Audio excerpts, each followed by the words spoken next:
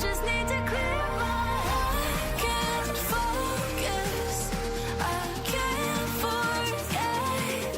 I've been thinking too much lately. I just need to clear my head. Oh, clear my head. I just need to clear my head.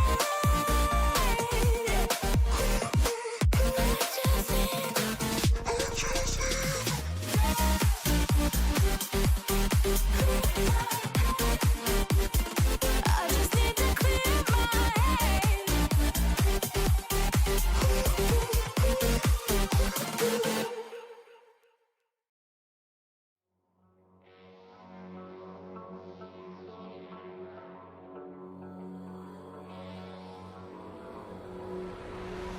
Some things aren't meant to be fair. I know you left me down and out, and now the red is red. Got that hit on your head.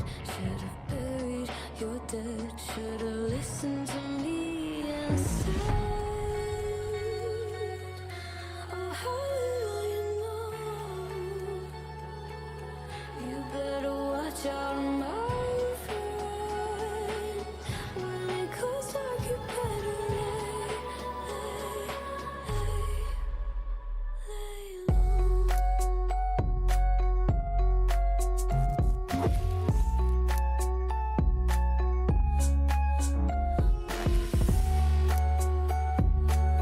When it goes dark, you better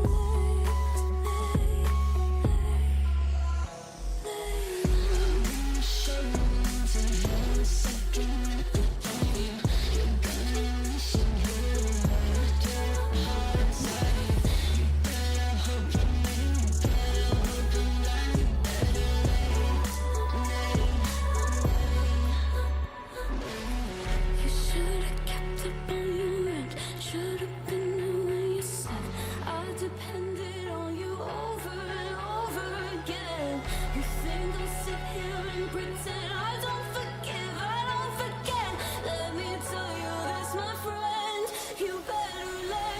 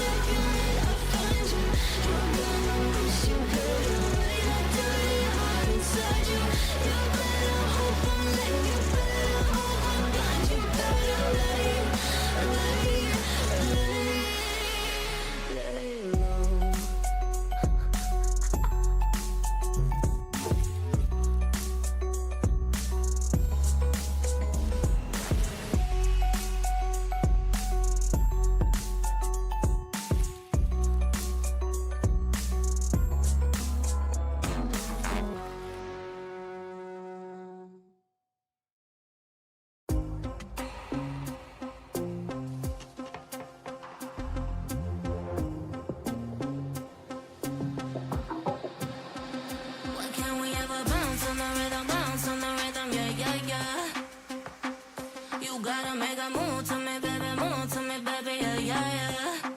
Nah, you know me, I'm not wasting time. No secrets left to hide. You gotta show me love when you're ready, yeah, yeah, yeah. What can we ever bounce on the rhythm, yeah, yeah, yeah. You gotta make a move to me, baby, yeah, yeah, yeah. You know me, I'm not wasting time. No secrets left to hide. You gotta show me love when you're ready, yeah, yeah, yeah. Say yeah, yeah, yeah. Say, you know me, I got no time to waste. Type of energy that can't be replaced. No debate, we can take it back to my place. I can turn around, let me show you how.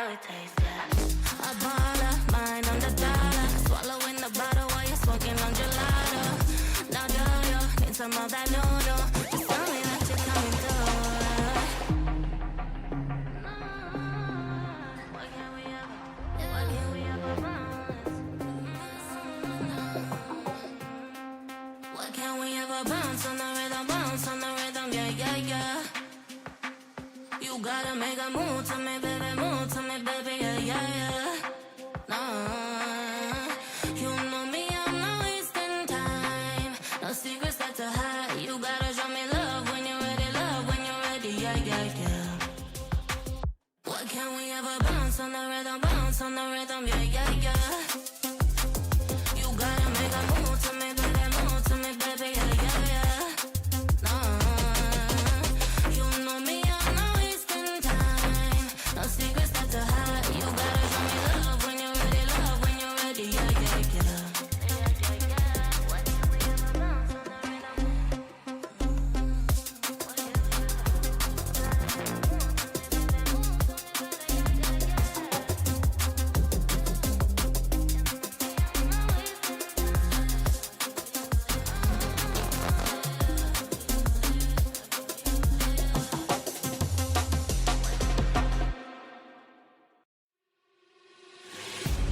Can I be your star tonight? You fill my soul with light the day we met. I don't wanna leave your side. Have me by your side when the sun sets. Let's leave for an eternity. We'll sail across the lights beyond the sky. I'll be with you eternally. I'm an addict for your love, it keeps me high.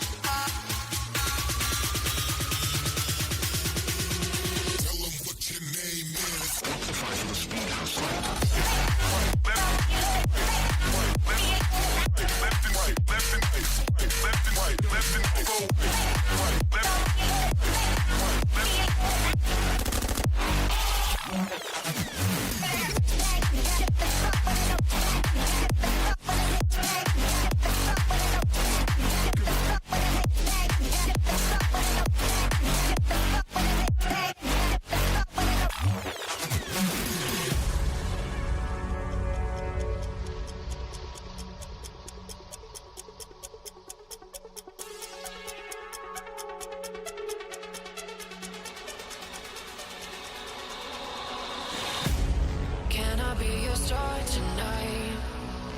You fill my soul with light the day we met. I don't wanna leave your side. Have me by your side when the sun sets.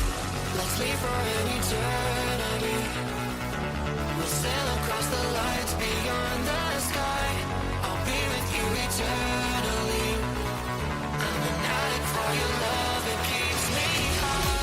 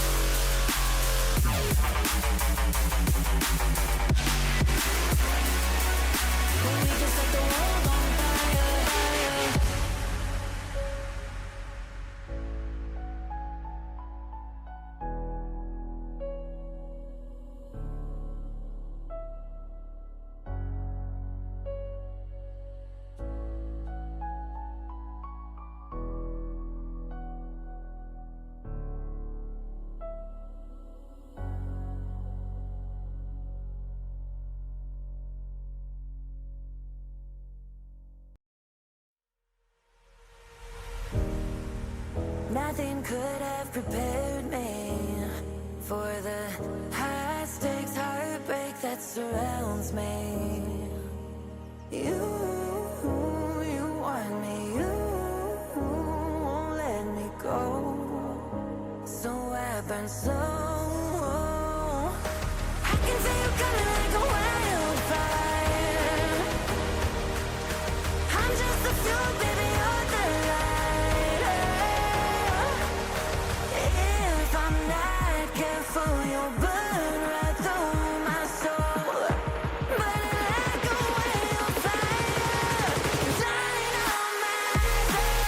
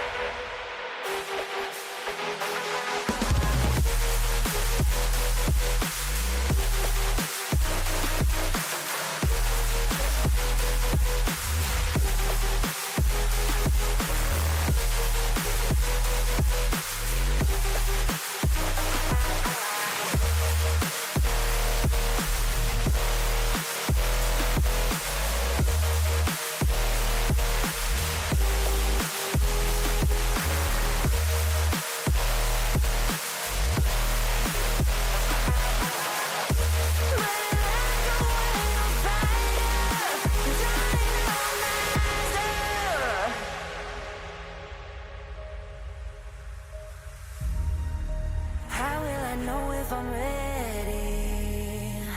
The demons unleashed from your mind hold me steady. Yeah. 'Cause you. Good morning, good afternoon, good evening, folks. Welcome to the stream. You are tuned into Project Horizon, bringing you all the action for the VCT China Stage 2. We are finally here at the seeding points before we get to play-ins. And if you're just joining now, my name is Skara, and I'm flanked by my side with Grammys, and we'll be covering all of the action today. Grammys, how are we doing today? Ooh, I'm super excited for today's games. I mean, this is the final day of the seeding matches. In fact, it's gonna be the final two matches of the seedings, and also the final day in Changsha. For if you're watching live in that venue itself, the next time we do come back, they will be in it will be in the play-ins, which will be in Chengdu with the tier 2 teams, which is going to be pretty interesting, right? So I feel like for these teams, seeding is pretty important if they want to be able to punch their ticket into being able to represent their home turf, home crowd in Shanghai later on this year.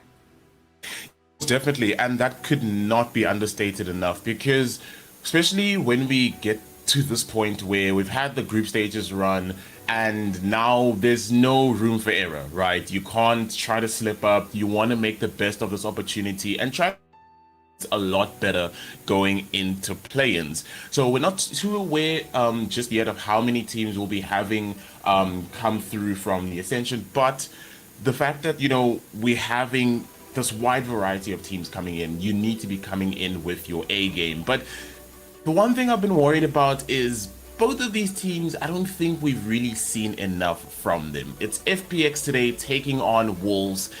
And first of all, I want to start with the side of FPX. FPX, I won't lie, I've been quite disappointed with what I've witnessed thus far. And a lot of people, I feel, would be too, with the pedigree that is carried behind FPX and what the expectations are. I feel like coming into, you know, the group stage 2, we expected a bit more. They had roster changes through stage 1, but it hasn't, I guess, in a sense, transferred over to the results that we've seen thus far. Maybe it's a case of, you'd say, synergy just not being there?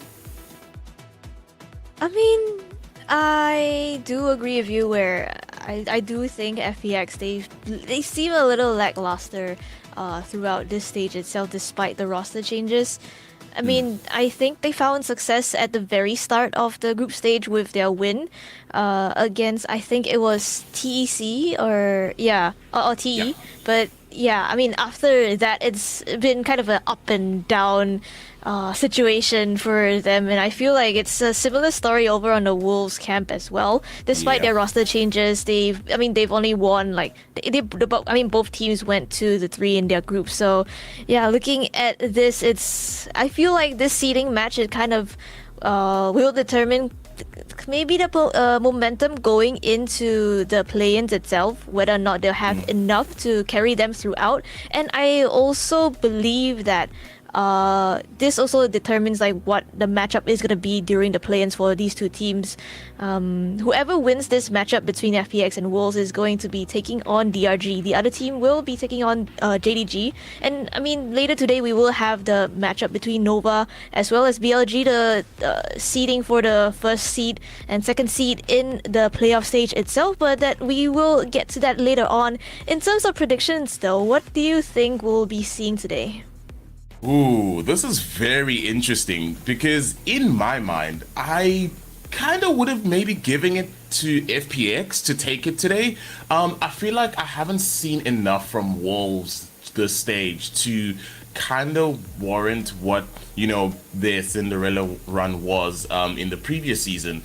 This season around, especially losing Sufa, Bibi, and Jawa, I don't think that they've really been on the same sharp edge that they were before. Maybe I'm wrong. Maybe they'll prove me wrong. So to me, I will say they both seem like they're on equal footing, but part of me feels like FPX just slightly edges them more. And if I were to predict even a scoreline maybe, ultimately I do want to say a 2-0, but I do think these teams are equally matched, so part of me thinks we might be seeing a map 3 and it will be 2-1 to FPX. I'm not too sure how you're feeling about that. I mean, I feel like whoever is gonna be winning this match it's kind of like a coin toss, right? I can't tell at all because I feel like like you mentioned, right, Scar, these two teams are definitely equally matched. I will say though, if I'm looking at the statistics wise, it does seem like FPX, they haven't really been able to find like a sure identity as of yet. I feel like they've been experimenting with a couple of comps on a couple of maps as well. For Wolves, it seems to be more of a, oh, I know what exactly my game plan is going to be on this map. It's just maybe Summit where they haven't really figured it out. And I think Summit is...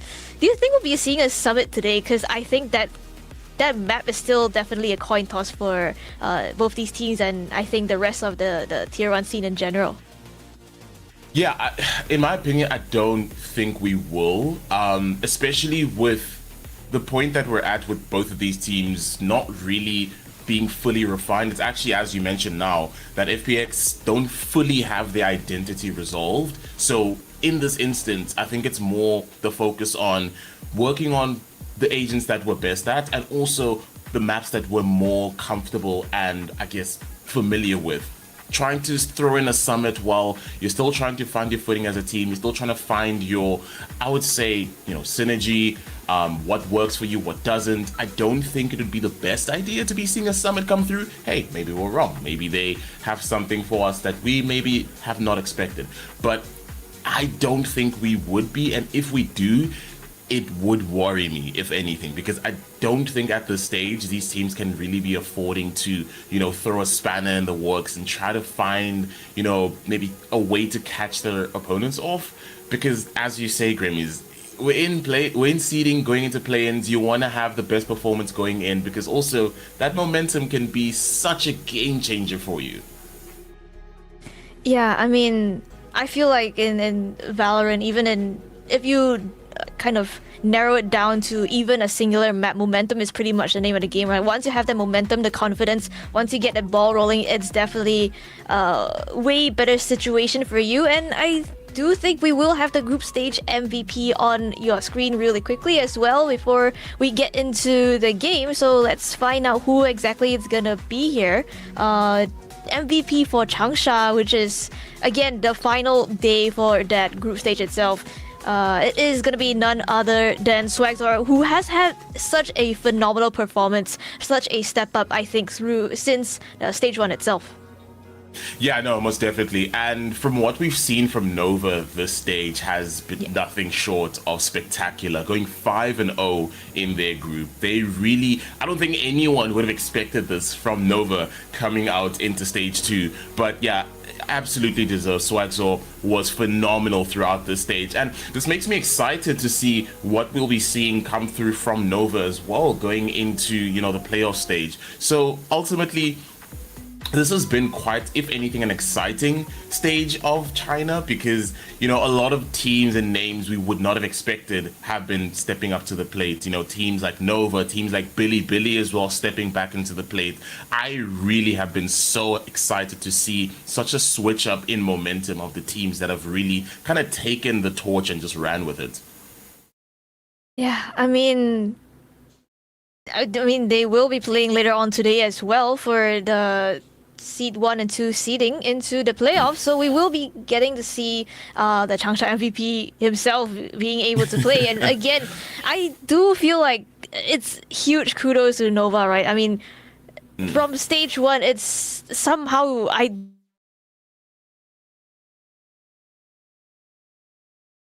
don't know how it seems like they've all been miracles. Them kind of has carried throughout the whole group. They're just able to find so off the back of their players. I think especially Swagzor has been putting up huge numbers against even the best of teams in his own group as well. So it's again, a great performance from Nova throughout this whole stage so far. Yeah, it has been an absolute performance from Nova stepping up.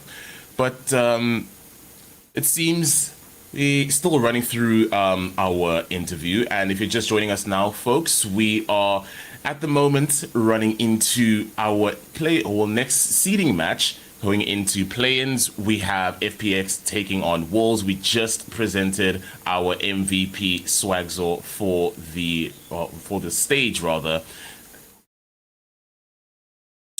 And you know, coming into this matchup, right, Grammys, I kind of want to get an idea of, rather, let's go on the side of WOLS, right?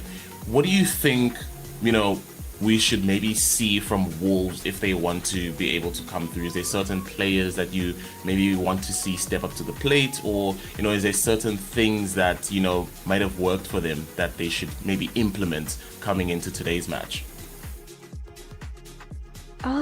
For WOLS, I would want to see, I think, ideally Glacier kind of step it up a little bit. I do think he has the firepower to be able to get those like entry frags, and he does have the potential to, I think, go nuclear pretty much. But I feel like a lot of times it seems like he's fallen short just a little bit. I think again, I do want to give a shout out to Darion as well, who, I mean, hailing from Singapore, which is where I'm based pretty much. I mean, I feel like he's done pretty well so far, but I definitely would want to see him also bring out his A game to be able to show pretty much what he's made of, why he belongs on that stage. I think he's one of the players where he had the tier 1 experience a couple of years ago on, I believe, Bleed as well as GE, but then had a little bit of a slower year later on. But I think stepping back into the tier 1 scene, starting out, he's looked good on that first match, right? But I feel like it needs to be a bit more consistent in order to, I don't know, be able to push them into that potential champs contention. For sure. And taking a look at the lineup for FPX, it's going to be A, Coconut, Kovac, Tsalela, and Satrod. And I mean, one thing I will look at for FPX is if Tsalela actually steps up for the team today, I think it can be a very, very tough fight for WOLS, because earlier in their stage, as you mentioned, they had a really good matchup off of Trace, and he's one of the standouts I would say to look out for. But on the other side, Yosemite, Darion, Aluba, Spring, and Glacier. I'm actually glad that you pointed out Glacier, because I feel like definitely Glacier is a player to look out for, and if he is someone that is online in the server, equally the same thing, FPX will have a difficult time to deal with. Darion as well, someone that also has been stepping up anytime Glacier hasn't really been the front runner. So picking up where, you know, he's not able to has been also another thing. And interestingly enough, Yosemite now coming up against his former team of FPX. So that's also another thing to note. But ultimately, it's a really exciting sort of look, because we've spoken about this already. These teams are very equally matched, and it just comes down to who comes out on top.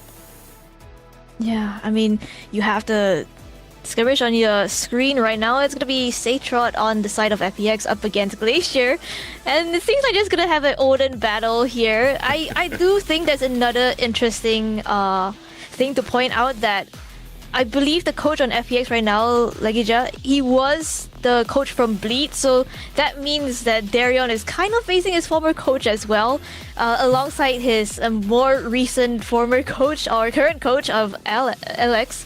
But yeah, it's gonna be really interesting, and it seems like, again, the skirmish pretty much gonna be neck and neck, perhaps to spell good things for later on in the server, how their performance will be. Maybe we'll be seeing Glacier kind of step it up today. I mean, I feel like he's one of the players that can definitely take over a game if he's online, and I would definitely love to see him kind of run that way today. Yeah, and there's also this kind of sense of, you know, we could be running into a point of these teams just absolutely brawling out, where we're wondering if the one player will be online, yet both sides just end up, you know, coming to the party. So I'm excited to see what we can be maybe potentially expecting from players. But map-wise, Grimmies, what do you think we may be potentially seeing? Because we already spoke about it earlier. We're a bit on the fence about Summit maybe coming into the game. I'm not too convinced, and I don't think I want to see that. But it would be, you know, interesting. But what do you expect? Or rather, we have it on our screen right now. Is this what you expected? I mean, I will say, I do think that Lotus pick from WOLs is definitely expected. That's one of the maps that they've statistically picked more.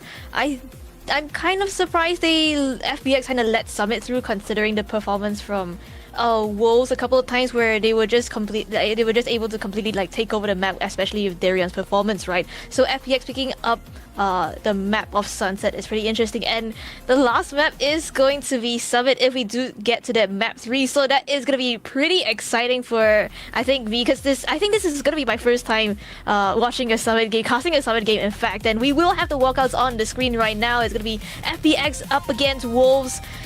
First series of the day, the seeding match. And yeah, it's gonna be, I feel like, pretty exciting. Do you think we're going to go the distance today and see a Summit?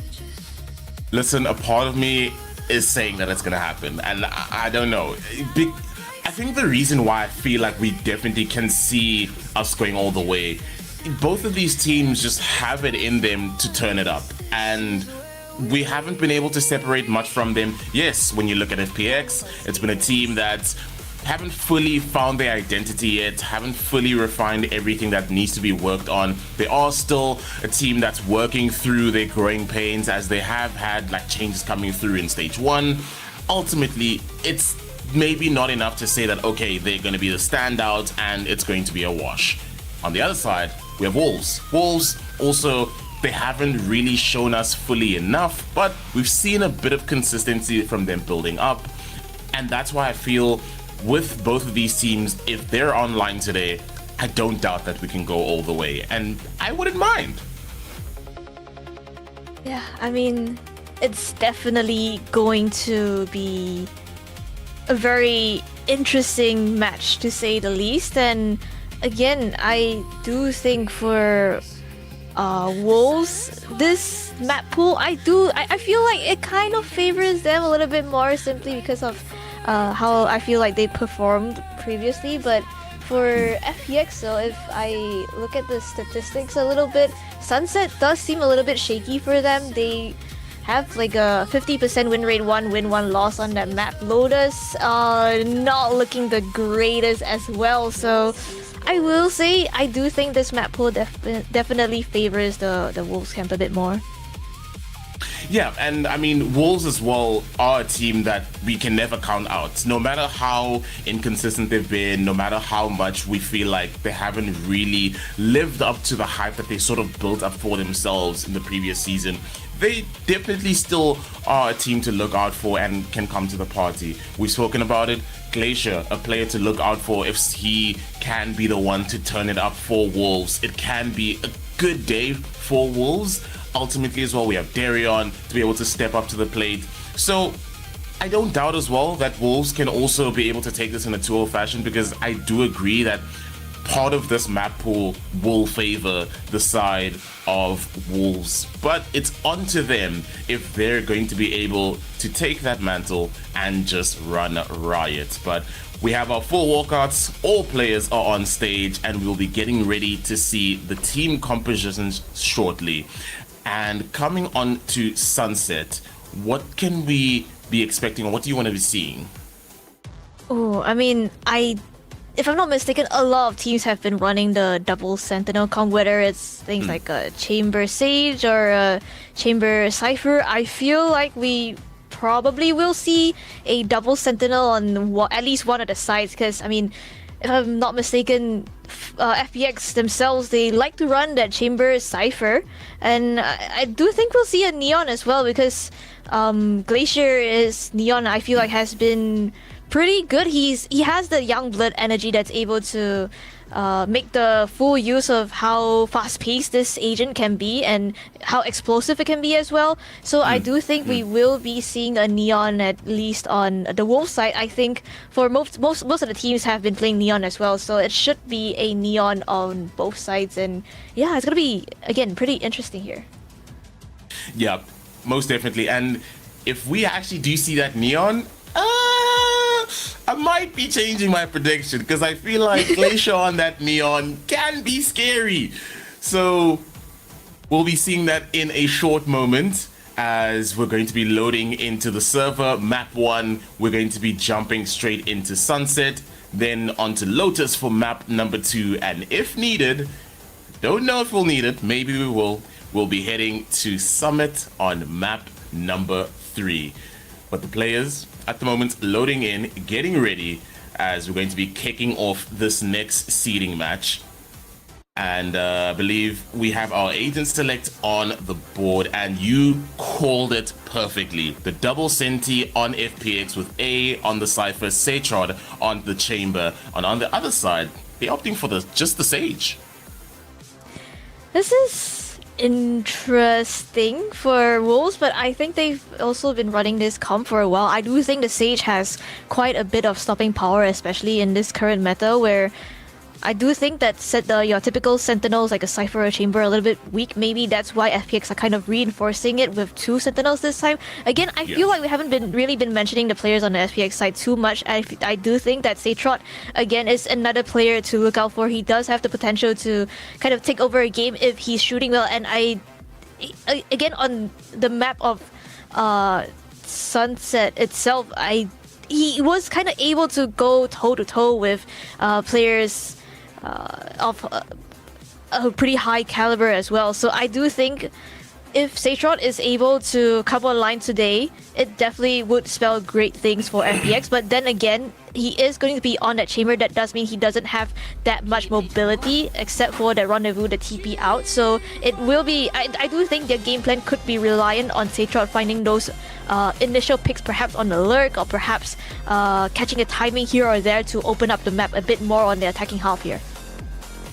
Yeah, and we're jumping straight into the action. It is going to be an absolute banger. FPX taking on Wolves in our next seeding match. Taking a look at the stats, when you look at the pistol wins, it's favored towards FPX. They've not lost a pistol thus far, and they'll be starting on attack with Wolves on defense. And very early on, we'll be seeing major presence towards A.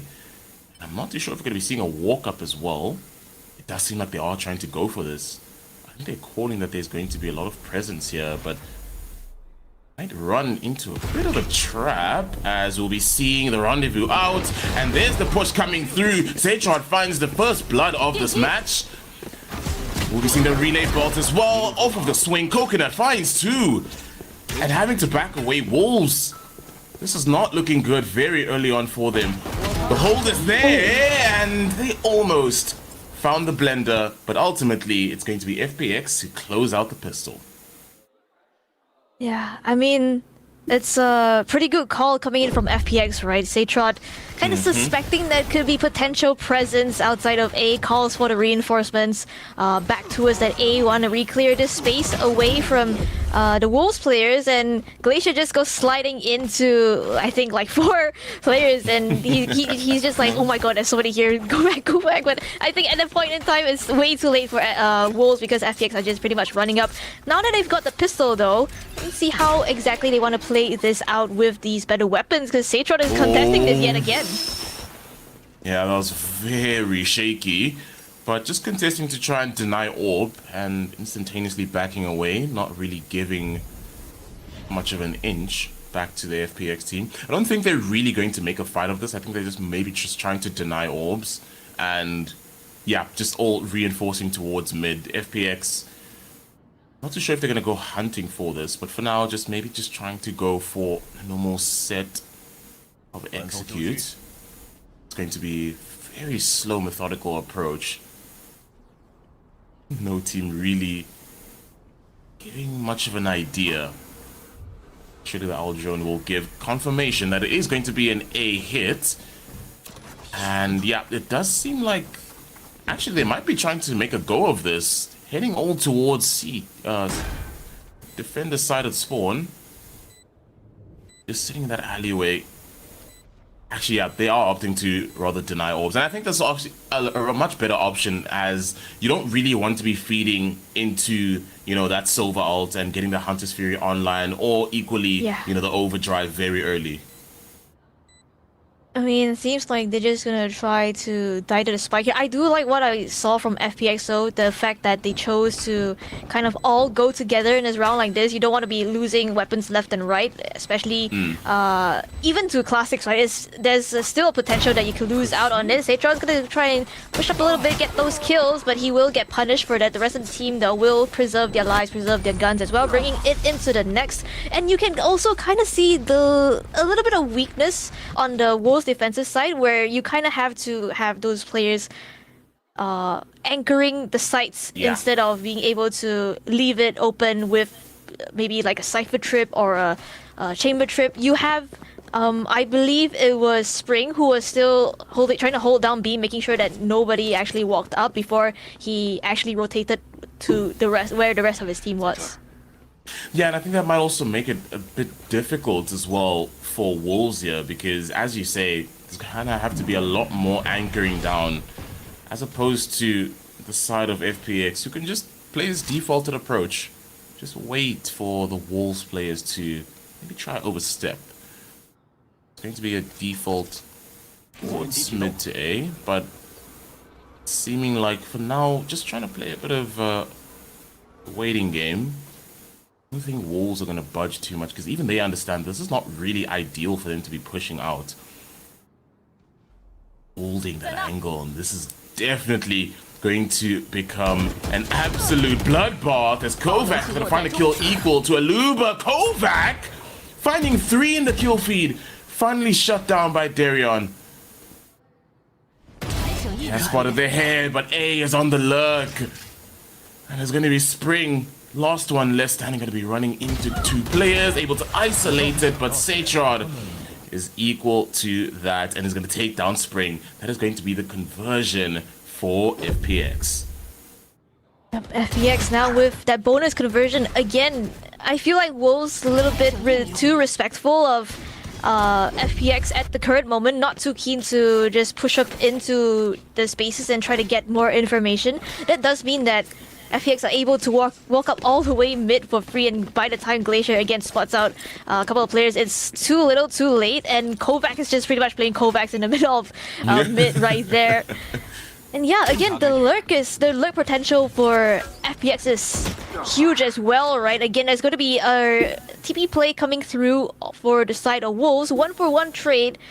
They do lose out on Kovac, that's going to be the smokes now down for the team, making things a little bit harder perhaps for FPX, but still, with the better weapons, they should be able to convert this if they do manage to find those kills. Yeah, I mean, they're heading towards a site that's not really reinforced that much. It's just Aluba sitting with the sheriff, but then again, you might make me eat my words as the slow creep up is there, but Satrod equal to the fights, able to take him down with ease, and the spike can go down without any fuss. The rotate will be coming through, and yeah, it's going to be difficult, right? Because if you're looking for Wolves to find a bit of success, I think they hit the nail on the head there. They need to be trying to take space with a team, or rather a composition of FPX here. It's not going to be very easy where they're able to get so much information all across the board. There is going to be a rifle recovered. A goes down, that's the rifle dropped. Coconuts cleans up Darion, and that's going to be a 4th on the board for FPX. FPX now starting things off with a pretty strong lead on their attacking half, and I mean, information is, I do think, the name of the game for this map. If you lack that, it's gonna just result in FPX being able to walk up pretty much anywhere they want, especially with that double sentinel composition. You have the passive control over the map with your trips, right? And then you're pretty much sure that, oh, no one is going to be coming from my flank. I can just walk up here for free. And even with Satrod going in forward first, he's able to take those opening engagements, and especially on weapons like the scope weapons like Outlaw or an Operator, which I've seen him pull up a couple of times on this map itself already in prior games. It does make him a very, very tough, like a thorn in the sides to deal with for Wolves if they do give up too much map control and too much information to FPX. Indeed, but that is going to be the first timeout called already, and it does seem Wolves not too happy with what they've been seeing thus far, just having to slow things down and readjust the game strategy. And we'll be kicking off with the next round now, where they at least have some weaponry to work with. You're seeing the Operator online on Glacier, so maybe we'll potentially see a bit of sway in the hold that has been, you know, broken countless times by FPX. But ultimately, once again, we'll be seeing same default towards mid. Gonna be able to break doors, so again, just gives another option and route, maybe back into B. It seems like they actually are opting to go for this. Aluba, are you ready for this? As the swing comes in, is only good for 1. Kovac able to get the trade. A playing late, and Spring needing to try and get away from it. There's going to be a step heard. Spots 1, spots 2. The adjustment is good. Spring allows for the team to rotate back, and that's going to be Yosemite finding another. Satrod has it in hand. What can you find with the tour de force? When giving an angle, it's just going to be so patient. He's able to isolate the fights here, potentially, in Spring coming to life for Wolves. Yeah, I mean, Spring pretty much heroics from him in this round. 1-for-1 trade towards the market position, definitely not the best situation that Wolves could find themselves in, but Spring though, playing around with that toxic screen, is able to not even isolate the fight. He just stands straight in the open, and the readjustment is great from him. Even though it is going to be FPX having a lot of that initial map control, they will be falling through in the end, and this time around, reinforcements towards that A site instead, perhaps going for that orb contest and setting Glacier up on this op line here. Yeah, I mean, seeming like they're not really too convinced on that B hit, and rather opting to go back to what works, and they run into a Glacier as he finds the opening kill in this round. Seeming like the Operator's finally found its value for Wolves, and that slows down the approach ever so slightly for FPX, and equally Kovac finds a response. Darion still planted deep in this corner. And it does seem like Kovac has an idea. Holding that angle. Waiting. Biding his time. Is Tallulah ready? No, he isn't. Paranoia to just hinder that push coming through. Coconut still looking be a bit ambitious here, and Kovac swinging that corner slowly, but Darion equal to it. Coconut are stuck in that corner, having to find a bit of support from A. There's gonna be the swing. It's good for one, good for two. Can't get the third. But it's gonna be A.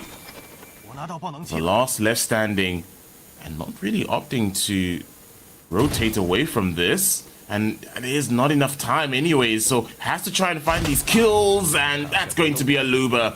Finding A to clean up the round. That's going to be a second on the board for Wolves. Right, so this changes things for Wolves, right? With that operator being set up now, if FPX still try to go for these like slower, methodical pushes, it's definitely not going to work out in their favor, especially if they go like peeking and then you just have Glacier spotting out the shoulder, being able to find that opening pick.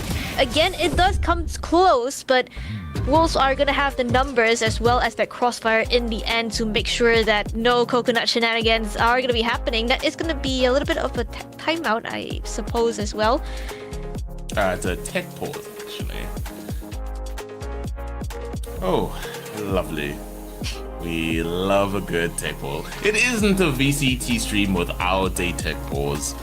But yeah, I think you actually spot on with that. If it's going to be a much slow-paced approach as compared to before, where if they didn't have the operator, they didn't really have much stopping power, because that was the biggest worry, was, you know, trying to hold them back without, you know, having to utilize the Sage utility.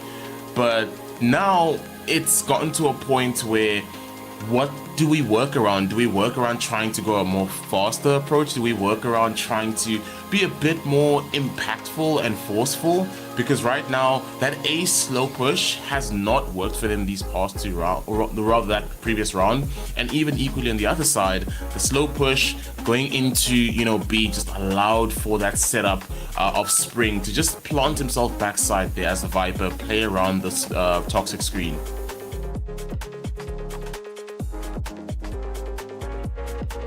And not seeming like not fully ready yet, so eventually we'll be able to.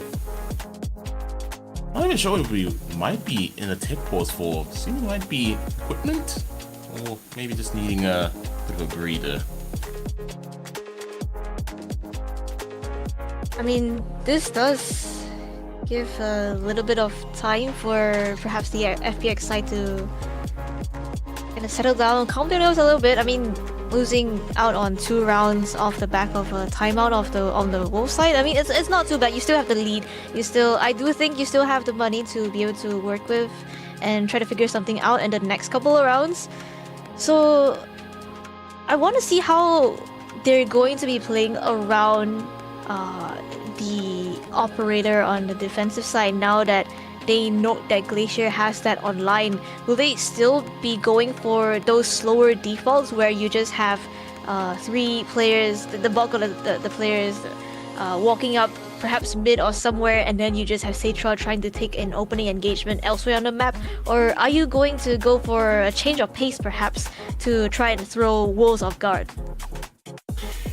Yeah, I think when I look at it, I definitely feel a change of pace is needed, because, but then again, it also begs the question. I don't think their composition is what they are able to do. Yeah. I think their composition, complements a slower approach to the game as opposed to trying to go fast. But at this point in time, it's going to be very difficult if you're constantly going to be running into Glacier and that op, right?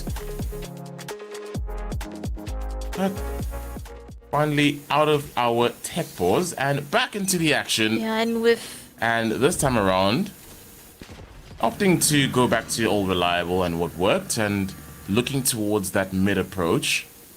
This time around, the operator swapping sides are going to be sat onto B. Just able to dodge that owl drone, not giving any information, but The read is correct, and they're walking straight into Wolves' trap. Glacier might be able to good for one. And they have the information. Surely someone is going to be held here. And there's a swing. A spring. Only good for one. Able to take down Setra. That's going to be the operator drop down for WOL or for FPX. Yosemite spotted up top. There's going to be a slow walk up here from A. We can get one, but Glacier is just so aware. Spring shut down, and that opens up the site. Allows for the plant to come through. And ever so slightly is going to be delayed. And they say that now to come through. The Hunter's Fury is online to deny the plant, and it's going to find Salala. He's going to get shut down.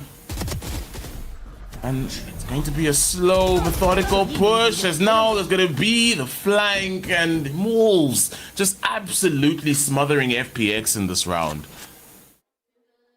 Yeah, it's great work from Wolves, right, to be able to just find those opening picks and make sure that they have the numbers advantage coming into this. And even towards the tail end, being able to just delay enough time for that flank to come to fruition was great as well. They're just able to collapse onto the final couple of players that are on that site.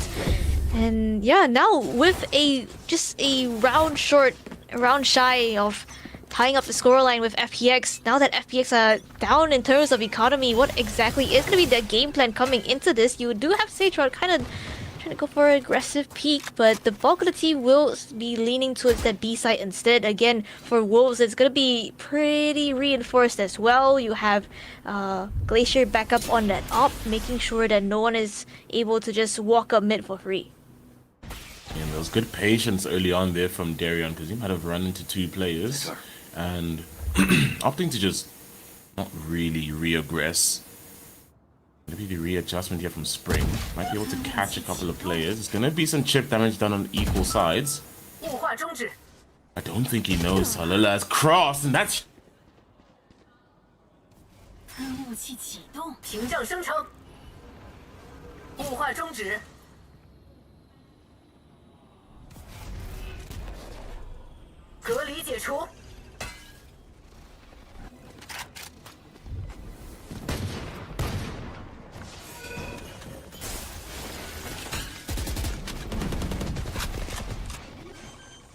剩余30秒。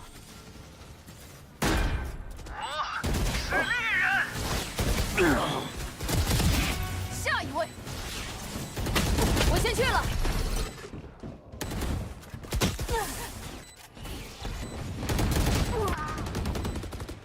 Right now, it's going to be that flank coming in from Ayang.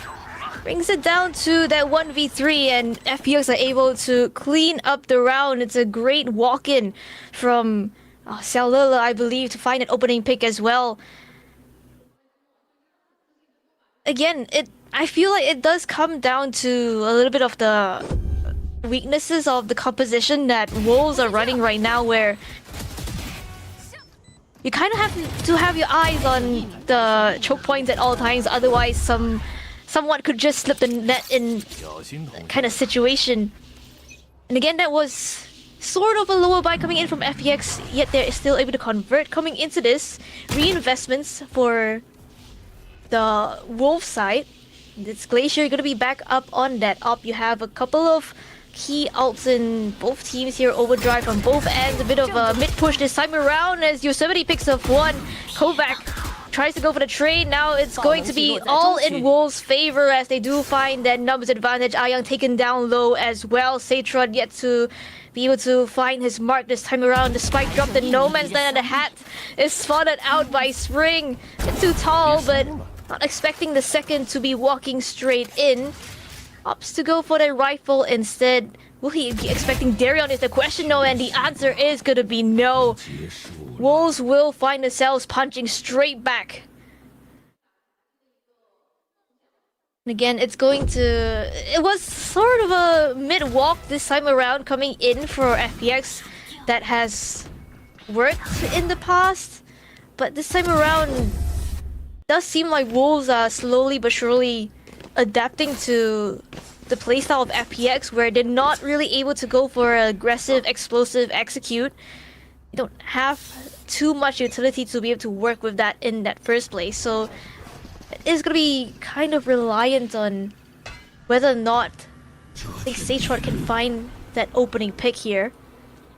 Again, mid gonna be the name of the game for FPX. Our drone doesn't spot out too much, but this mid choke point is kind of being held onto by a couple of players here. Satra tries to go for the fight, bit of an up down. Let's give for a 1-for-1 in mid, and Darion going for that smoke. Glacier all too aware that the potential lurk up can happen, and Kovac as well as Cellular will be finding picks of their own. That does give FPX the numbers advantage, so Yosemite feels like he has to take matters into his own hands. Caught on the cam at the wrong timing, will be able to find that one. Trying to perhaps farm up towards that resurrection as well. Re-clear towards mid, but look at this. FPX now re-clearing that A space, going together, playing that contact, playing it slow. They have quite a bit of time to work with. Won't be spotting out anything just as of yet. Wolves, 剩余30秒。 the suspicion is gonna be wrong here. They won't be able to get that orb up as well. That means no resurrection, no equalizer in the numbers. Yeah, it's looking dicey. We'll be seeing the split push. And Glacier, don't think he's able to be aware of this angle. Yosemite trying to readjust, dodges the paranoia. That's not enough as Kovac is able to close it out. 6-4 FPX trying to hold on to this lead. I mean, it's pretty much a back and forth game now. It's both these teams trying to adapt to each other's playstyle. You have in that last round itself, Wolves being able to shut down that mid push, but this time they go for a bit of a change towards top mid instead, and Wolves not really expecting that that time around. FPX able to maintain that 2-round lead. We go back into this time though. Glacier doesn't have that op anymore, so this should give FPX, I think, a little bit more leeway into trying to control the space. But I mean, speaking of space control, it's Wolves who have all this mid control instead. Yeah, I mean, this is very ambitious here from Wolves, but they're able to find one, not able to find the second. That's going to be Kovac finding 3. The re-exploration coming through from Glacier, 爆能器在攻方 finding 中分解 2. Last line of defense here for Wolves. Spotted out. It's going to be put into a 1v1. Glacier has an idea, has the spike as well. It's all on your shoulders. But you can't bear the weight. And you see him stand up, take a bow. Glacier, what a round. I mean, what on earth did we just witness?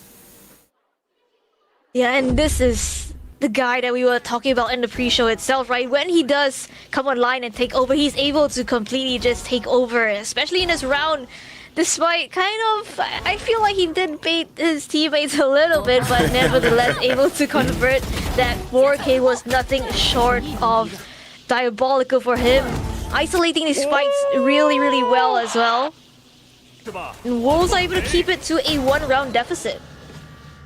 Yep, and Wolves, you can see, they're slowly starting to feel it. But Strong siding towards A leaves a bit of a gap towards mid.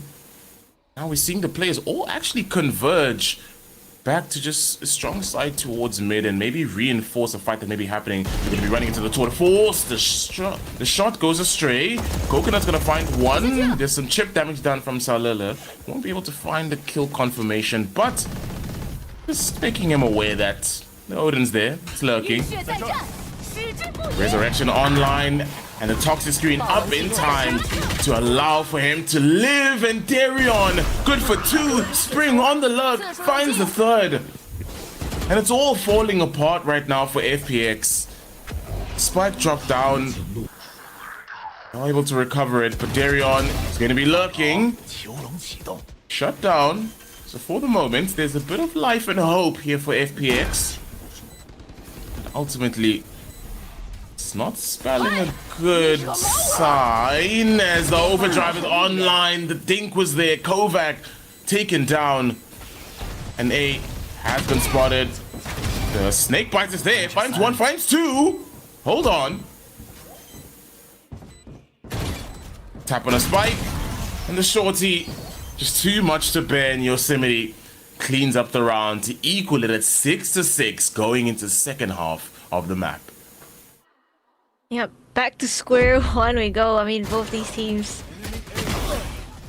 equal footing pretty much. Seems like despite the initial lead that FPX have gotten, it's Wolves who are able to find themselves a couple of rounds in a row and tie things back up. Seems like they kind of figure out that, hey, with this composition that FPX are running, it doesn't seem like they can go for these aggressive, fast-paced pushes at all, and all we have to do is kind of try to get an up online, try to get a bit more map control, and that's exactly what they did in the last couple of rounds. So it's looking pretty good for them. Now that they're on the attack though, I want to see how exactly they want to utilize this double controller Sage composition of theirs, because I do think that the Sage is quite annoying to deal with on the attack, especially during the post-plant situations. A Viper is... I mean, a Viper of Omen is also super annoying to deal with if you're not careful enough. If you do manage to break those trips from the Cypher as well as the Chamber, you would have pretty much a lot of pressure on the whichever side of the map that you're headed towards. Yeah, and that's something I also thought about is, would we potentially see actually an advantage for FPX going into the half? Because obviously they have the double sentinel, they have at least an affordment of, you know, getting information across the map. Because as you understand, Sunset, a map where you definitely need info as much as possible. So that's something I've also kind of been thinking about, is will we be seeing a bit of value for that? But also on the other side, with a team like Wolves who have, you know, that burst power that they can just kind of bulldoze through everything. And right now with Glacier already, from the performance that we've seen thus far, I'm maybe leaning slightly towards Wolves to be able to do something here, because outside of them doing the, you know, running that double sentinel, I don't know if it's going to be fully enough to, you know, stop the firepower that might be coming through from the side of Wolves on the attack side. Yeah, I do think I would definitely love to see Xiaolila kind of step it up a little bit, perhaps try to go a bit more aggressive. I say aggressive though, it's Glacier with that opening instead. FPX now down numbers. Just setting the tone already. That's going to be the first blood drawn already for Wolves. And we'll be seeing a slow walk up and converging towards the B side, heading towards Boba. A is going to find one, but couldn't find his footing. What happened? Glacier shut down. That's going to be another kill. A finds another. Darion has been spotted. Trying to swing. A takes him down. Lost and spotted Spring. The swing is there, and Satrod is able to confirm the kill. And interesting. I mean, interesting is an understatement, I would say. I like the idea to go towards top mid, wall of one side, trying to isolate perhaps a fight, but this play for this, a bit of a blunder perhaps from Glacier. Stun out in hand, goes for the swing and out into the open into two players. Both Sentinels on that B side, in fact, trying to anchor it down. They will be able to, again, get that second pistol on the board, contributing to that pistol stat line that you mentioned earlier, Skara. And they do have that better buy again, perhaps to again get themselves in a lead here. Oh, the timing here of the paranoia being pulled away, but does not matter, because somehow Salala finds one, Kovac the second and the third. It could have almost been dicey, but able to clean it up somehow and make it a flawless. I mean, here you have evidence of Neon players sharing a singular brain cell. They just both go sliding into each other, but the one with the stronger weapons wins out. Cellular picks up 2, Kovac there to clean things up. Quick and easy for FPX. Not losing any weapons in a round, and that does mean Seychron is now going to be set up on that operator. Yep. So this is going to be a scary affair, as these players may be running straight into Seychron's hands. You can just hold this one angle. The other going to be covered. And as I say that, Glacier does not care. Swings out, takes down both. That's a huge investment lost. Aluba finds Talala. And WOLs just have broken open this round, where we thought it should have been an advantage towards FPX. Just trying to spot out anything. It's going to be a clear sight. No one's really going to contest this. Strike can go down without any fuss. And this is not looking good so far. FPX, we're looking to reinforce and potentially maybe convert a second bonus in a row, but it's just looking like at this time just have to opt for that save, and this is not what you want to be seeing early on. I mean, they at least are able to take the operator into the next round, but I mean, it's very shaky so far. Yeah, I mean, with Wolves not having to reinvest as well, they have the opportunity to just kind of build up a little bit more bank. Young perhaps knows of this, wants to try and take these weapons out of the hands, but one is all he will get. Immediate trade from Darion. Coconut will be able to bring this up into this next round, perhaps, unless they want to go pushing a little bit more, but no, it should be pretty much brought over, so that is sort of a silver lining here for FPX. Yeah, definitely a silver lining. It's, I actually want to see how this turned out. Oh! Yeah, the angling was just not there. Just allowed for heavy punish. Now coming into this, I mean, they do at least have something to reinvest, so it's not all completely lost. And will be a look towards A, as 4 players not really opting to be too hasty in their approach, just walking this up. But Seychron wants this and finds the opening pick. It's going to be Glacier. The opening fragger found, and Saolala finds the timing. Aluba on the Aldron gets 2. And it's looking a lot better here from FPX. A bit more refined.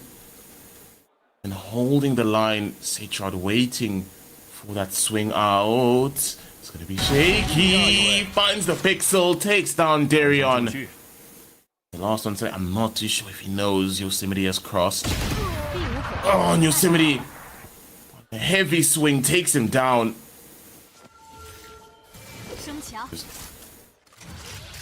Not too sure if we might be seeing the resurrection in this round. Does seem like he's thinking about it. Going to go for it. And the 3 versus 2. Holding that line, Kovac. And just pushing back. Hindering that execute from happening. It's going to be sat in the smoke. They won't know. Dropped down to low HP, and FPX are able to clinch the round. Hesitation, I think, kind of costing Wolves their round. You could see question marks in the head of Yosemite, whether or not you want to use the resurrection to try and convert that 2v3. Being able to find a pick to try and equalize the numbers is, again, a tough spot to be in, and the amount of delay utility that FPX have is quite a bit as well, with the paranoia as well as the duck cover being refreshed to make sure that Young is able to play right in that smoke. Satron found a lot of value with that op in the last, trying to go for an early mid pick this time around, but will get spotted out by that recon there, so he will have to fall back to safety. Yeah, it's a bit unfortunate. Might have potentially run into one or two of the players. 在那儿， That's an early pick denied. Coconut gaining information on where these players may be headed. Some really good timing on that. Going to be a 1-for-1 trade. Salala just backing away, not opting to re-aggress in that fight, and you don't really need to. They are on a, I wouldn't say a weaker side, but do have half shields across 3 players in the Sheriff, so would favor them a bit more in this round.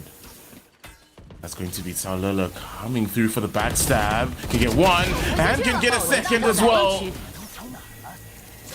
2 left standing, and that's going to be the spike drop down.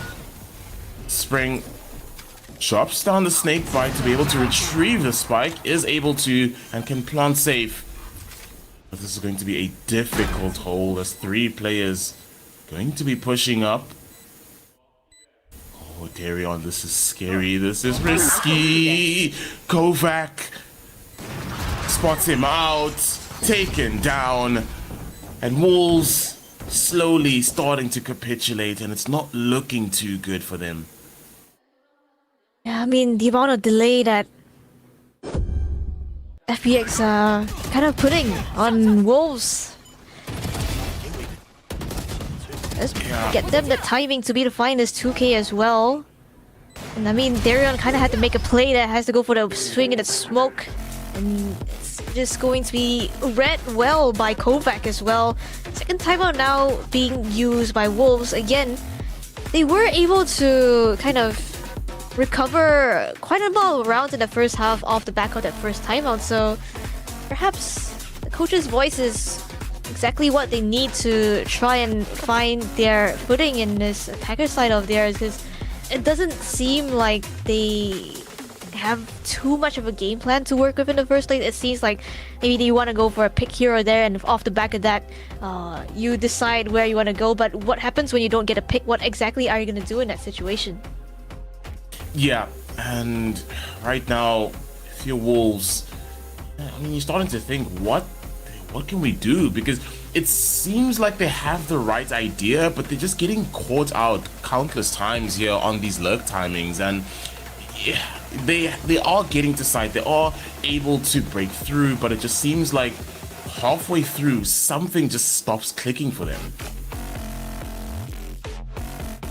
I mean, losing out on Glacier early on in a round, definitely not the best situation you could be in, especially up against the op of Satrod, and the amount of delay utility on the Young Sentinel, the Cypher as well.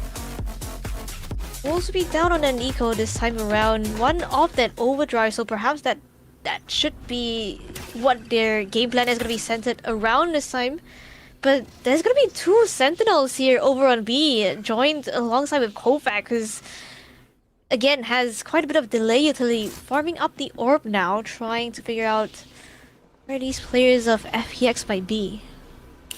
And they have been running that double Senti out onto B, but a lot of the time we've been seeing Chamber hold the line towards mid. This time around actually planted onto site, but for now it's not really something to worry about, as they're actually going to be headed straight into Talala's crosshair. That's going to be the first opening pick found. Yosemite drops down. Glacier with the overdrive. Hasn't spotted anyone out yet. Talala held backside here. At least has the cover. And oh, the relay ball didn't properly connect, and that doesn't allow them to burst out. A missed opportunity with the misplacement of the utility. Darion good to find one, but that's all they'll be able to afford. That is going to be an 11th on the board for FPX, and FPX slowly but surely running away with this map. And you can perhaps kind of see the nerves starting to somewhat be an issue on the Wolves side. Looking at the scoreline, getting perhaps a little bit antsy here.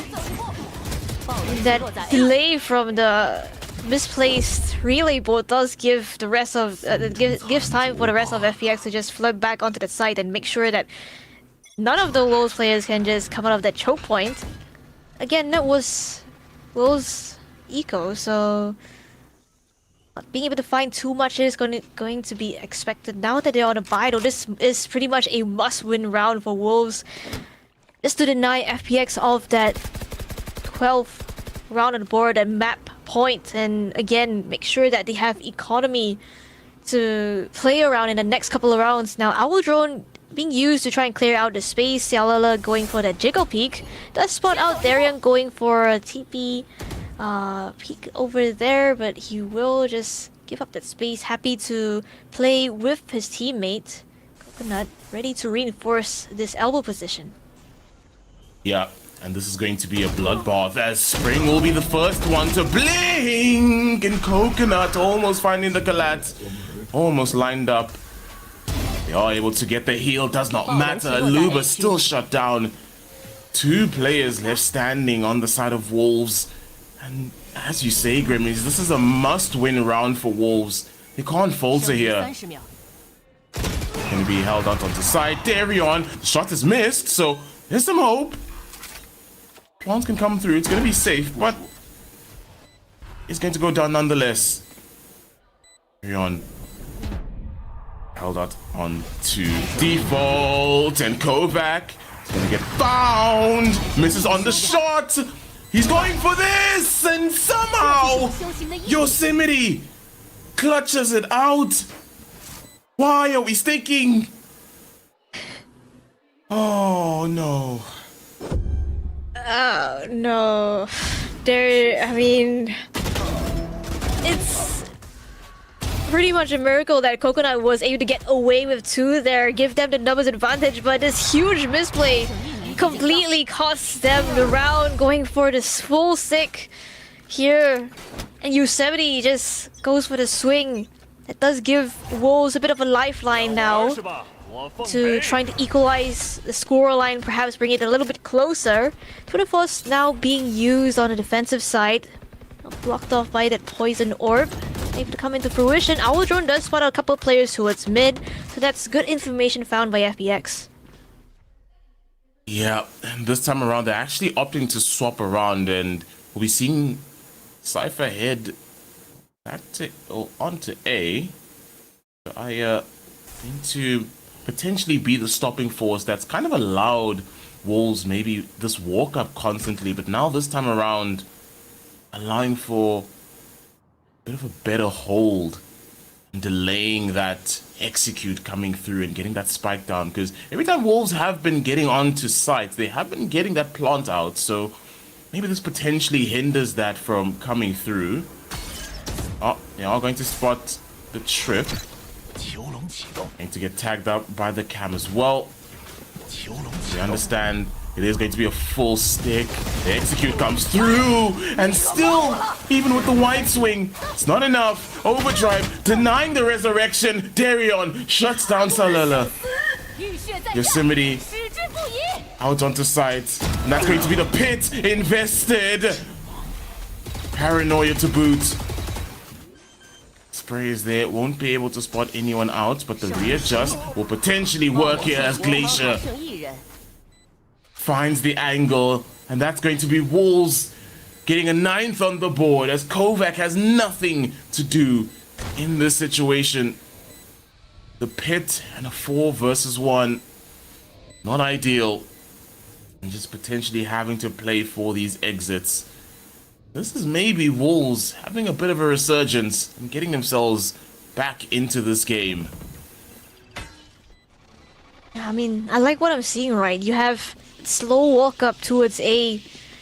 I mean, given the utility that FPX have, you have the Sentinel utility, sure, but it's still pretty passive. It's not like you can kind of push ahead of it and get a bit more information, and it does give Wolves sort of an opportunity to be able to walk up, and this is a nice execute onto the site as well. You have that, I believe it was a snake bite onto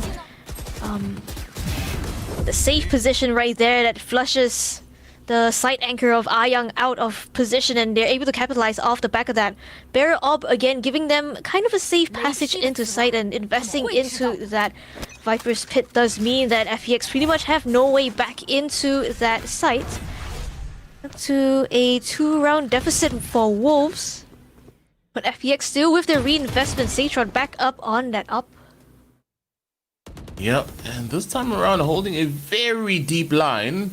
But it just seems like Wolves have such a better idea. Because again, they don't have the read. Both Sentinels sat onto A. They're going towards B. They at least have strong side at it. So there's potential to give a bit of a fight. But I don't think they're going to make much of a fight here, as it does seem like they're going to just relinquish that space to Wolves if they do want to execute. Rather, Salila held up backside, not going to sway off the position. Kovac going to be found and going to be taken down on that shrouded step. The relay bolt delays the push. Yosemite finds one in the feed, and that's going to be a swing. 1, 2, 3. They all fall down. And the last one, Aya put in a 4 versus 1. But the odds were never going to be in your favor there, as that's going to be another round converted, and somehow, where it seemed like FPX had it to win, Wolves are now mounting that comeback. Yeah, finding a bit of life here. Be Wolves. I like what I'm seeing from them. Again, it is... I feel like the Sentinel utility... I mean, both the trips are placed on that site. It does mean Young is not able to use that spy cam and get a bit more early information. He has to just watch that A-short position instead. That's going to force the timeout on this FPX side. This one round being the difference between these both teams, it does seem like Wolves have sort of figured out the game plan around this double Sentinel composition that FPX are bringing to the table.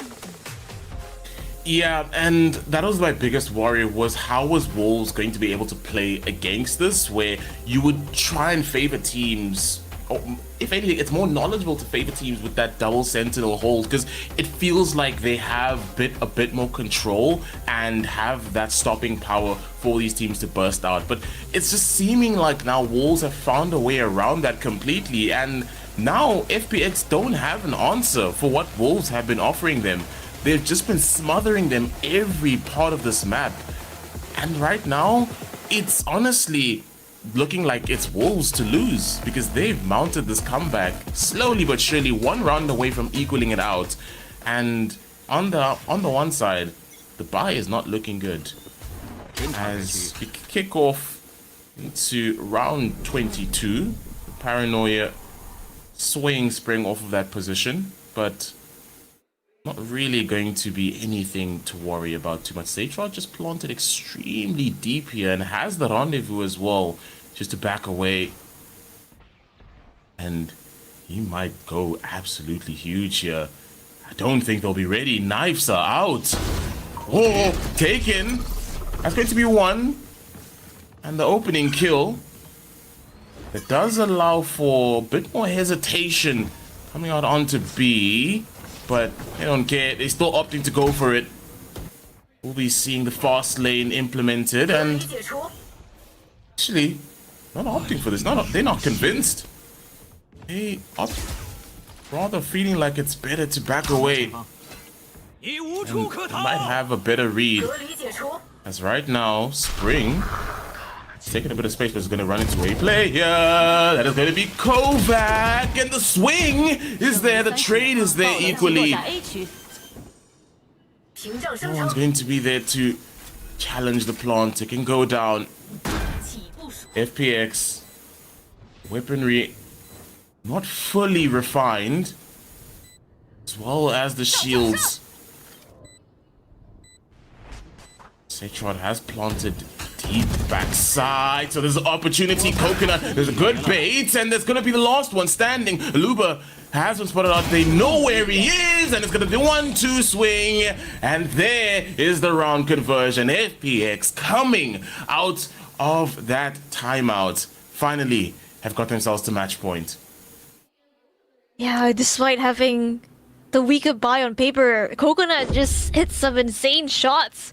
And I was just gonna say, for that play to work from Wolves, it's the weight of the world on Spring's shoulders to find those opening picks over on an A side to open it up for Darion to even get from the shadows across. And despite that play, they're still not able to convert the round. Again, that does mean that FPX now up to map point here, potentially able to close it out. Don't have too many ultimates to work with, save for the Nero Theft and from the shadows. So it's gonna be the Hunter's Fury instead from Wolves to try and find a bit more chip damage, but Kovac goes aggressive, picks up Aluva right off the bat. What on earth are we seeing? So much chaos and a walk-up coming through Kovac, finding a very early pick. Darion spotted out up top. Aljun instead going to clear. Really smarter approach than just try swinging out. And this is rather opted for a plan B. Wolves slow walking up into elbow. This is going to be scary. I think the trip might be something to worry about too much. Actually, as I say that, Ayang is gonna find the kill. The Neural Theft to boot as well. Yosemite cleaned out, and this huge round was so needed with FPX just coming to the party. You know what? I don't think I want to speak. I think I cursed it. I said that this was for Wolves to lose, and apparently Wolves ended up losing. I mean, I mean, Wolves definitely, I do think they had the momentum on their side right up until that timeout, right up until that second last round itself. I mean, losing that round in that fashion, definitely not the greatest way. I mean, it's rough to be able to reset your mental off the back of that, and I do like that trip placement from Ayang as well, knowing that Wolves, they do like to go for that contact play up towards elbow, and you have Glacier just sliding straight into sight. It completely catches them off guard. Stuffs that execute any kind of explosiveness is just completely out of the picture for them. Yeah, and there was a bit of a worry at a point where they didn't have an idea of how to counter this Wolves team, because you would think that with the double sentinel they'd have a lot more control. They would dictate how, you know, Wolves had to play out this match. But it seemed like for a point, you know, Wolves started to have an idea. They started to build off of it, especially coming out of the timeouts. It got better, but then at some point it just fell apart. And as you say, they had the momentum, it was built up, but that timeout killed everything that they had, and then it just turned into ultimately FPX just being able to, you know, get that opportunity to close the map out. I can't understate this. Glacier was absolutely monstrous for Wolves. It's unfortunate they weren't able to close it out, but I mean, we mentioned this, he was a player to look out for and someone to step up, so it's unfortunate, but ultimately let's go into our team comms. We clear A first. 3A. They punish A. Flashing. Nice, one more over. Come. Can we fight? Omen is over. 3, 2, 1, go. One more. Let's go. Omen here. Okay. Carry elbow. Yeah. We just go A short. Alright, A short. Come peek with me. Come peek with me. 3, 2, 1. 2. One more. Nice! Oh, good job, guys. Turn reclear. Alright, close. Wait, Tommy, reclear. Yeah. Tommy, reclear. One more, two more. Nice. We need help. Market one. Can be. One more top lane. 等一下，乐乐，你要被烧死了。Nice. Market. Don't 买。刚才在 market 的。B go top mid, bro. Yeah. One HP. Nice. 看 mid 的，我看左边，我的。来关。我压回来，我备阵。小心 Viper 在。Market 过来双单，过来。等一下。Front。Flank。我们去 middle 吧。去红灯。哎 ，B 大。开 B 命。你标了。Market 一起。去 market 帮忙。过来。别对。Nice 太哥。I mean, I am not really surprised. Kovac really definitely turned it up for FPX. And even in that last round, you saw getting that opening kill, you know, destabilizing that push that was supposed to be coming through from Wolves. Yeah, I mean, a lot of multi-kills. At one point, I think on for the ace in one of the rounds that eventually turned out to be a Glacier 4K, but still able to find so much value through that positioning, through the utility. The amount of delay that I think he was able to create to stall the Wolves execute was great as well, with the paranoias and being able to just support his team in finding these important impact frags again with this TP play straight to the dome of Darion's head was, I mean, Kovac definitely deserving of this MVP in this map itself. Yeah, and even taking a look at the stats, that does not lie. 24 for 15 with a 295 ACS. And Ayang as well was absolutely insane for FPX, getting those timings on the lurks, and especially on the attacker side. It was looking good for them. 13 opening kills for the side of FPX. We did see a lot of times FPX were opening up the plays, but there was times where they weren't closing it out. But you know, the readjustments later on started to play better for them, and the post plants worked out actually not too much for Wolves, actually more in the favor of FPX only dropping one. Yeah, I mean, in terms of first kills to round conversions, though, it looks pretty good for both sides, right? Whenever one team is able to get the first kill, they're able to convert the round off the back of that. And again, impact player for this match is going to be none other than Ayang himself. He's able to find quite a bit of value with like just being able to double up with Satrot perhaps on the defense, get a couple of kills off the back of that, and even when he's just left on his own on site, he's able to anchor it down, especially in that last round. He was just so crucial in being able to make sure that Wolves, they didn't have that firepower anymore left in them and able to give them the numbers advantage. So FPX, they will be winning up this map number 1 of Sunset. Again, that is their own map pick though, so again, when we come back from this short break, we will be seeing Wolves' own map pick of Lotus, but that is another story for after the break, so we'll see you right there.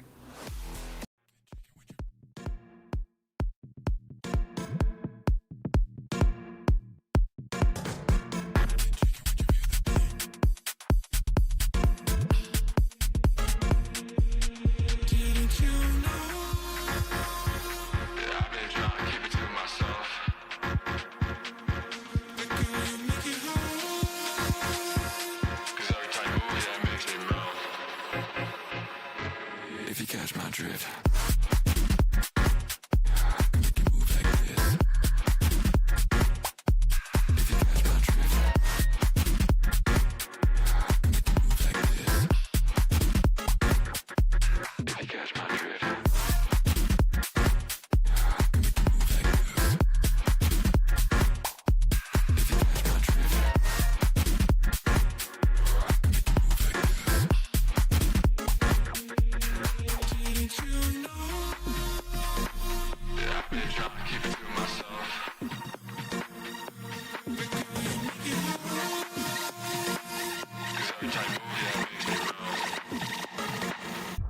Right next to me, come on.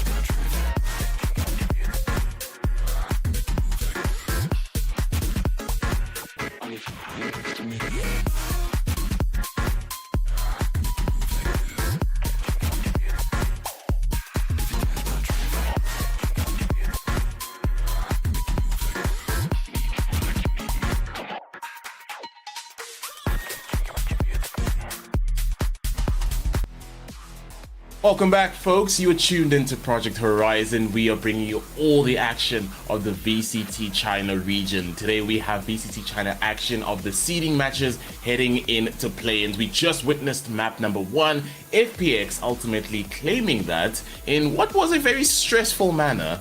And now we're headed on to Lotus, where we actually thought Sunset might have favored Wolves, and now we're heading onto a map where I think that might play into the favor of FPX. So there's a bit of worry now coming into things, Grammys.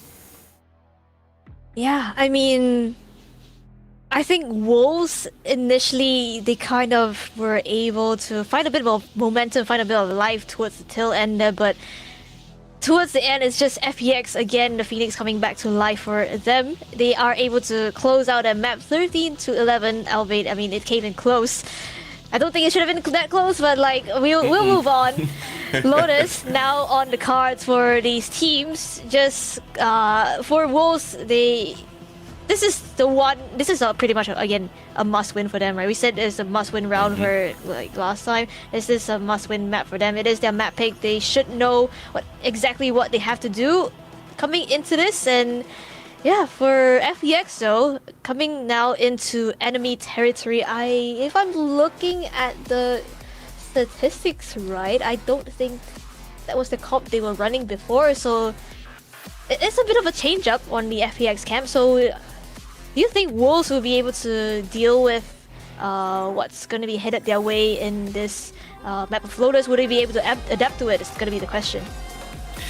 That's the question, right? Because one thing we kind of have noted already is when it comes to FPX, we've seen a lot of change. We haven't seen stability. We haven't seen, something fully refined. It's as you've mentioned now, we haven't really seen this composition from them, and it's going to be something sort of makeshifted, or not really makeshifted, but, something to test out, which I've been a bit worried about. We don't want to be testing things as we're heading into play-ins, but hey, that's just me. But folks, if you're just joining, you're tuned in to FPX taking on Wolves. FPX currently 1-0 up in the series. Oh my goodness. That even made me go high-pitched. That's going to be the first opening kill taken out. And there's going to be a trade equally to boot. And the shots there from Spring. It's going to be another, and Wolves have admission onto the A side, and Plant can go down. Young to be looking for that angle, probably has an idea, but there is no way that Darion is going to be this deep. Don't think you check this, and Coconut, yeah, there's just no way about that. Darion just slipping back into tree. 2 players held up onto heaven.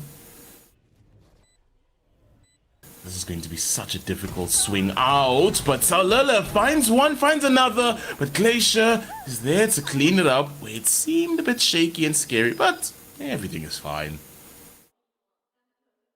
I mean, that's just a great opening from Yosemite, right? I mean, I feel like a lot of times the teams have kind of been doing this 1-3-1 setup on the defense, where you have a couple of players perhaps go for a trap play with the Omen Paranoia, or put it even just straight up push out a B, and you just have that Soul Vice trying to anchor down the A side. This time it's going to be Seitrot, not really able to find too much off the back of that.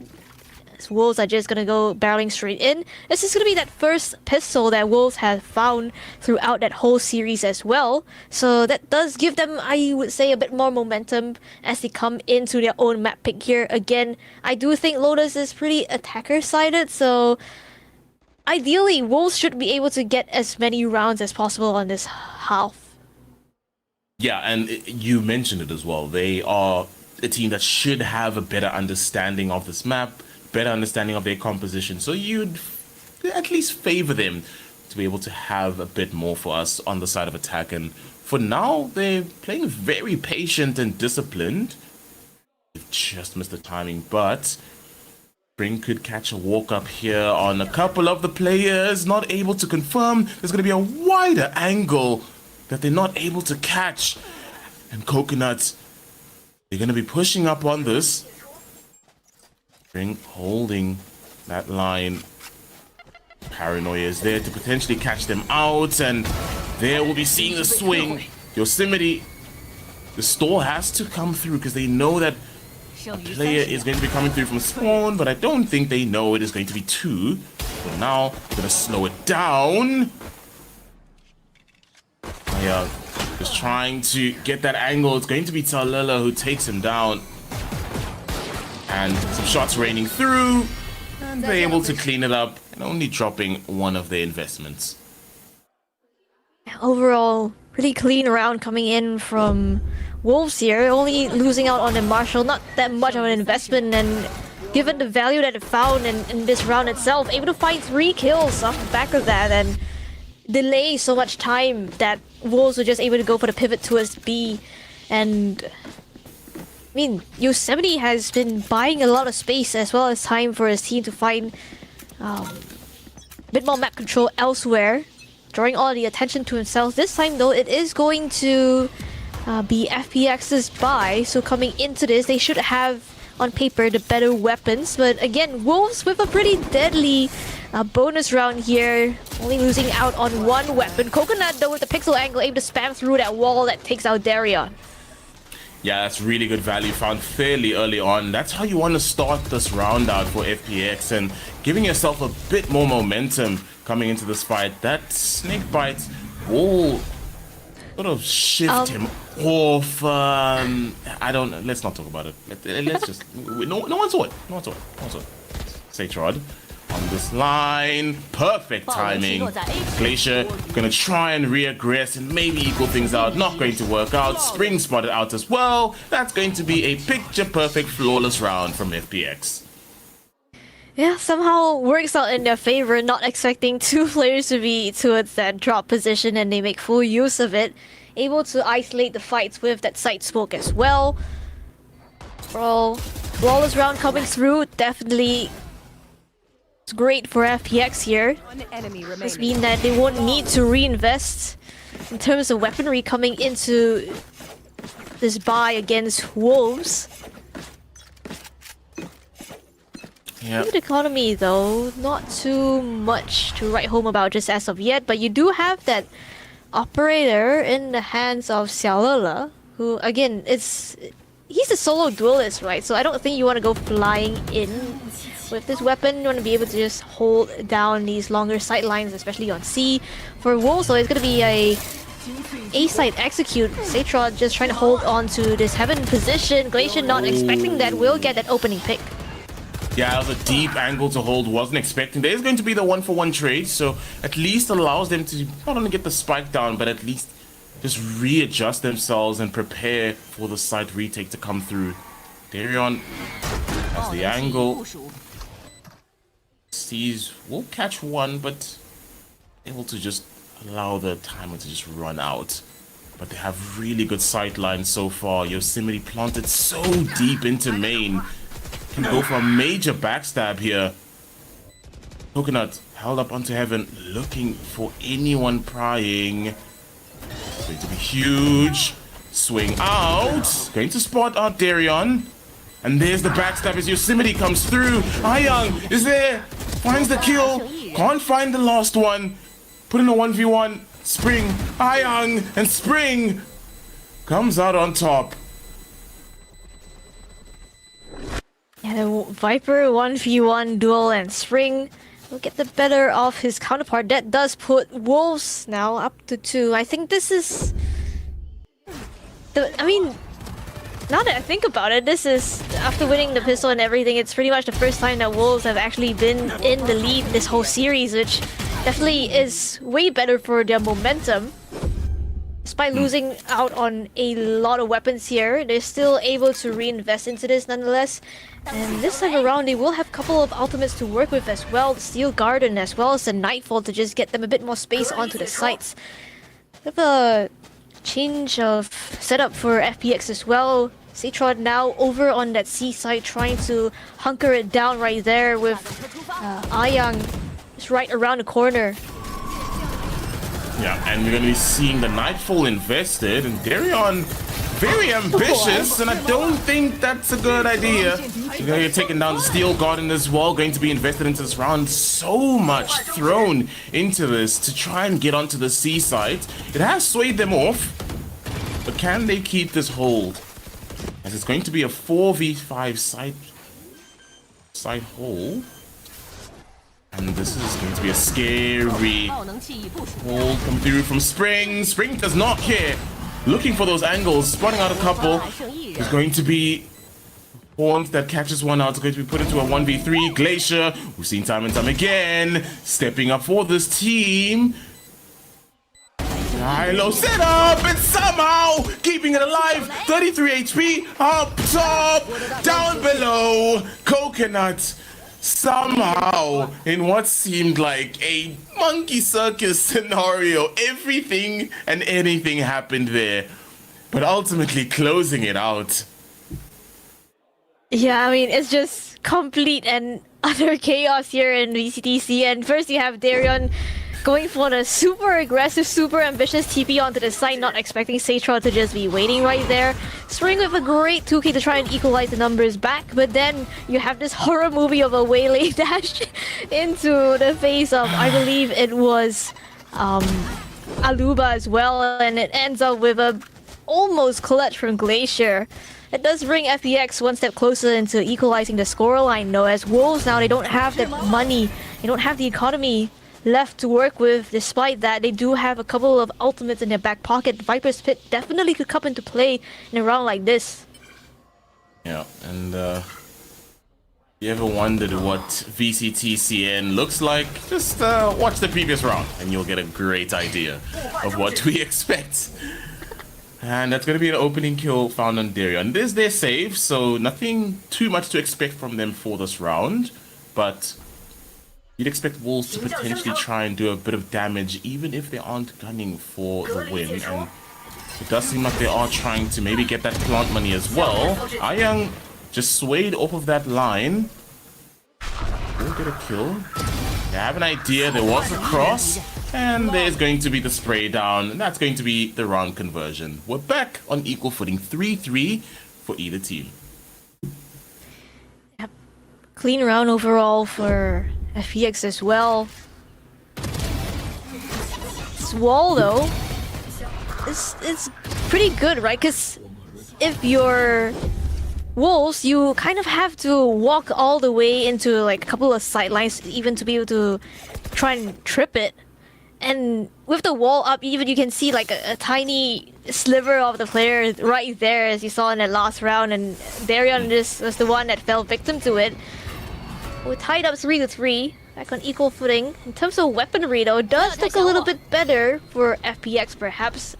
Expecting a couple of players to be on those lighter shields, and you would be right, there are gonna be 2 players for Wolves that are not gonna have that full buy this time around, so if Zelda is able to find those kills would be great, but the showstopper is kind of delayed a little bit, not clearing the corner. No. Zelda finds the shot string instantly with that trade. Oh, but there's a backstab potentially if he keeps that wall up. And there's the swing coming through from the players.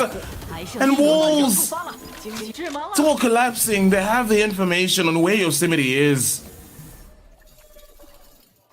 And it seems like FPX having an idea on exactly how to counter this Wolves team. There's going to be the swing out, trying to play off of that contact. He has an idea where both players will be. Ayang, doesn't matter, even on low HP, just very ambitious and cleaning up the round.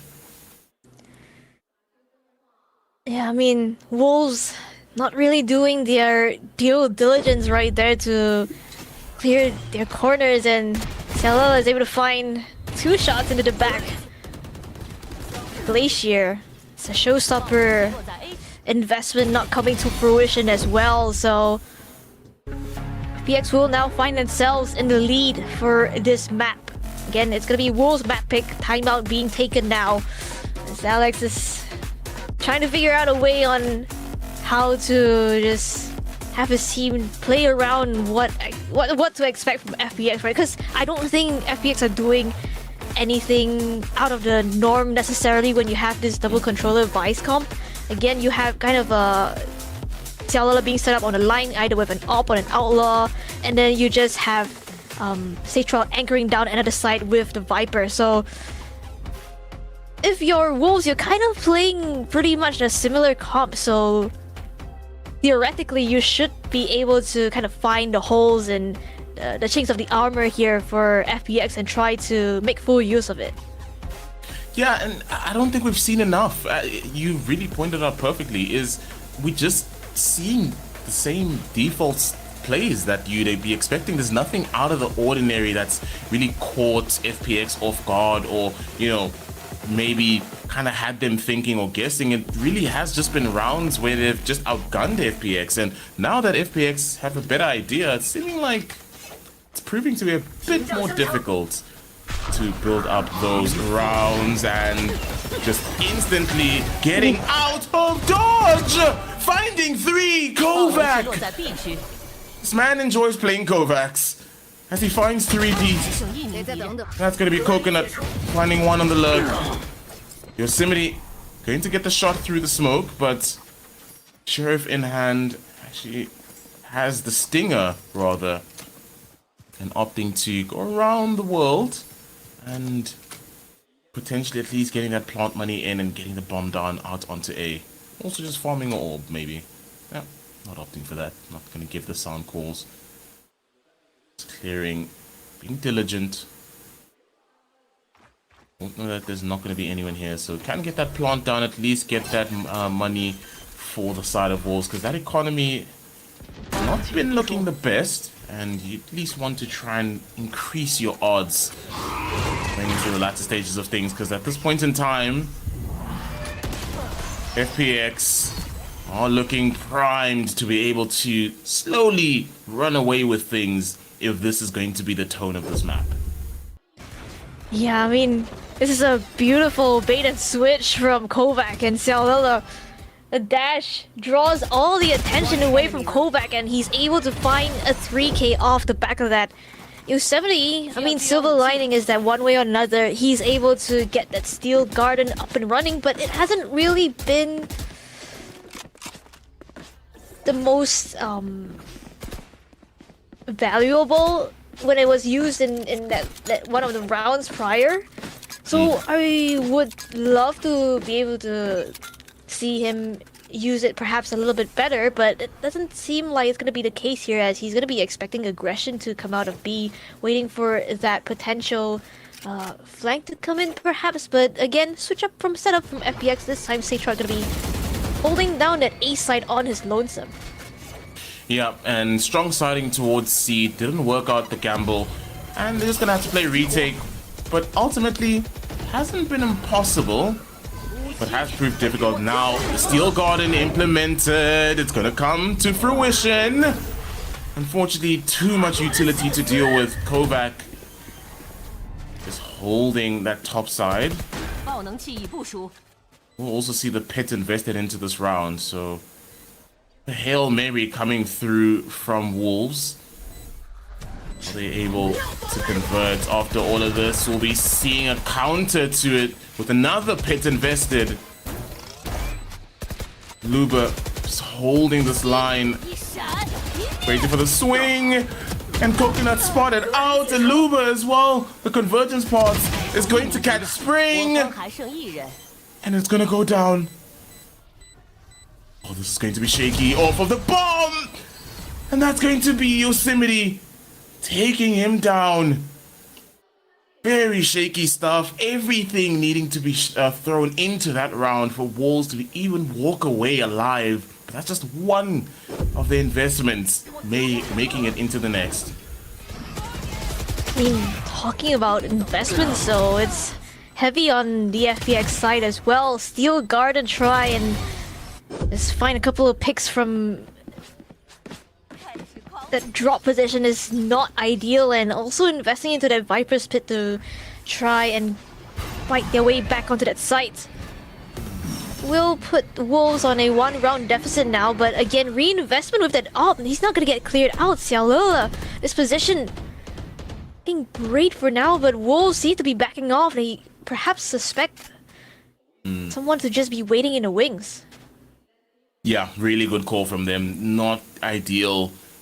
We're going to be running into that op and opting to just pivot towards Seaside.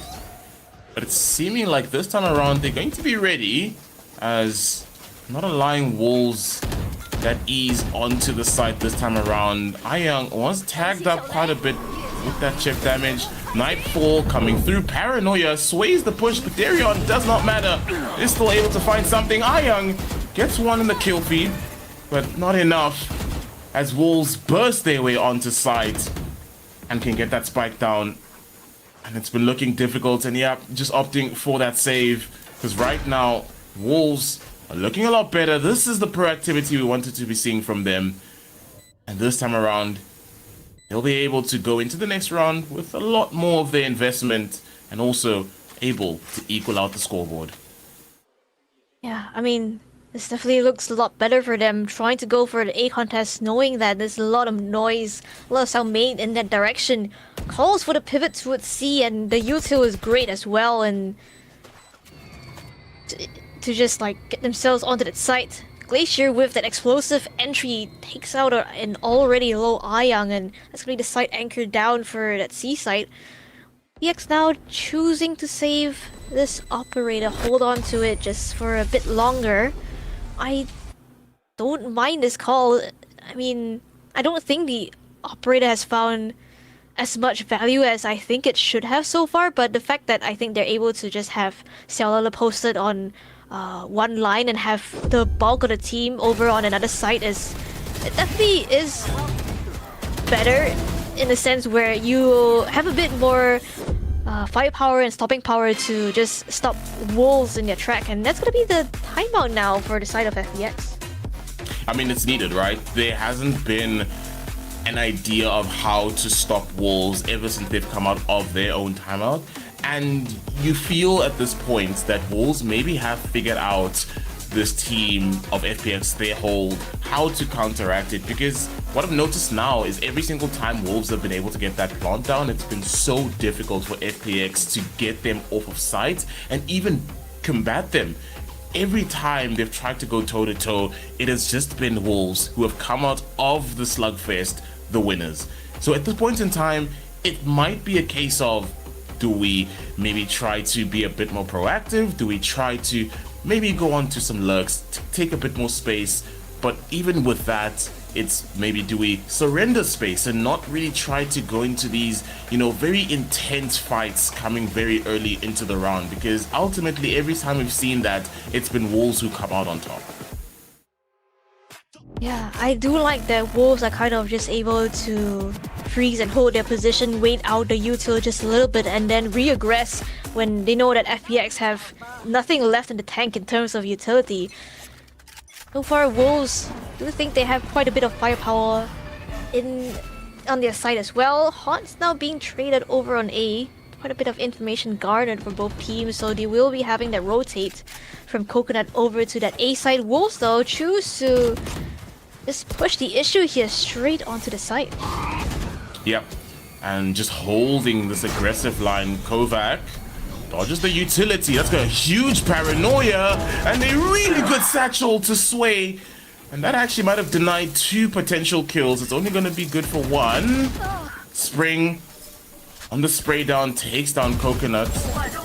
The Thorns holding that push, but eventually are able to get out onto site. And the plants can come in. Carry on. Bit ambitious. Way too ambitious, but coming out alive. The snake bite won't be able to flush out Spring, so Spring just going to be held up into this position. Yosemite finds the head of Ayang. And the hold can come through. Spring was tagged up, but able to survive. And now it's going to be put onto Satrod. Spring Held up on this angle, but he's not aware of Aluba that close. And that is going to be WOLS converting on yet another round. I mean, that puts WOLS back in the lead. It's great movement here from Glacier to just be able to stay alive so long and buy time for that paranoia to expire, for Aluba to get that trade. This breaks open that A site for them. They're able to get the spike plant down in this last round now, and this half. Doesn't seem like FPX have too much money to work with. It's just going to be pretty much a Hail Mary buy here for them. Aggression now from FPX as Xiaolele goes flying, but it's Glacier who finds an opening instead. Oh, there was some proactivity that happened, and they all just got shut down. WOLS coming out on top, and I like the change of pace, but it just didn't feel like they had it fully refined. And WOLS with the upper hand, now can just get that spike down once again. And every single time we've seen that plant, the post plant has been immaculate from WOLS. Although two players still alive, shot goes astray, and they're still able to clean it up. I mean, WOLS able to find themselves the lead in this half. Definitely a momentum booster for the next half itself to try and bring us to a map 3 and stay alive in this best of 3 series. But again, I do think that this map, Lotus in general, does favor the attackers a little bit more. You're able to just play with the push and pull of the map itself. You have perhaps like a lurk on one side. Most of the time for Wolves, it has been Yosemite who's able to draw so much attention. For FPX though, I mean, they're pretty much running a mirror comp save for the duelist. So do you think Wolves kind of have an idea on how FPX want to play this game, or do you think that Waylay change is going to make any sort of difference here? A part of me feels we may be seeing a bit more of a different fight with the Waylay, because I think with the Raze, it allows for you to take a lot more space demandingly as compared to the utility that you'd have on the Waylay. Because case in point, when we looked at the fight onto Rubble, there was just so much to deal with coming through. You know, you're pairing the C's with the paint shells, and you obviously have the Roomba going out to maybe just sway anyone off of a position, but you don't really have much of that with the Waylay. Of course you have the saturate, but that's not really enough to completely hold back a push. So a part of me feels like we may be seeing a bit more of a different approach from FPX, and that begs the question, is it going to be enough for them to maybe take this to Wolves and make it a bit more challenging for them to be able to get it to a map 3? Because right now, I don't want to call anything, but for now it's seeming like Wolves have been feeling and looking a lot more comfortable on this map. Yeah, I mean, considering that this is their map pick, they know exactly what they have to do and how they want to do it, despite a couple of mishaps perhaps. Still, they're able to get the lead in the half. Now swapping over to their own defensive side. Maybe 270 set up on that C side. Different from what we saw from FPX in their own pistol.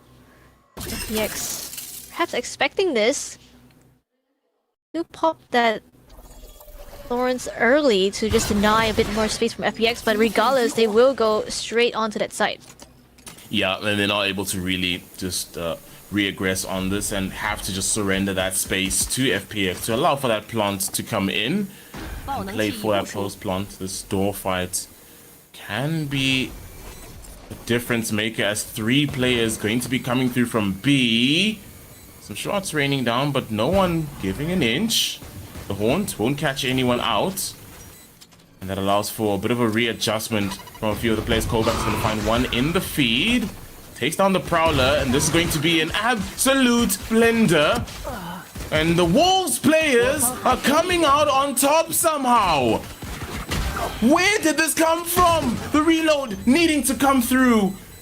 And what on earth did we just witness? I mean, it's just a 5v5 retake. I do like the initiative from FPX to try and re-clear that waterfall space. They do find that opening kill, but regardless, when you just have wolves who have come off of their attack going again, looking like they're on attacker side, trying to go in for this retake from C main. I mean, kind of sort of have some like experience now. I mean, warm up now coming into this. Wolves, they're able to convert the second pistol as well. Heavy investment though from Kovac. I think there's an outlaw buy come to fruition. Find some value perhaps. Expecting Wolves to just go aggressive here, but FPX, both of the players trying to trip the sheer wall now. Spring spots nobody, goes for the re-clear, walks up. Perhaps wants to go for the fight with the better weapons. Yeah, and there's a crossfire set up. Sechard somehow finds one and trying to be a bit explorative. It's punished for that. 3 players and Kovac finding that value. Ayang takes down Glacier. And all of a sudden, the game's turned on its head. Yosemite shut down. Kovac finding the value with that outlaw. I don't know about the B main call right there. I mean, the re-clear was great, right? With the Prowler to just spot out the player, but the fight, not so much because you don't have exact information on how many players could be there. Would that be a crossfire or anything?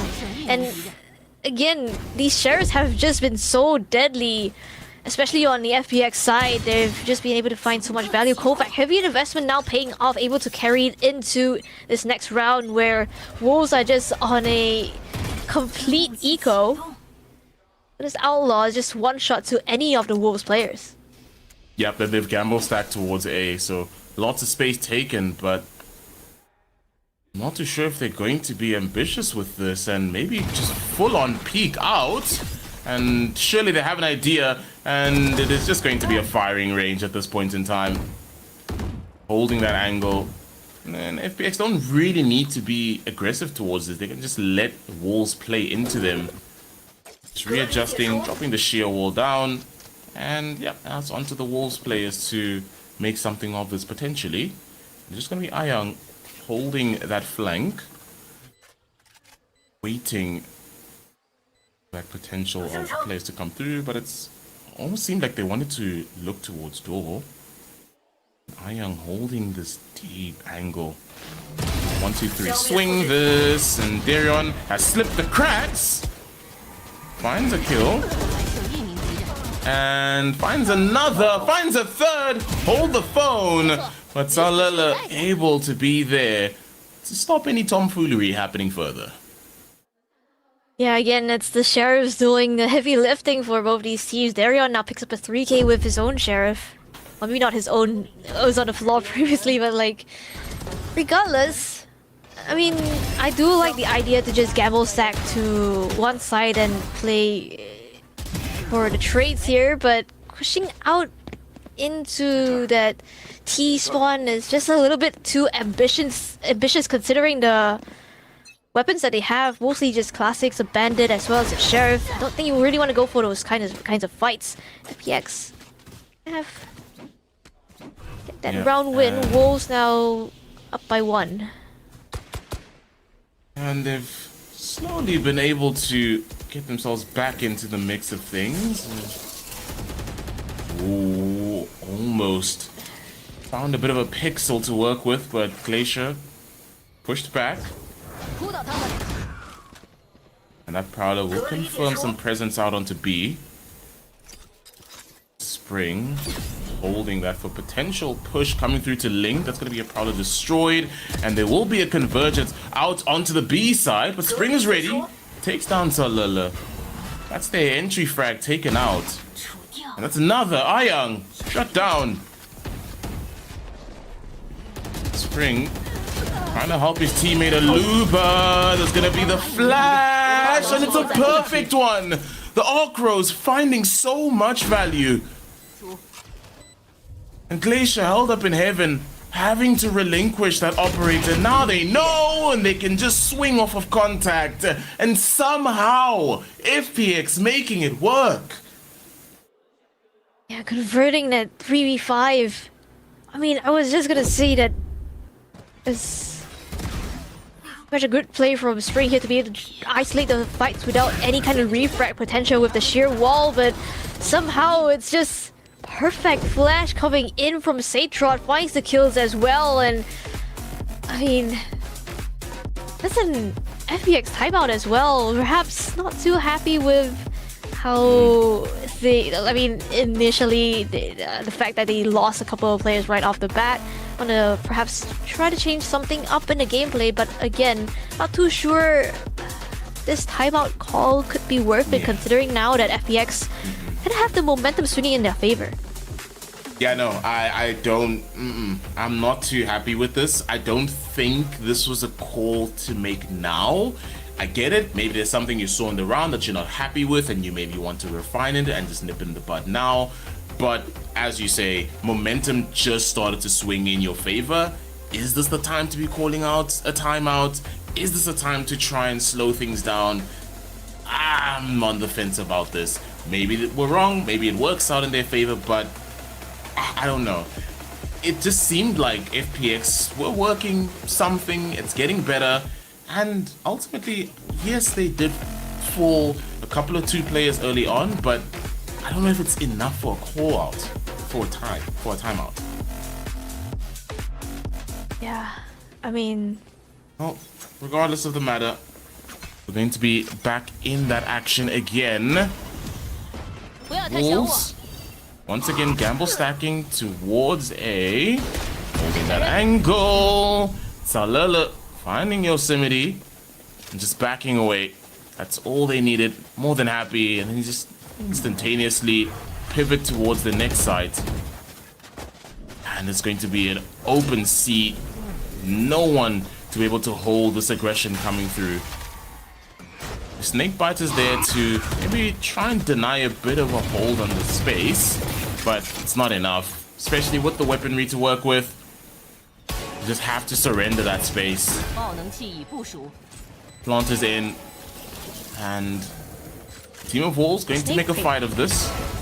Oh, that's going to be Glacier finding the head of one. Showstopper online, trying to spot the player out, and Kovac, where are you looking? And the defuse to come in. Ayang, don't think he knows. It's not going to be completed, and somehow Ayang steps up to the plate and shuts them all down. I mean, that was Wolves' round to win. What just happened? What? I have no words. I don't know what just happened. I mean, first you have Coconut dying to a snake bite. Glacier, great couple of kills. First with the Marshall headshot, Showstopper buys them a lot of space on its site as well, and then numbers advantage. But towards the tail end right there, Ayang just finds the shots in the dark and manages to get the spike defuse cancelled. And FPX are able to convert the round off the back of that. Again, that was just an eco coming in from Wolves. Now they have their full investment. Glacier back up on that operator. Bit of an off angle for him, but bulk of FPX just gonna be heading towards B instead. It's gonna be a bit dangerous. The Steel Garden invested, but it's a bit scary as there might be a bit of a crunch that could come through. Salala holding this deep angle, and is he ready? The Prowler able to assist. Aluba taken down. That's going to be the pit invested into the round. Denying that space for Wolves. Spring. Yosemite going to take down Coconut, and Kovac needing to be as patient as possible here. Oh, but this backstab is going to be perfect. Miriam is aware. And he's taken down, spotted out, and that is going to be a 10th on the board. FPX, they are looking good. I mean, FPX find that opening with the Steel Garden. I don't think Salilla was even supposed to get 2 here. Perhaps One for his troubles. I do like that FPX are kind of freezing in position once they have the spike plant down. They have the Viper's Pit set up as well. Knowing that Wolves kind of have to make the first move to step on into the site and find that defuse, and playing off the back of that. Again, Wolves' economy broken in shambles. A stack again for them. Just that sole player of Yosemite trying to hold down at Seaside. FPX expecting this aggression now. The Wolves have done this a couple of rounds. Oh, this is the perfect call. I really love this from FPX. They just allowed for that utility to be bled out onto A. And they've conditioned Wolves to be understanding every single time they're shown some presence on A, they'll go back B or C. But now, just instantaneously pivoting towards that A side hit. And they've strong-sided towards C, but they opt against it. They had the read, it was better than... They're going to be running into 3. They've overthought this, and now... I don't know if this is going to be a good idea. So walking up. Utility.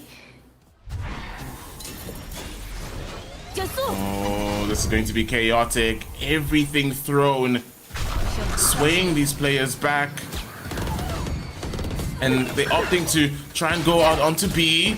There is going to be some players caught out. And Glacier takes down Salala. Some shots raining through. Glacier again. Can go for the backstab. Gets one. And the rifle will be recovered. That's going to be Darion. And they have an idea of where he's going to be. But the swing is not ideal. And that is going to be the Nightfall invested. And the 1-2 swing works out in the favor of Wolves.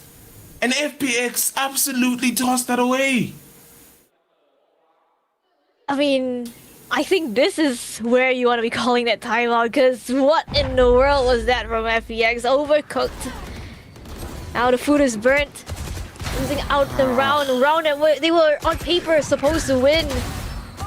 Glacier with the sheriff shots, able to find 2, and it's just a bit of a misplay coming in from Kovac as well, stepping out into the open.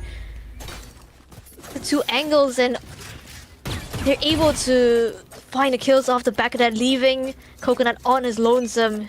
Nightfall, a little bit of a heavy investment though from Wolves, but round is a round nonetheless, so I don't mind that too much. Darion now aggressive angle up above.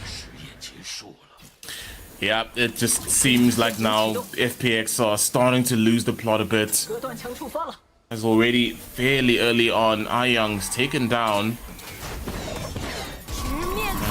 Going to try and play off of the utility. The Steel Garden to sway that push coming in, and Spring going nuclear in this round and finding 4. I mean, Spring has been such a great site anchor, now opening a door, catching so many players unaware. Fight is isolated as well. Look at these shots. He's able to just gun them all down, line them up, and Wolves will equalize. Perhaps take it one step further as well, now that FPX economy now down at the dumps for them. Yeah, and down in the dumps is an understatement. That buy is horrid for FPX. This time around, they're opting to aggress towards A, something we haven't really seen from them. It's maybe feeling a bit confident to, not really be swayed by losing out with what they're investing into this round. So maybe it's a good change of pace from them, but actually opting to go into B rather, and this is definitely a better call for them, as they'll be able to get that plant down. Plant money is going to be in place, and they can just situate themselves into some better angles. You would potentially favor a stinger at this range, but they're going to be cleared out. The paranoia is there. Don't think he knows that there's going to be 2. It does not matter. The weaponry is just so much better, and the utility to supplement it as well. That's going to be an 11th on the board for Wolves. Using the Prowler to just clear out a close corner. Setting yourself up for those kills. No refrag to come through for FPX either. Let's put Wolves on 11, back in the lead, back in the driver's seat for them.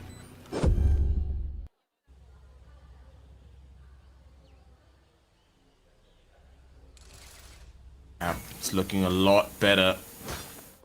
Right now, Wolves pulling ahead once again.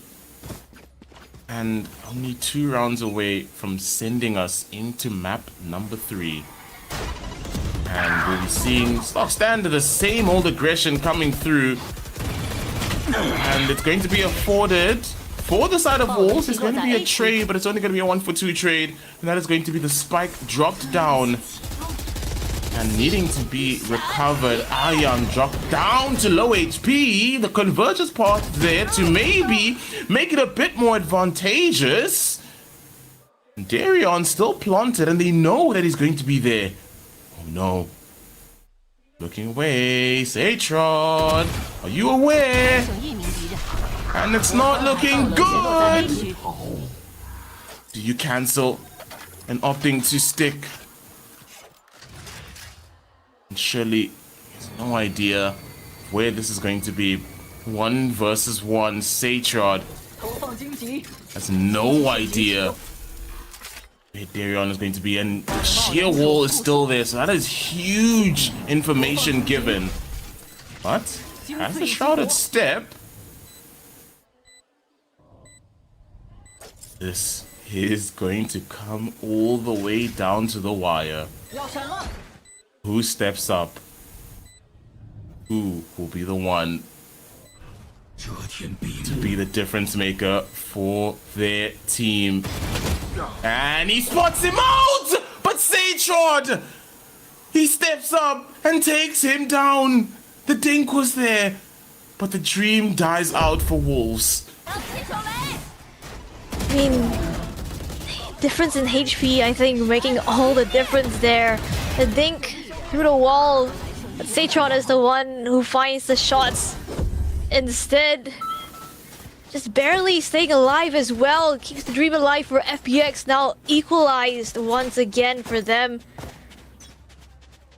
Into the bye we go. A bit of a switch up in terms of setup from Wolves. You have somebody on that A side and perhaps a push out of B. Try to set Glacier up for that op shot, and he will find its mark. Kovac taken down. Yeah, and you do not want to be losing that fairly early on. Their smoke's already down and out. This is not going to be ideal. They still have Ayang, but it's only that singular default wall that has been set up. They have an idea of where they want to push. Steel Garden invested into the round and allows for some space to be taken. Ayang planted deep here.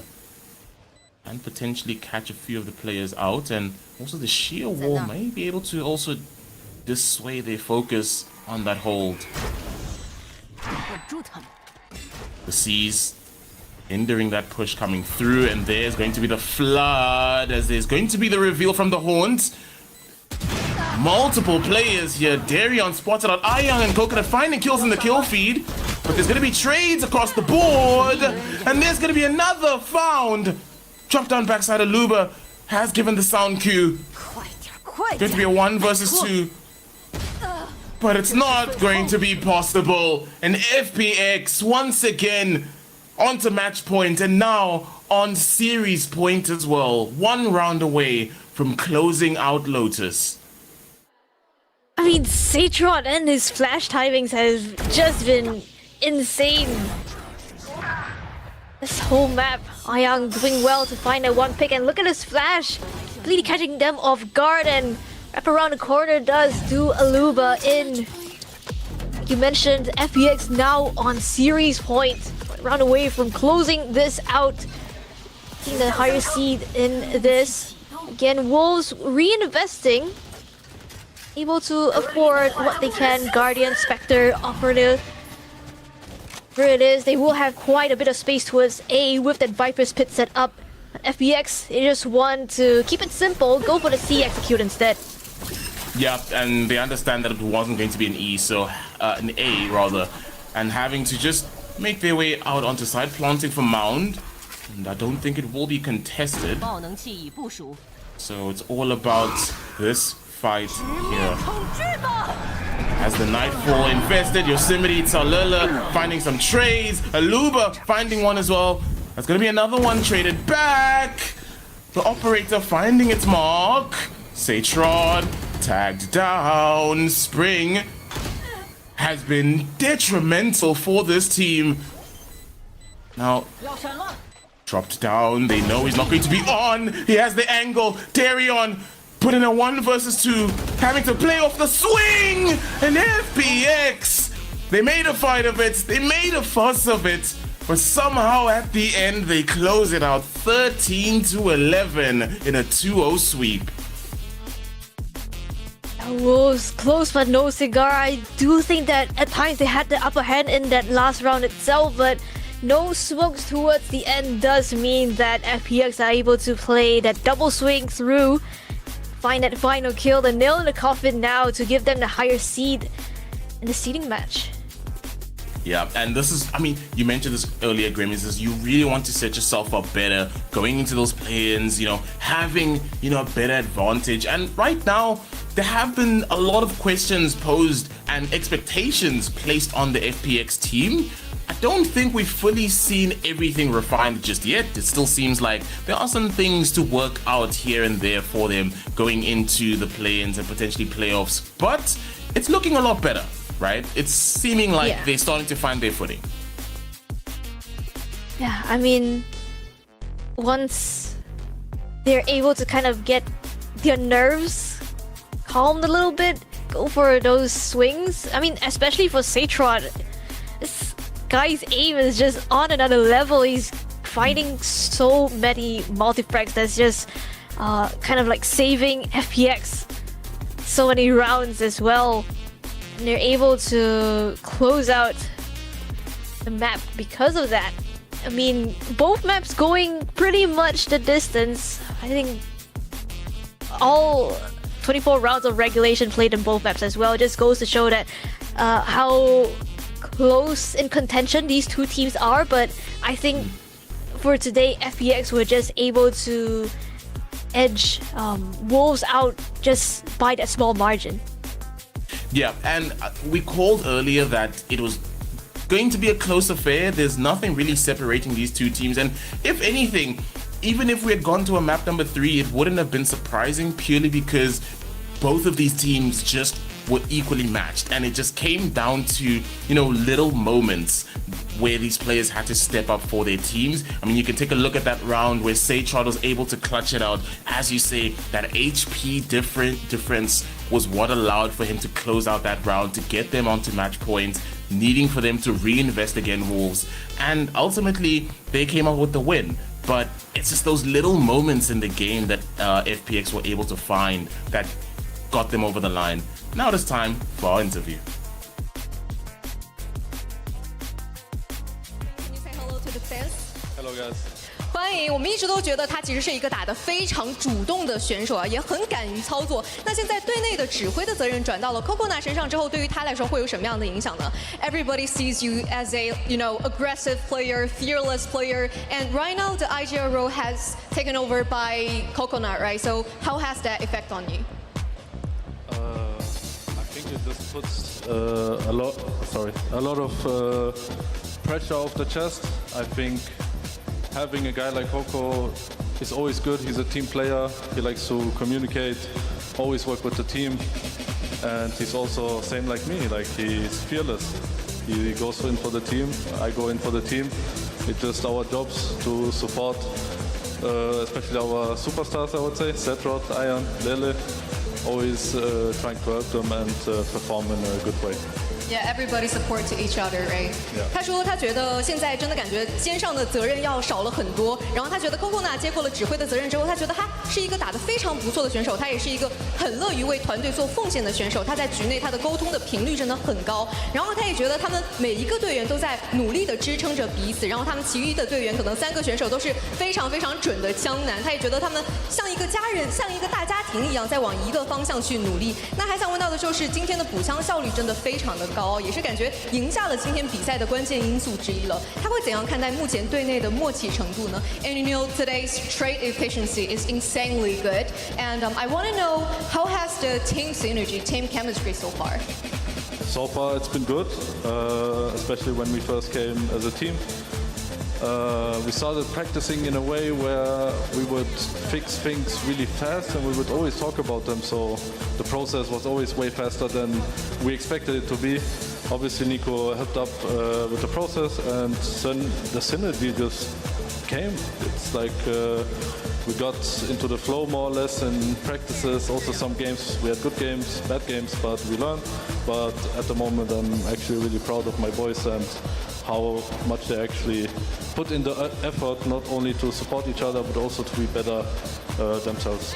OK， 他说他觉得现在队内的默契程度、队内的状态真的非常非常的好，因为他觉得可能有时候他们会出现一些问题，但是他们会及时的去沟通，及时去调整。他们觉得有时候可能解决问题的速度要比他们甚至预想的更快一些。然后他觉得现在队内真的是5个人都是一条心的一个状态，所以他们正在往更好的方向去发展。他们也是很努力的再去练习。他也觉得队内的氛围是非常不错的，所以感觉现在打得也很舒服。那其实来到今天赛区也有一段时间了嘛，目前他的感受是什么样的？又有什么话想要对 CN 的粉丝说呢 ？And you know you joined CN region for a while so far, so how's everything going? And any words to Chinese fans? I mean, it's crazy, yeah. Seeing this crowd, the stage, the fans, it just, I don't know how to explain it, but it just opens my heart so much, and it really, one of my dreams was to always be on the stage and just play, have fun, and work hard. So thank you guys for the support. OK， 他说他觉得真的一切都太棒了，非常非常厉害的舞台，非常非常热情的观众朋友。他也一直都说，可能登上舞台就是他的梦想。他也非常感谢一直支持他的人，非常感谢队伍，非常感谢每一位粉丝。那接下来让我们用联想拯救者手机 Y70新一代来共同记录。Let's take a selfie together. OK, 3, 2, 1. Cheese. Thank you. And right now there is a lucky draw. 就是我们的 One thing I actually love that was already spoken about, or something that we had concern about, was, are they refined enough coming into this? Do they have that team synergy? Are they ready? And I'm glad that it's also something that they have thought about and, you know, are working on. Yeah, I mean, Kovac himself mentioned that the IGL role being passed on to Coconut does put a little bit of weight off his shoulders, right? And I mean, it's able to, I feel like it does give him a bit more opportunity to go and take the initiative to create plays for himself, especially on an agent like Omen, right? Where you're able to flash for yourself, go for aggressive plays, and so far, I mean, his aim has been insane so far throughout this whole series as well. So I do think that IGL role being passed over to Coconut, I think the initiative player does help benefit the team in that sense, where he doesn't really have to call as much anymore. He is able to just kind of play his own game. I mean, that was reflected in the previous game, right? In map number 1, Yeah. Kovac coming out as, you know, the MVP of the match, finding some really massive kills and opening moments that allowed FPX, you know, to dictate the pace of a round and dictate how Wolves had to play out. And ultimately, we saw so much value for him across the board, and seeing now, as you say, him feeling a lot more comfortable, not needing to call and just allowed to, you know, play his game and allow for offering more to the team. And right now, we're seeing it in spades because he has found so much value for this team. And taking a look at the highlights, it was honestly spread across the board. Both teams came to play, and it was just those little moments that separated them. Yeah, I mean, there were a lot of rounds where it came down to 1v1s, and either team could have just had the momentum in their favor at any point in time. And for today, though, it was FPX that are able to take it across the line, bring us that 2-0 win.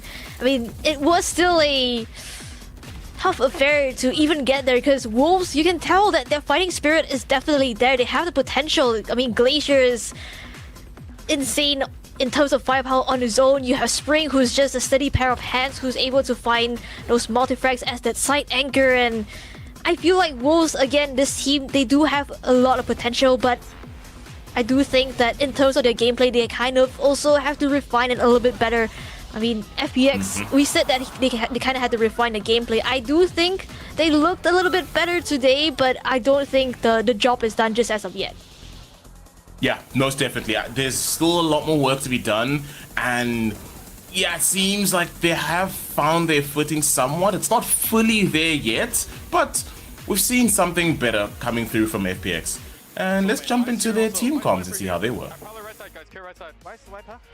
Right side in. 2. 很多. Many here. Second fish. Care B, guys. Care's there. No one see. Hey, backside. B can in. Fade 1 HP. Nice. Right side. Under. Clear your right side, guys. Outside Vice, A outside Vice, A outside, aiming. Nice. Alright, let's go. Good backside hold, bro. Nice one, good job, guys. 看我的。我的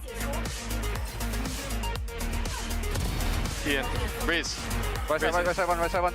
Stay inside. Clear Vice look B. Clear Vice look B. 多点杨哥。 Clear Vice look. Nice! Open door, guys. He will pick me. They're gonna re-clear. He pick me. Right. I prowler. Here. Behind all low. Wait. Two. Can you go peek? Alright, prop. 2C. A push. Nice. Let's go. Go ahead. C player. Go. AB link is open, I think. It's all low, guys. It's all low. Cover one shot. Go open door and go. Okay, cover. Yeah, I'm holding C push. Nice. Let's go. 我差一接完。你听我说啊，下次 Coco 说啥我们就执行吧。我觉得我们得听他的。我们得听他的哦。对，我们得执行。时间，哎呀，你卖哎呀。你自己玩，对，玩时间，后台哥，安全包。我先玩。没拆。Bravo, Central! Let's go. Central. We love to see it. You know, it just seems like they're starting to get an understanding of each other. And taking a look at the Satrod, you mentioned it, was an absolute shooter for FPX on this map. Just outdid himself, and the timings that he had on some of those flashes, the frags he was getting, just crucial for FPX to be able to close things out. Yeah, I mean, despite being on a agent with slightly more utility compared to the chamber on Sunset, I do think he handled it really well anyway, because I mean this, other than the shield wall, I do think the thorns were placed, I mean, in great positions to be able to stop a lot of these pushes. The arc rows, the timings were perfect, picture perfect, pretty much able to again convert so many rounds off the back of that, and he was able to find so much impact. And I think another thing that I liked about the team comms is that the important information is pretty much being sent over across the comms, like things like, oh, he's one shot to the outlaw, or let's listen to Kovac for this call. Things like that, I think, are pretty much the difference maker in when you have two teams that are kind of just neck and neck together, and you just need a slight edge to take it over the line.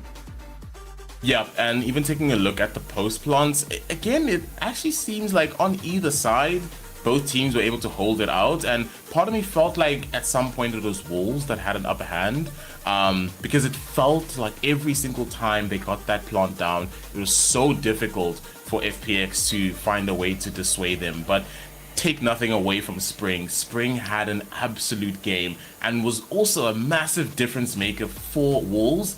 And you mentioned it earlier, this Wolves team has a lot of potential. They just need to refine a few things. But I mean, players like Spring can be the ones to, you know, bring that change that is so desperately needed for this Wolves team.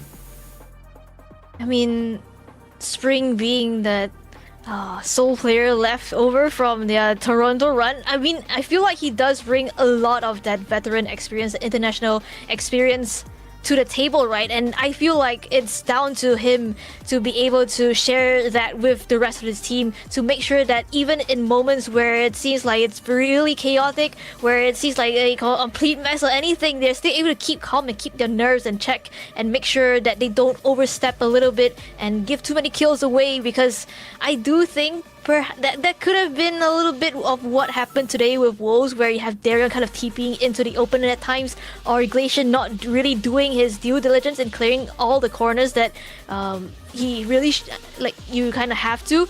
But yeah, I do think Wolves, again, they have a lot of potential coming into this, and I definitely would love to see more from them. Most definitely indeed. But folks, that is unfortunately going to be it for the action for now of this game. FPX ultimately closing this series out 2-0 against Wolves. But that is not all. We still have Billy taking on Nova later on, and we're going to have Zach and Kumquat who are going to be the ones covering that action. But for now, I have been Skara. She has been Grammys. Thank you so much for joining us on the stream, and we'll see you in the next one.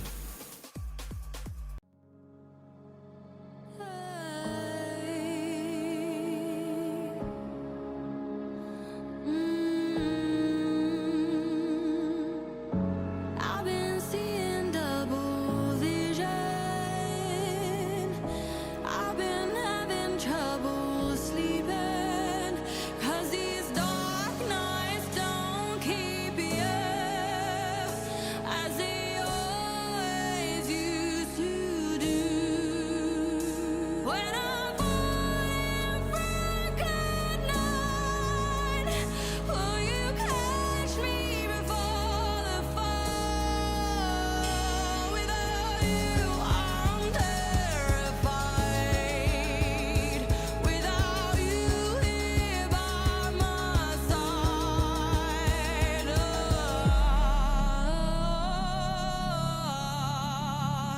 I'm so dependent.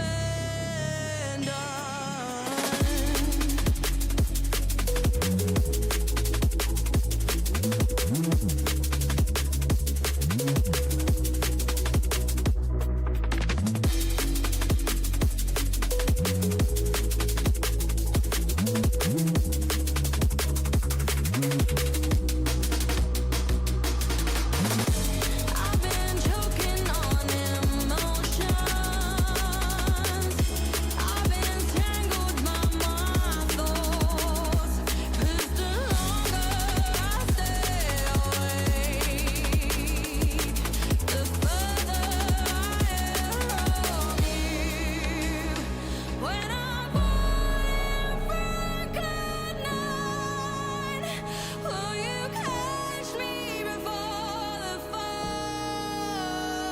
Without you, I'm terrified. Without you here by my side,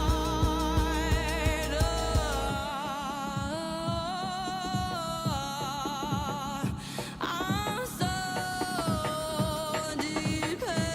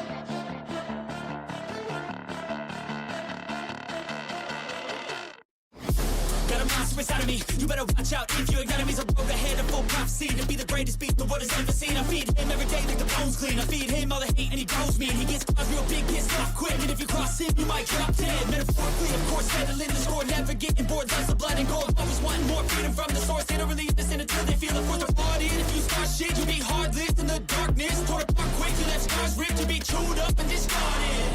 And this world ain't bright, won't accept it. Negative energy, I expect it. Once it's in your mind, it's infectious. So fight for your life and reject it. You better give me space, I'm protective. My adrenaline spikes when I'm threatened. And if you stay in my way, I'm aggressive. 'Cause when there's no exit, I'll kill when I'm desperate.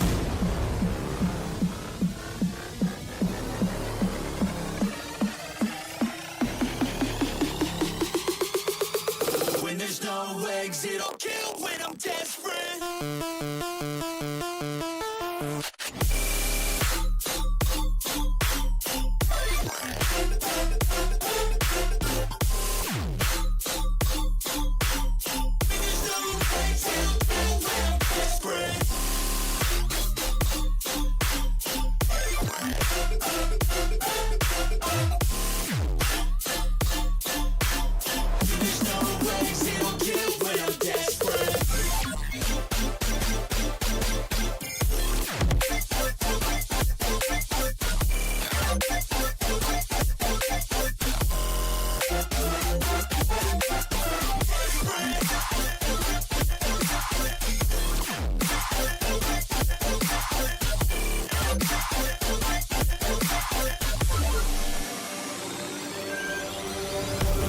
world ain't right, won't accept it.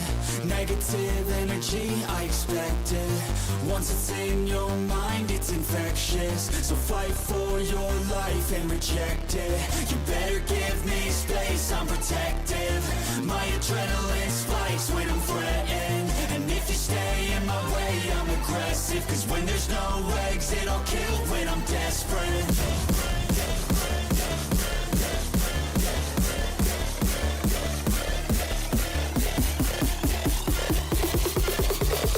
When there's no exit, I'll kill when I'm desperate.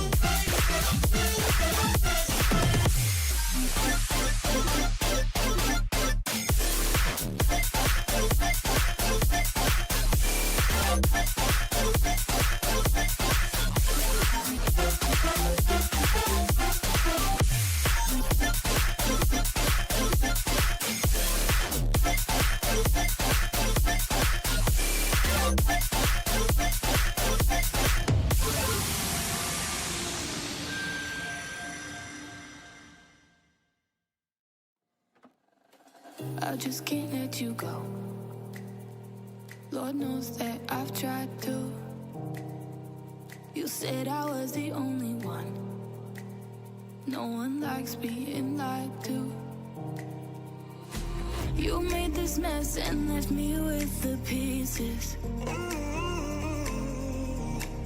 Now I wanna burn all the bridges between us.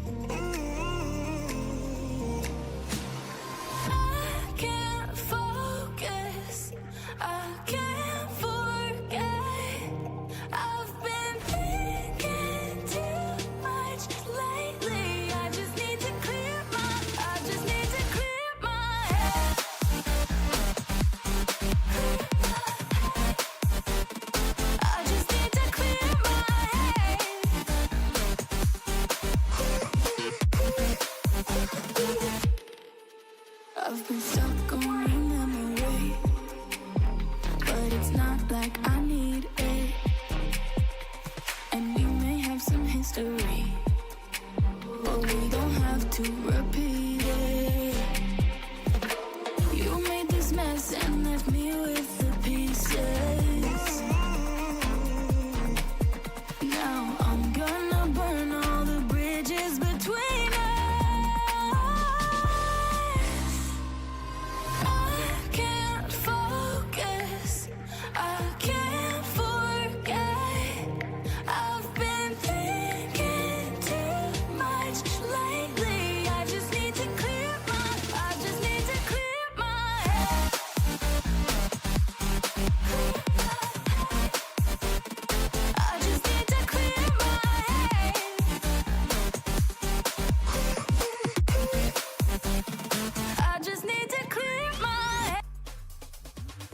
And welcome back to Project Horizon for VCT China Stage 2. We're back for a second match, the last one of the seed deciders between Nova Esport and Bilibili, the seed one of the two groups. I'm Kumquat and I'm here with Zach. How are you, Zach?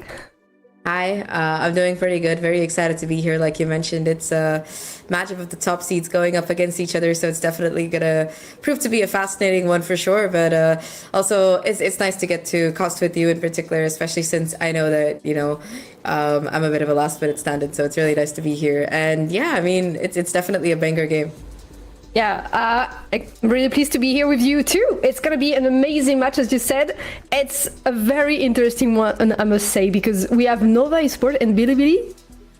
Both of them are seed 1, and in the previous stage, both of them were not qualified for the playoffs. So something kind of magical happened this stage. It's actually very impressive from both of these teams. we've been seeing a lot of those stories this year, you know, teams winning their first ever trophies, teams, you know, coming out of Ascension to win trophies, and of course now teams recovering over a stage. I think that's kind of what's been the good thing, you know, when the meta changes, if we can be flexible with it, that might give you a leg up. And I think for Bilibili in particular, since you mentioned it, it's been such a comeback story. They were so hype just a couple of years ago, and it's always been very hit or miss for them in terms of international events. But now they look like, you know, they've found their old momentum. They found like the same kind of energy that let them come out as the underdog that wins like most of those confrontations. And we've been seeing a lot more stories of like those as well coming out of VCT China in the last couple of years, I must say. Yeah, Nova has had the perfect record in the last few months. I think they have. It's not I think, it is the case. They are undefeated in officials, I think, in China Evolution Series and Stage 2. So the last match they actually lost was Esport World Cup in May. So very impressive record from them, and they've been absolutely amazing. One of the player I guess that we can also highlight is Swagzor. He's been so impressive on the duelist role. 100%, yeah, and especially in this meta where people are still kind of trying to come up with strats for it, whether, you know, you still run the double duelist, some teams running triple duelist, some teams getting back to the double initiator that kind of makes it up. But yeah, like you said, their record has been very impressive, especially since CB joined the team. But now we got Bilibili on the other side, and when you're talking about standout players, this team certainly has a couple of their own.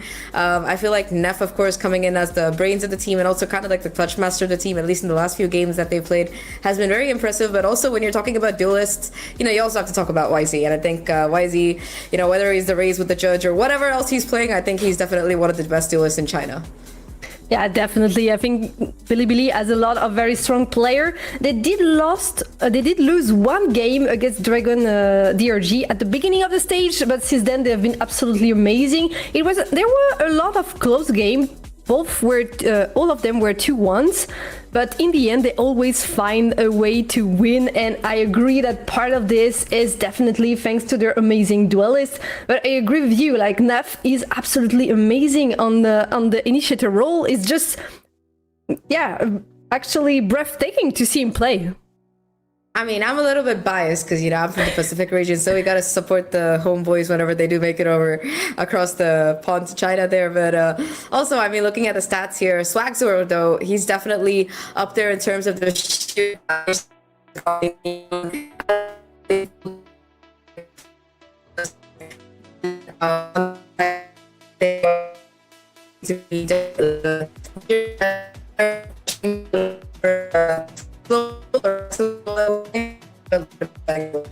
It's so cool to see, because I think in stage 1, when Swagzor actually joined, he was struggling to find his footing, I guess, in the team. It took time to adjust to maybe the new region, but now it is completely unleashed and is actually the top SES player of the stage 2 for now. So if it continues like this, it's gonna be very difficult for other teams to actually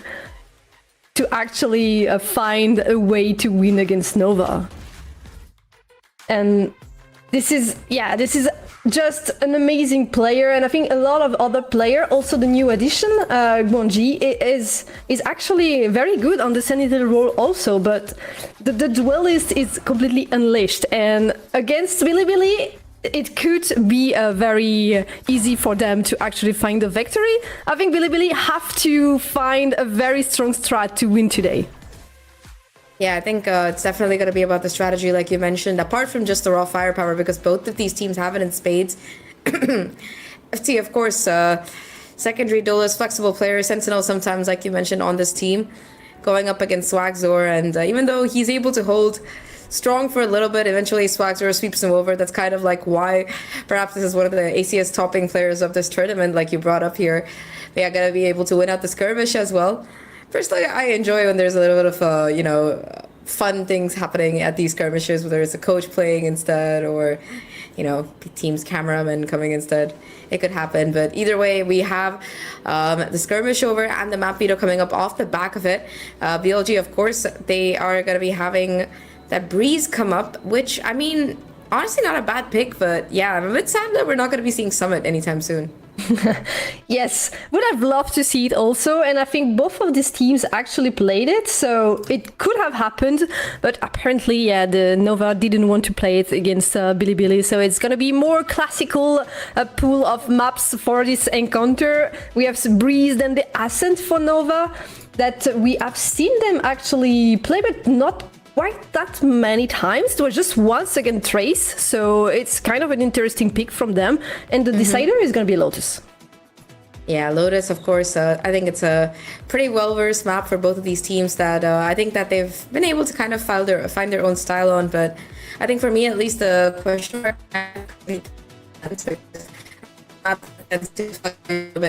so let's see if they're going to be able to it's going to be very interesting, and I think that if they play the same that they did before, I think they have a different play style. Like Bilibili likes to play Ascent with the single duelist, only the Neon, where on the side of Nova they actually play the Phoenix as a secondary duelist. So it's gonna be interesting. It's not the same strat. And for Breeze also, it's a perfect record for Nova. I mean, they didn't lose that many maps in stage 2, so they are impressive on everyone, and they actually won against Trace and JDG in stage 2, so it's a very strong map for them, and they're playing the Arbor, which is the new meta for this. Yeah, I think that definitely a lot more teams have started running the Harbor, and I think it's a very specialized pick, but if you do know how to utilize that kit perfectly, especially whether it's a single controller, especially as a single controller, because, you know, you do have a lot of recharge time with the orb that Harbor has, especially with the bulletproof shield, so yeah, I think that could definitely be a factor, but overall, I mean, Lotus as well, it's a map where we've seen teams run the double duelist. We've also seen teams go towards the chamber instead. And I think that's kind of where the difference between these two players that we highlighted in our head-to-head comes to, right? Because Razed and Neon, kind of different from the chamber coming out, which does slow down things a little bit. If you're able to get the kill and get out, I think that's definitely a big plus, though. It's kind of interesting that Bilibili chose Breeze, actually, because they haven't played it in stage 2. And Nova won 2 times, so I think they must have prepared something. Maybe this is kind of an anti-strat, or just an overall thought that this is the best map they think they can win against Nova, because there is also the thing that maybe the maps that Bilibili is used to play are great maps from Nova, so maybe they're trying something different as a new question mark, like maybe this can work.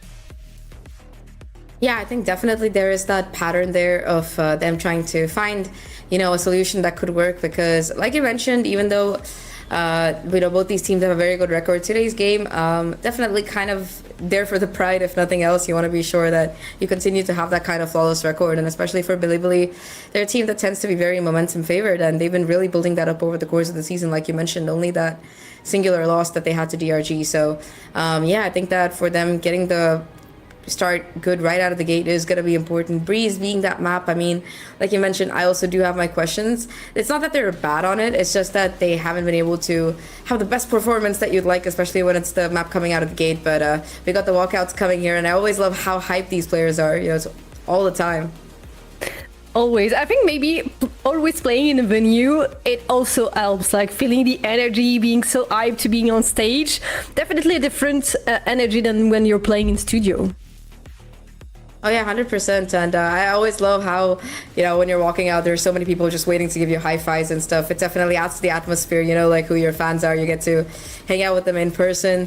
And I really like how vocal a lot of these teams are about it, both like, you know, when they're walking onto stage and during the game itself. I love the high energy, but yeah, I mean, you can never really go wrong with production, I feel like, watching VCT China. And the fact that they're doing this in a different place every single stage just makes it even more impressive.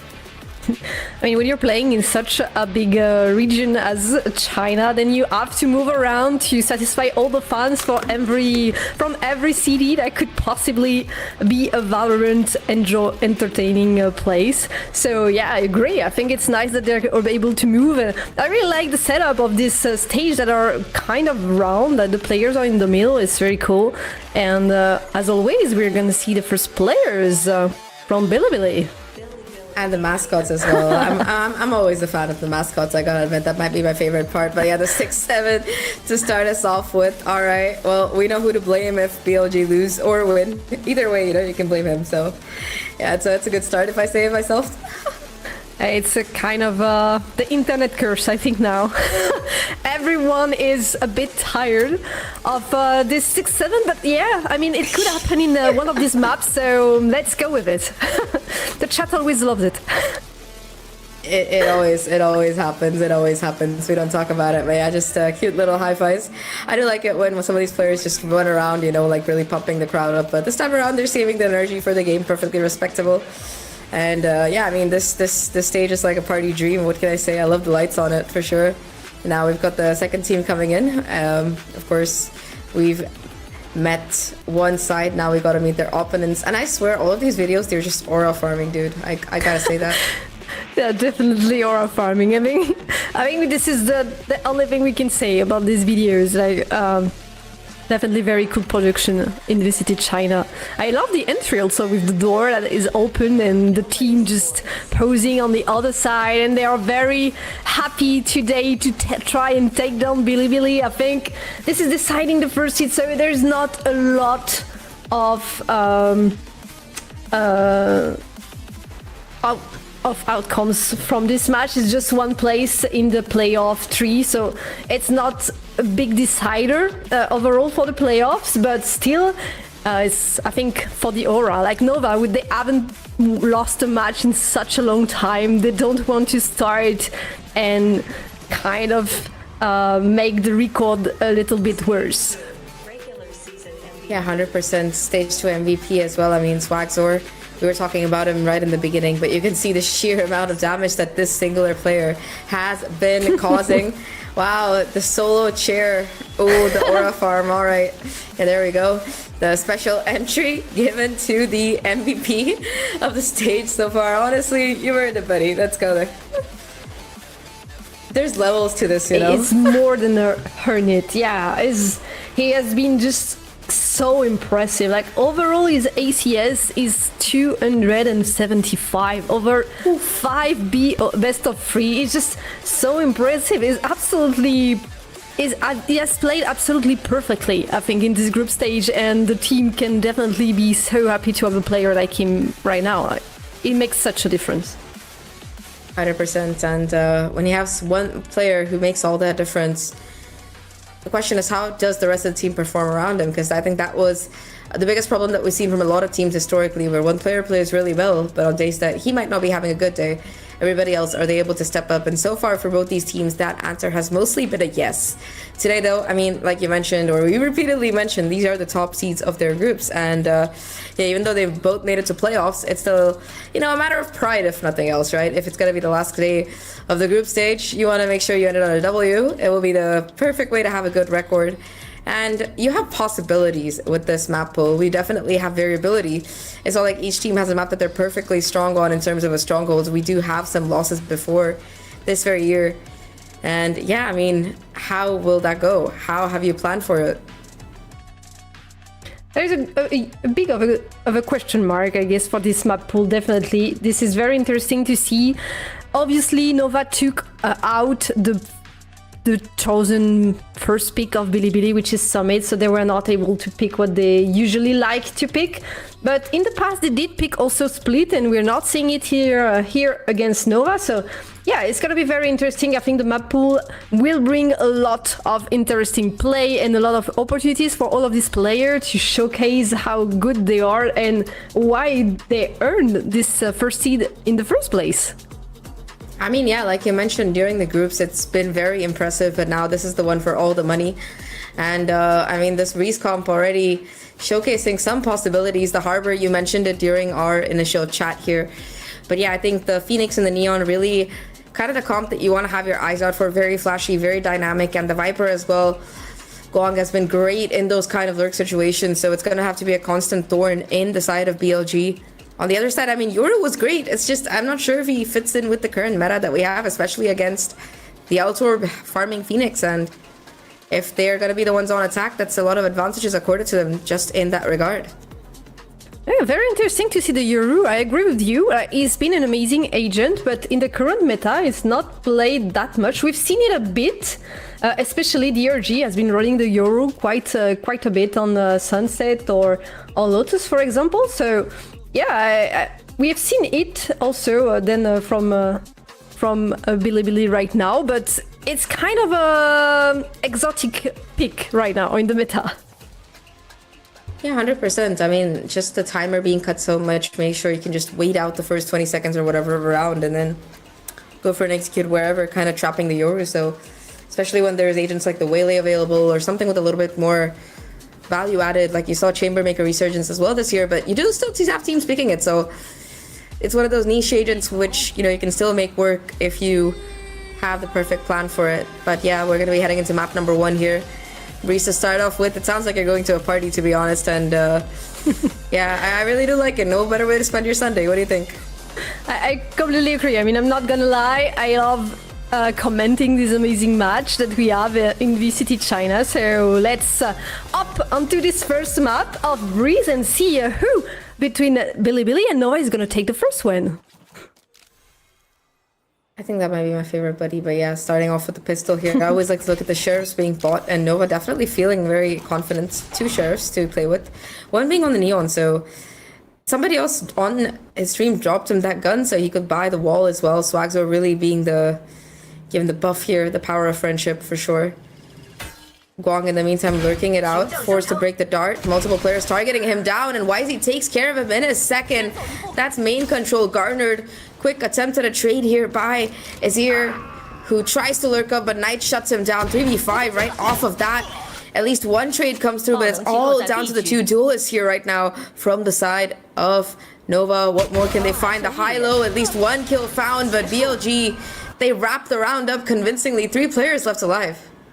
The energy is already up in this game. Players already standing up, and it's only the first round. It was an interesting pistol round from the side of Nova. I mean, they went on side, they were able to take some space, but in the end they did lose the duel, so they were not able to do actually any damage to Bilibili. It was very convincing pistol round from Bilibili.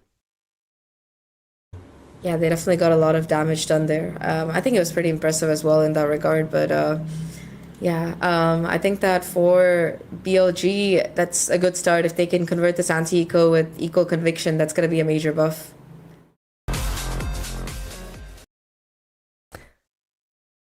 It would be a very good for Bilibili if they could convert the round, obviously. It doesn't look like Nova are gonna force, so it should go the way of Bilibili. We have some trouble with the clean field right now, but don't worry, it's gonna come back very soon. I don't know if it's a tech timeout. It might be a tech timeout. Yeah, I think so. Maybe it is. Yeah, so unfortunate. Quick pistol out of the gate, but what we saw in the pistol was pretty impressive. Like, you could see that BLG kind of knew the lurk tendencies where Guang likes to play, and they had like a setup ready to deal for it. Take out the lurk early so you have more numbers in the retake. It was a strong start. I mean, only 1 round, so not that much to say yet. But what I really like is I see that both of these teams are already really into the energy of the match. As I said, it's not that important because it's only a seed decider, so it will not change the face of the world for them. But still, I think it is important to keep the focus and stay in the mindset of the competition, because this is the playoff. So when they will play next, it's gonna be a lot. There's gonna be a lot of expectation from both of these teams, especially if they want to qualify for international events. They have to deliver the same level of play that they've showed in the group stage. Yeah, 100%. And I mean, it's also just a flex thing. At the end of the day, you want to say that, all right, I am the indisputable #1 seed, and I kind of like that about these little pre-playoff games that we've been having, you know, for the first 6 seeds. I think that you got to kind of earn it. And yeah, I mean, if you've topped your group, that's one thing, but to say that you've beaten the winner of the other group, and that means you are, you know, top dog, that's going to be a major buff heading into the playoffs for sure, especially when you consider that for both of these teams, I mean, unless of course the current top 3 teams, 2 of them end up taking the slots there, these are teams that have to make their way kind of to a top 2 in the playoffs to guarantee themselves a spot at Champion Shanghai. So yeah, I think that it's definitely going to be high stakes in that regard.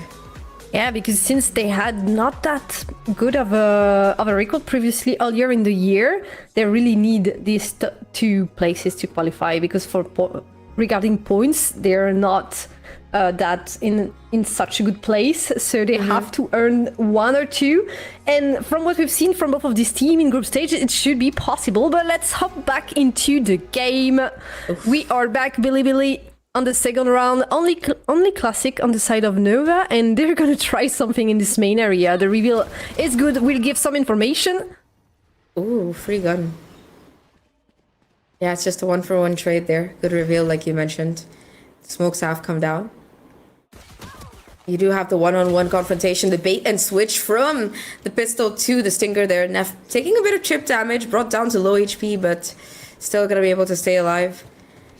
Alongside FT, who did not take any damage at all. Backup on the site, available, ready to go still. Only 1 Spectre in the hands of the Sova. This stall utility coming down as well. Neff with the spam finding another kill. Falling apart here. 15 seconds left. Nova have to make a move. They have to commit, and they go down 1 by 1. Neff with a triple. The last in the hands of YZ. And it's a pretty clean round here for the defenders. They did wait quite some time in the main area, so I think they lost a lot of time, and in the end they didn't manage to find a lot. They just get 1 kill and get 1 weapon, which is definitely not enough. And when they come back on the other side of the map, I mean, there's only the poison smoke from Viper is enough to actually stop them from entering the site. So very easy defense on the side of Bilibili. I think it's convincing round, and they're gonna go to a bonus round with a lot of weapons also. Yeah, they dropped the Marshal for the Spectre as well, so definitely pretty good to get aggressive up close and personal. It's so hard to deal with these guns, but again, Nova trying to play things a bit patient. They've got the rifles, they've got the advantage in these distance fights. So far, just spam warning shots to come through, but no real damage quite yet. I think they're kind of a bit scared because they don't want to give weapons to Bilibili. It would be a terrible fate for Nova, and they have to find some early pick would open the map for them and allow them to actually find the right place to execute the attack. And they're gonna go in main A once again. 4 players strong. Will they take and give the info? Yes. So there will not be a rebuild this time because Sova is not there. They've got to run it back as well. That's going to be the lead up into sight. It's going to be broken. And oh my god, these stingers doing the damage still. It's going to be a 2-for-2 trade. Not even that, a 1-for-2 trade, because one of them was the Phoenix ult, and now you got the Lurk as well. Guang finding the timing, finding the double. That might just decide the fate of this round here. And now only the Neon left alive. Swagsor shuts him down too. And Nova win their first round with 4 players still alive. Very nicely done. Yeah, I love how they played this. They actually waited quite some time, did not get that much info, but they have a very strong execute on this A side, and they were very clean with the duels, taking advantage of the weapons that they have to actually have a very clean round, because they only lose 1 player, so economically wise, it's a very good operation for Nova. Yeah, admittedly it was against the bonus round there from the side of BLG, but BLG now have the full buy. The op, as well as the judge, truly the dichotomy of weapons. YZ though is the one to strike first, and Swagsor the first casualty of this buy versus buy round. Second line of defense with the help of this judge. Smoke gonna fade any second though, so yeah, I mean, if you peek from far, you get the op. If you peek from close, you get the judge. That's gonna be very difficult to get in, especially with the Astra util. And now they have to think about what they want to do. They have the information about this operator now. They know that it was previously in tunnel, but it's a Euro, so it can actually TP back to anywhere. They have absolutely no idea where this weapon is, and they have to try. So it's gonna be B, but YZ is still here with the sniper. Still in position as well. The recon not gonna be detecting him. Now it's going to be up to these two remaining players. The flash connects, pushes the op off the angle for a second, but YZ still alive and kicking 3 kills right now. Knows where the last player is, not able to scope it in time, and it's just going to be a 1v3. Make that a 1v2. Spike dropped on the B side, has to make his way in time, but Knight not going to let it happen. The op back on the sideline, and the round in the hands of BLG again. Nova were not able to handle this operator at all in this round. I think the first kill, okay, it's a bit lucky. I thought the timing was off, but definitely it wasn't. Swagzor is the first victim from the operator there, but yeah, obviously you're very happy. But yeah, after that they kept pushing onto the operator without a real plan to actually take care of it. I think they wanted to use the information that they had to just win the duel and take him by surprise, but it didn't work at all. Oh yeah, 100%. And more than that, like, just off the back of the information, that was some really good calling coming in from BLG. And the fact that, you know, the operator, they were ready for it to be deployed in that round number 4, but also they knew exactly where to put it. The tendencies of this team, the kind of splits that they like to go in for, they did gamble more players to stack it towards B and mid, but it was a choice that worked out perfectly fine. And yeah, just YZ's positioning throughout that entire round, the opening kill as well as the 2 more that he got from, you know, side elbow, very, very convincing. They get the operator as well for this next round, so a lot of the question marks that I think Nova would have would be, how do we deal with this operator? Do we have the utility for it? Are they going to try and put like smokes or walls down? Because they do have a comp that has a lot of cover available with the util, but you also need a lot of that to protect against the retake. So if you can get BLG into a retake situation, it's gonna make things tougher for them with the op, but getting past the op, that's the first question mark. They definitely have to find the way to go past YZ, and YZ obviously is gonna be in a different position this time, more towards the middle, and is gonna have, I think, some targets to shoot at very soon. So will he land the shot? The answer is no this time, but Rushia is here to cover his teammates. Still have backup on the site though, 4v4 situation. The smoke comes down, there is that TP available. But the harbor utility gonna make it difficult to get a shot through. YZ though with the recon finding vengeance for his team. Still has the op available, but the peek from CB shuts that down real quick. It's all up to Knight, does not have the timing. And it's just gonna be a 2v3 situation. Advantage once again in the hands of Nova. Can they win out this attacking round? They have the site to put down the spike.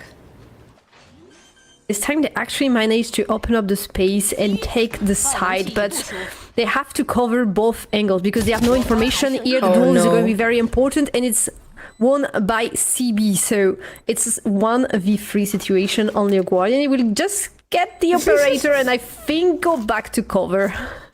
Yeah, I respect it. Valuable investment, you've got a lead. And Nova have 3 players alive, so anyway, it's going to be very difficult to do some damage. You really needed to win that fight on the flank, but CB just better on the timing and the swing there. Getting it done. Nova got to be able to get closer to narrowing the gap there. And maintain an eco, more importantly. And look at their ults for this next round. 1 away from the Reckoning. You've got the Phoenix ults as well when they run it back. And of course the post-map, or rather, post-plant ult, Sova ult here. So a lot for Nova to work with in that next round. Economy as well starting to finally get a little bit of a buffer.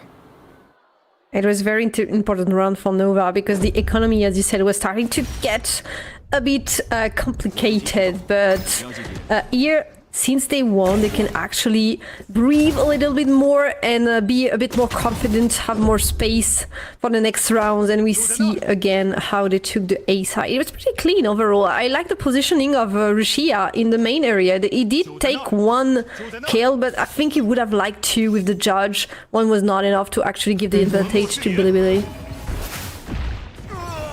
Yeah, it was a bit too even for your taste. See, now it was fast and aggressive push from Nova. Run it back in hands. They spot out 1 player looking to go down towards mid, but the timer runs out very quickly.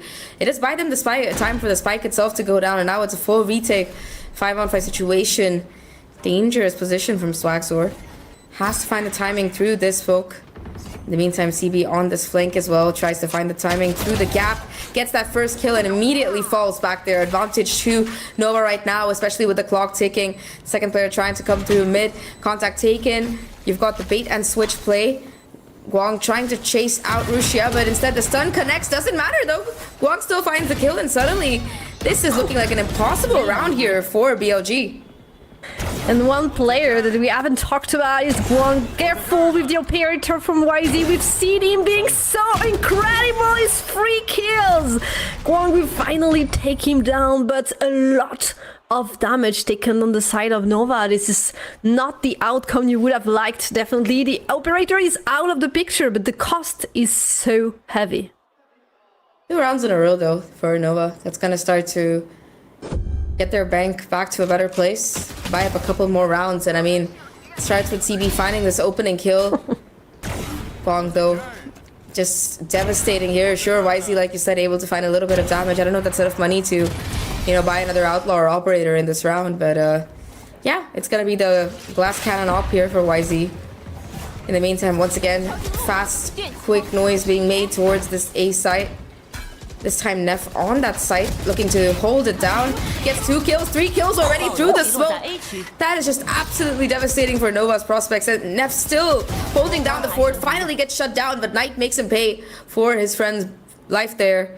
Just gonna be Guang left in a 1v4 this time. He got a 3k last time, it's gonna have to be more than that. Absolutely devastating for Nova. They had the right timing, they had the right place, I think, on the side, but the defense was just on point for Bilibili, and now Guang, that was left kind of as a satellite to cover the flank, is just all alone without the spike, and I think he cannot do anything. It's a 1v4. Bilibili, they're gonna take him down. He has 1, but definitely not enough. Not nearly enough. He has 40 seconds to play. Maybe there's someone in his back. I think he has to move forward.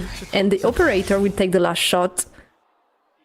Fitting way to end the round, I guess. Last time Guang took it out of YZ's hands. This time YZ puts him back in the ground. Circle of life and all that. But yeah, very nice round here from Neff.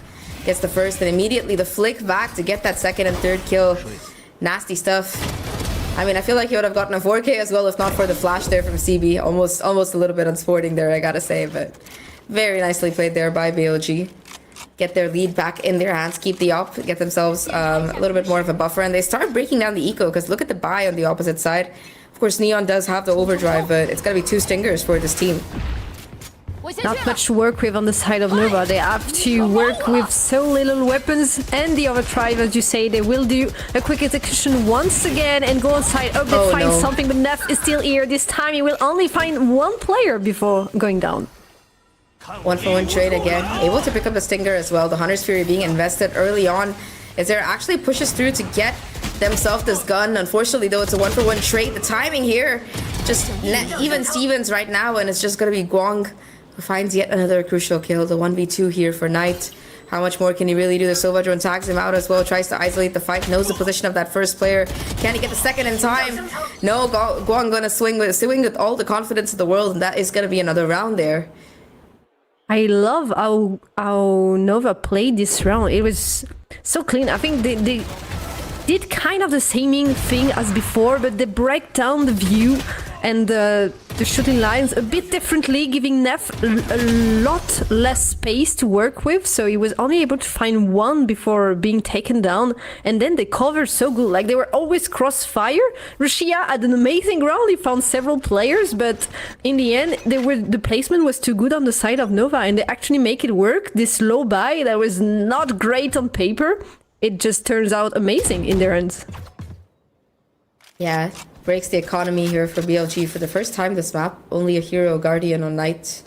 Everybody else with pistols. You do have the overdrive for the Neon, but I don't know exactly if we're going to be seeing it. Neff now backed into the corner, forced to use the star to get out of range. Can reuse it later in the round, but it's going to take a few seconds before that's possible. Swagzor in the meantime trying to sneak up, spots out a player, takes a little bit of chip damage, gives the same back to YZ. I would say though that Nova definitely has more resources to work with as they try to push through, but yeah, it's just a little bit of a ploy, fake ploy. Oh dear. Leon diff, okay.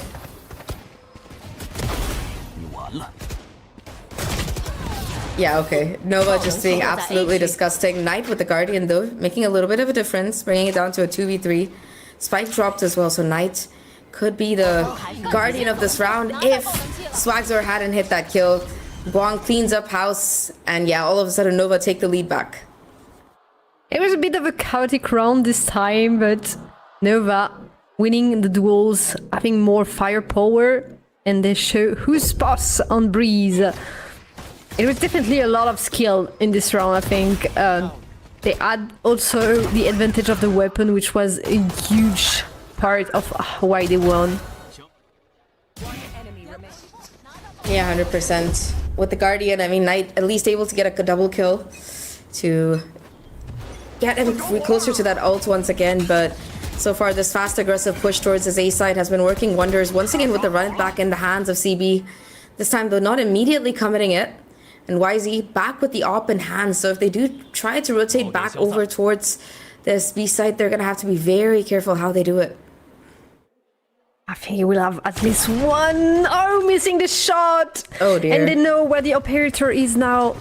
YZ, the positioning of Gwang also is very interesting. It's gonna be very early on top mid, and it could be a surprise for YZ, and it definitely is. The clone is not enough to cover, but the defense on site, Knight finding one kill and taking down the ultimate, but it's not enough against Autumn. So 2v2, CB with the flame wall, able to get his teammates space it up to plant, and that also gives them to Hunter's Fury. No safe place to use it from, that's kind of the problem right now. The drone as well being locked in.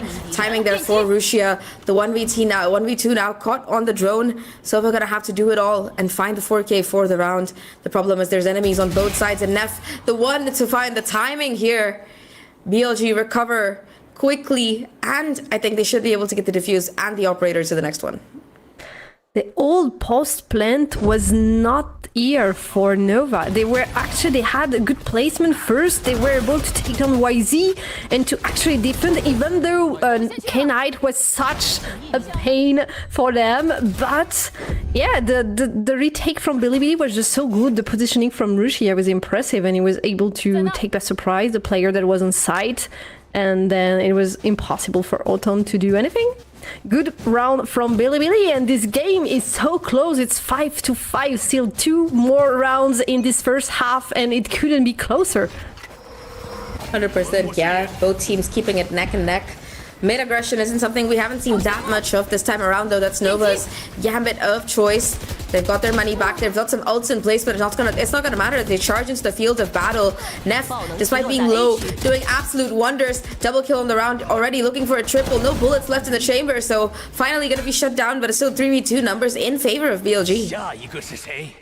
They still have the numbers, and they have the information with the dimensional drift. Very important.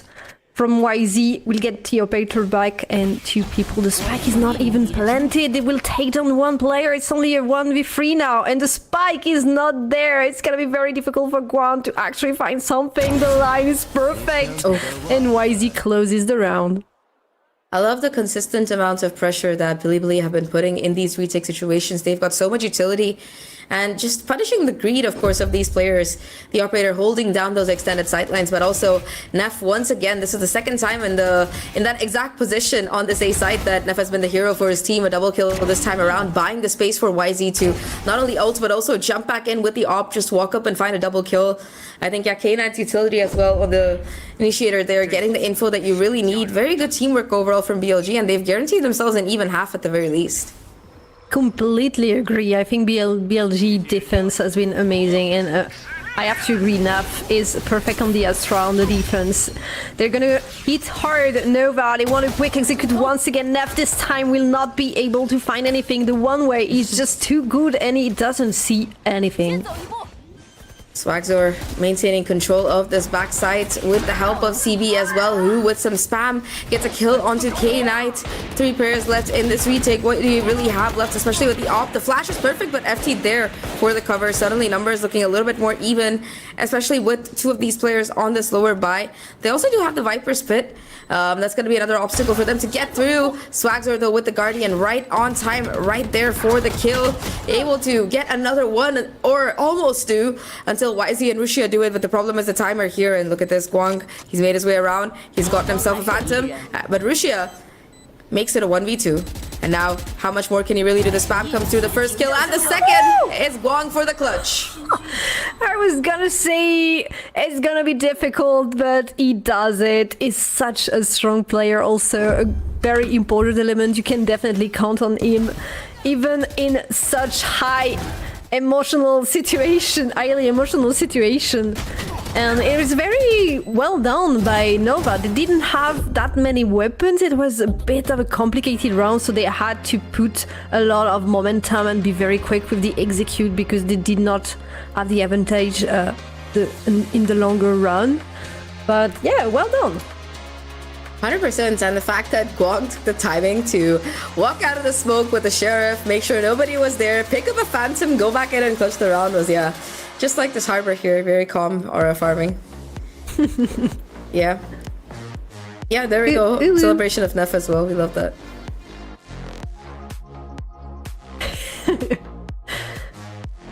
This is a one very sad raise. I feel like it's more like, I look very cute, you better give me like chocolate kind of race. It looks like Shrek, like the cat in Shrek. It Oh was yeah, kind of the yeah, same. Puss in Boots, yeah. And you have to lick your finger! But how can you do it just as good as the Bilibili player? You can try. Come on guys, put some effort into it. It's just does licking not your want to finger, do it's it. fine. Yeah, there we go, see? Some effort. Oh, you moved the finger! Come on, do it properly. Oh, they're just shy. It's Well, a they very tried. interesting thing to do on stage, I must say. It's up to the dance, up with the dance of Boster at this point. I really like but Boaster dances are one thing, but every week in VCT Pacific, there's this team called DFM.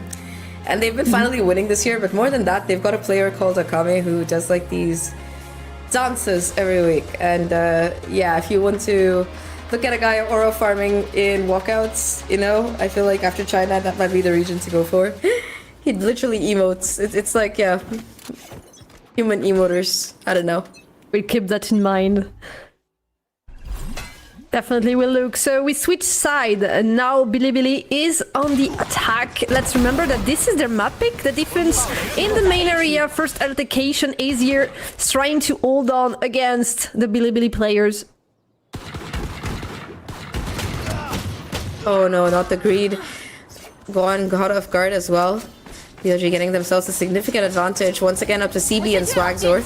They've been heroic before, but can they find damage in the face of this entire BLG squadron? Not gonna happen, buddy, and that's yet another round for BLG. They get themselves to an advantage once again after the 6-6 half.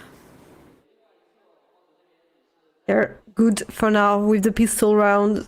Absolutely no chains for Nova. I think they only lost one player. So very convincing round. And I agree, there was a bit of a greed here in the main area, but he realizes his mistake when he saw two player and he had only a few bullets left. It was the beginning of his demise and the second pistol round going to be Bilibili. No forcing again for Nova. So it should go the way of Bilibili. I don't know, sometimes I'm terrified of these classics more than anything else, but yeah, you're right, should be a Bilibili round, especially if some of these shots connect. It looked a little bit too close for comfort if you were CB, but yeah, Rusia just playing passive. The rest of BLG as well, anticipating maybe like a mid push or cheeky stack that eventually ends in a push, but yeah, it's just the clock ticking down and BLG along with it looking to regroup towards this A site. There are 3 players waiting in A main, so this might be a bloodbath.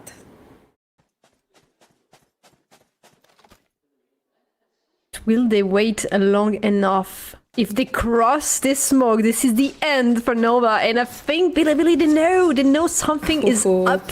They wonder why is this arbor smoke right here? So they will wait just the right time. 2 kills taken by Nova. But it is not enough to do real damage to Bilibili. YZ to close the round with the last 2 shots from the Marshal, but yeah, like you mentioned, that's some damage, but not quite as much as you'd like. And for BLG, just another convincing round there. I do like that the patience that they showed was quick to pay off, although I do like the counter strat there from Nova, using the Phoenix Flash to dodge the drone. Nice shooting there from FT as well, getting the double with the Sheriff. The tag as well onto CB to find the final kill there. So yeah, I mean, YZ and Neff both topping the frag charts. Guang needs some help, I gotta say, from the rest of the team there. Maybe it's gonna be a bit better on the defense side for Nova. It's the bonus round once again, but very strong round still for Bilibili, and careful with the Marshall. It's not in the end of Wise either. They gave him the Vandal, so it's gonna be he's gonna have a lot more firepower. Firepower, yeah, 2 kills already though for this Nova side. Swagzer with 10 HP finds another one, and suddenly it's just gonna be Neff left to 1v4 to try and find. Sure, this was a bonus round, but they had those rifles in play, and Neff not gonna be able to do anything. CB to be the final nail in the coffin there for BLG. And once again, Nova, once they get these weapons online, they start firing off.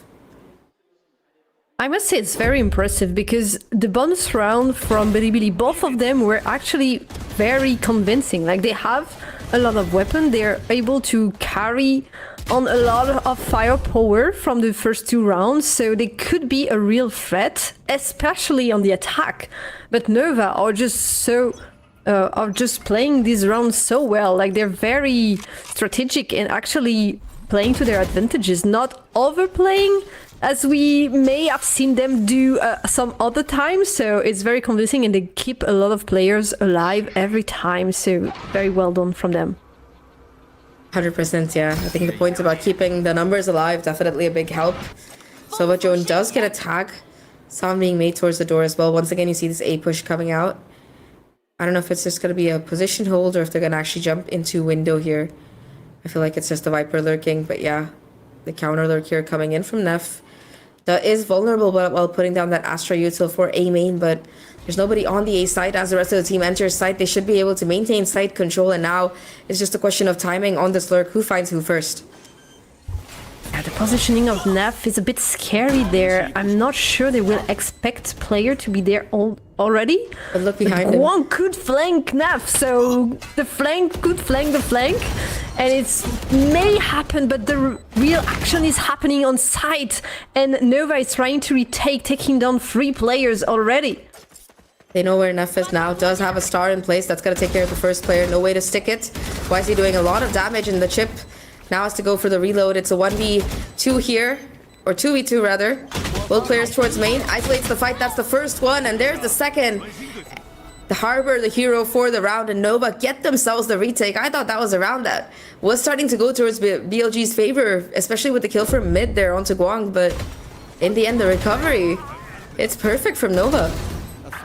Definitely agree. I think this duel in the mid was very impactful on the rest of the round, and I definitely thought that it could be the way that Bilibili find a victory there, but it was still not enough. I think also, even though he won the duel, then his position was revealed, so he had to regroup with his teammate and could not surprise the Nova roster, the Nova players on site, so it was a win for a loss, I guess.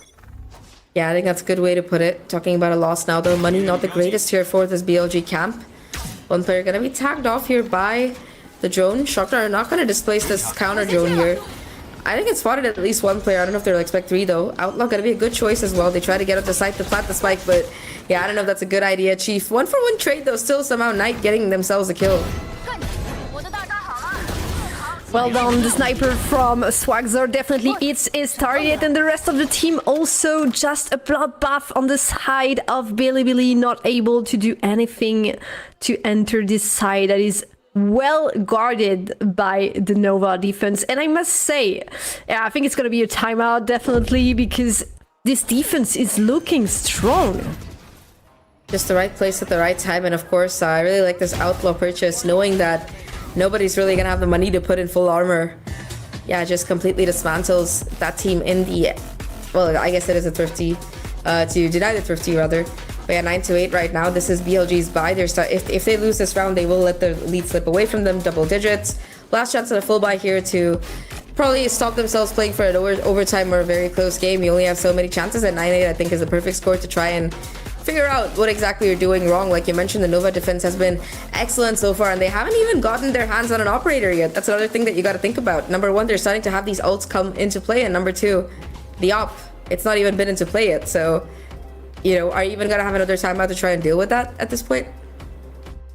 I must be scary for Bilibili because they can see that this game is starting to slip through their fingers. I think this is something they have seen if they have kind of tried to anti-strat what Nova has done, is that they have a very strong defense side. Against Trace, for example, they won 7-5 on the defense, but they lost the pistol, so when they had the weapons, they lost only 3 rounds out of 10. Very impressive record for Nova. So it is kind of scary, and I can understand that Bilibili, they want to lock down, equalize now, because it's only 4 more rounds to victory. Yeah, very close. 5 for them, 4 for their opponents. Whoever gets there first, of course, will also decide kind of the tempo of this next map, because remember, this is BLG's pick.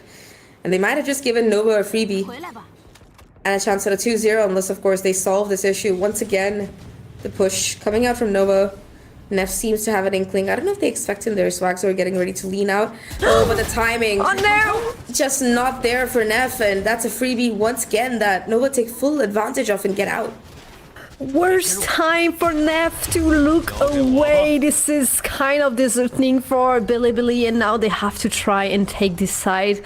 The dimensional drift will give all the information. This site is almost empty, and they will be able to plant the spy. The positioning from Ryzy, you have to get rid of him, and also FT is left in the middle. I'm not sure Nova knows that he's here. They definitely seem to expect him. You've got the crossfire in mid as well. Both players waiting, in FT, I mean, what do you even do here? 35 seconds, you just try to hold on to this gun, I guess. Spike dropped in the middle of side as well. There's no way you're going to make it in time to try and clutch out this round, even with the Viper's Pit. So yeah, just going to be the safe call from the last member of this Bilibili squad. But yeah, I mean, that was so unlucky for Neff, and everybody else just falls apart collectively after losing their Astra and their IGL. It was a bet on the side of Bilibili to pick this Breeze map because they saw that Nova were good on Breeze and that it would be difficult to take them down, but they wanted to try. It was better than Split in their opinion, another map that they picked before.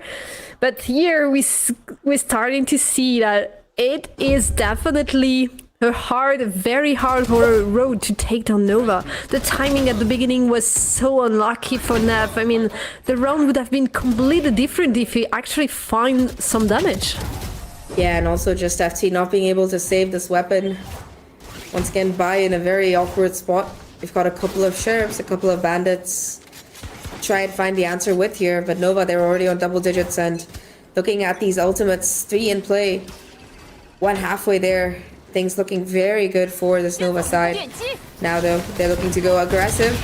Sheriff finds the first, and Swagzor to find the third, maybe a fourth as well. Completely on the tracks for an ace here. It's just gonna be down to FT on the lurk once again. Does get spotted out, tagged up a little bit. Teammates trying to keep him alive for the chasing Neon. Swagzor hungry for the ace, looking for the kill. FT now on to this ace side. The rest of the team giving him the space to work with. You better not kill him. Your teammate wants the ace there, buddy. And yeah, FT just trying to hopefully give the kill to somebody else, if nothing else.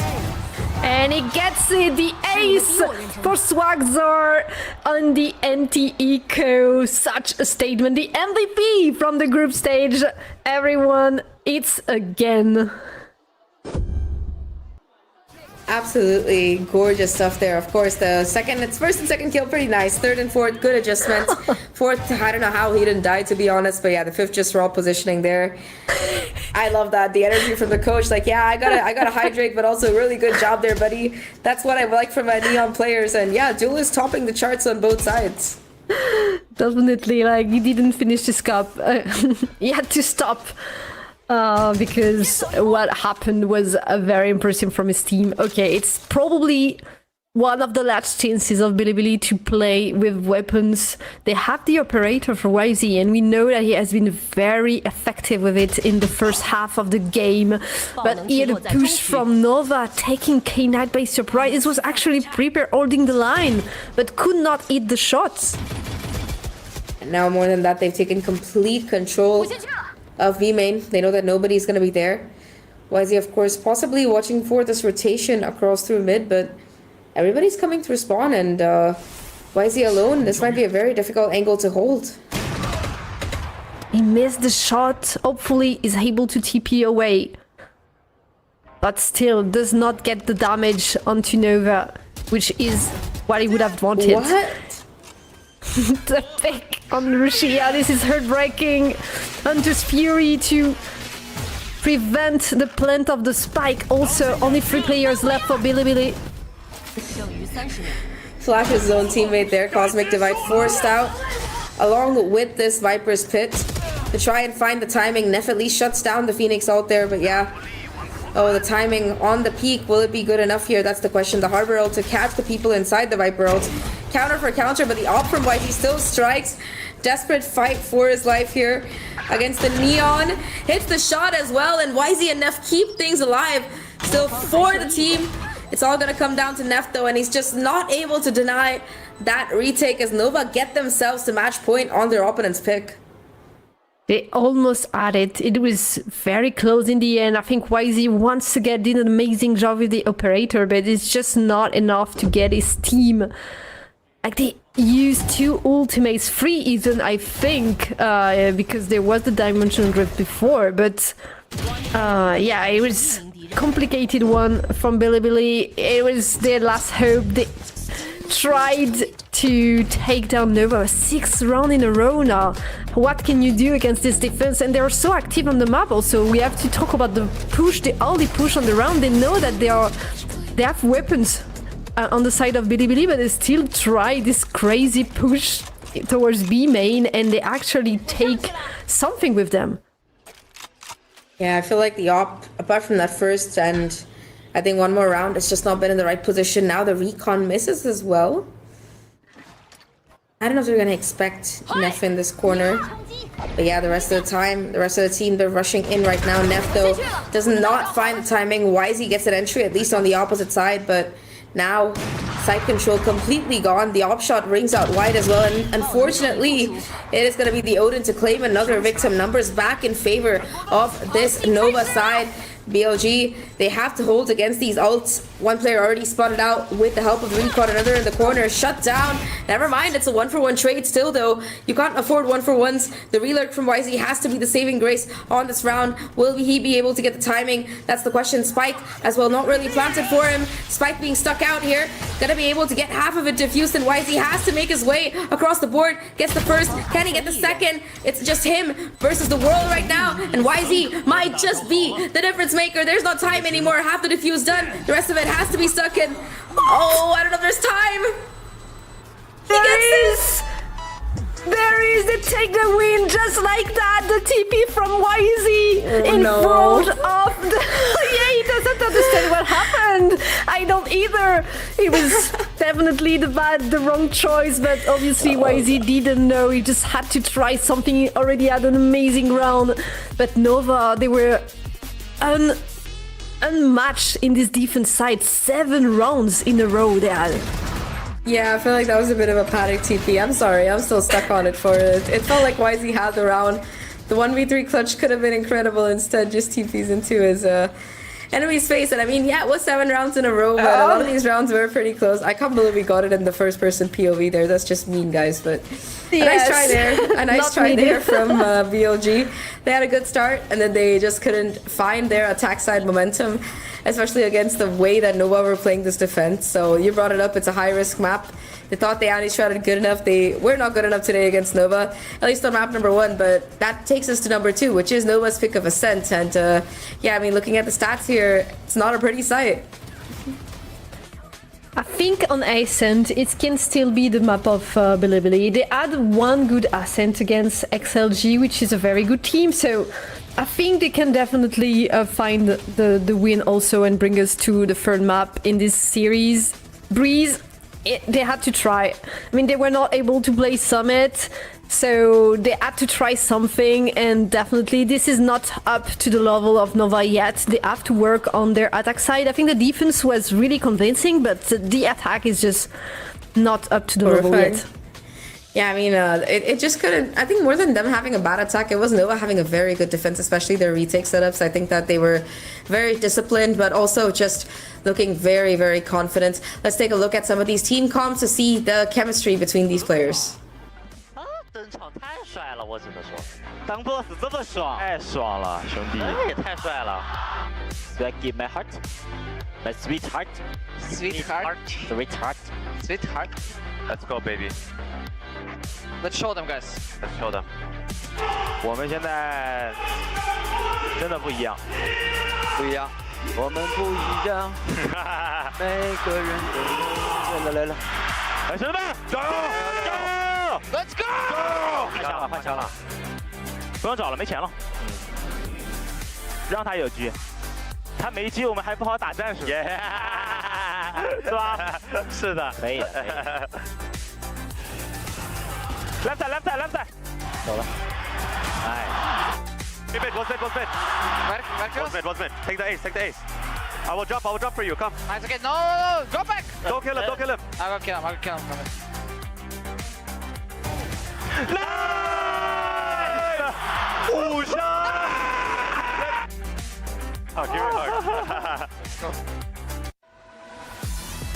We love having homies hype see the us synergy up like between that. these team. It's absolutely amazing. And the MVP is CB, yeah. Yeah, CB on the Phoenix, consistent damage, run it back every 3 rounds at the very least, if not more. Like, he was farming these Altorbs, and I respect a player who farms Altorbs, I gotta say, as an Altorb farmer myself. But yeah, consistent entries, you know, a lot of these rounds just getting these impact kills, holding down territory that was crucially needed, these kind of disgusting spam kills. You know, it's planning, but it's also luck, and CB definitely had both in spades. But, you know, especially on the second half, the utility was just fantastic. So many times it was the flame wall or even the mollies that he was putting down that was buying his team more time to rotate in and really show off those retakes that we were like so happy about. We've seen a few molly kill also, so definitely great usage of the utility. Obviously, when we see the scoreboard, we want to highlight YZ. If Billy had won, it would definitely have been the MVP. He has been absolutely incredible, especially on the defense side, but unfortunately, it was not enough for Billy to win, so it does not get the MVP this time. And we can see that the post plan from Billy were so bad, 0 out of 3. Like, they were not able to get this site and to keep them. And I want to go back to something that you said, that Nova were really good on the defense, especially with the retakes. And what I saw is that they played the A site only retake. They put the Sova there, and they were letting saying Billy, okay, go on side, we will retake it, no problem. And this is what happened every time. Like, they just know how to play this A retake so good. It's very impressive. 100%, yeah, I think the retakes were really fantastic, but also I think the teamwork as well coming out of Nova. I mean, they look so prepared for this defensive side. They had perfect rotations a lot of the time. The calls there to, you know, push out of B side, take elbow control, or you know, take map control in general were just really good from Nova. They looked very confident and very prepared despite this being BLG's map pick. So yeah, map number 2 definitely going to be exciting. Let's see if BLG can bring it back, but before that, we're going to be taking a short break, so we'll be bringing it back in a bit.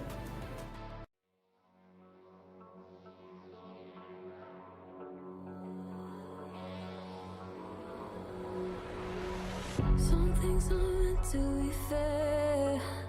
I know you left me down and out, and now the river is red. Got that hit on your head. Should've buried your dead. Should've listened to me and said, oh, how little you know. You better watch out, my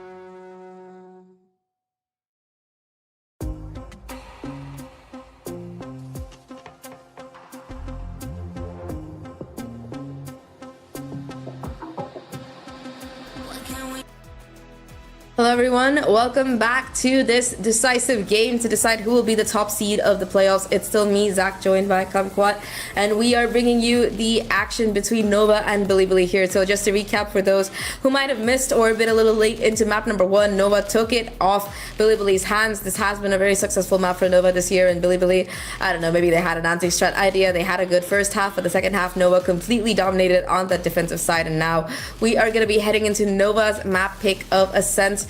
We were talking a little bit about this map before we headed into the break, but looking at that map number 1, what are your thoughts about the series so far?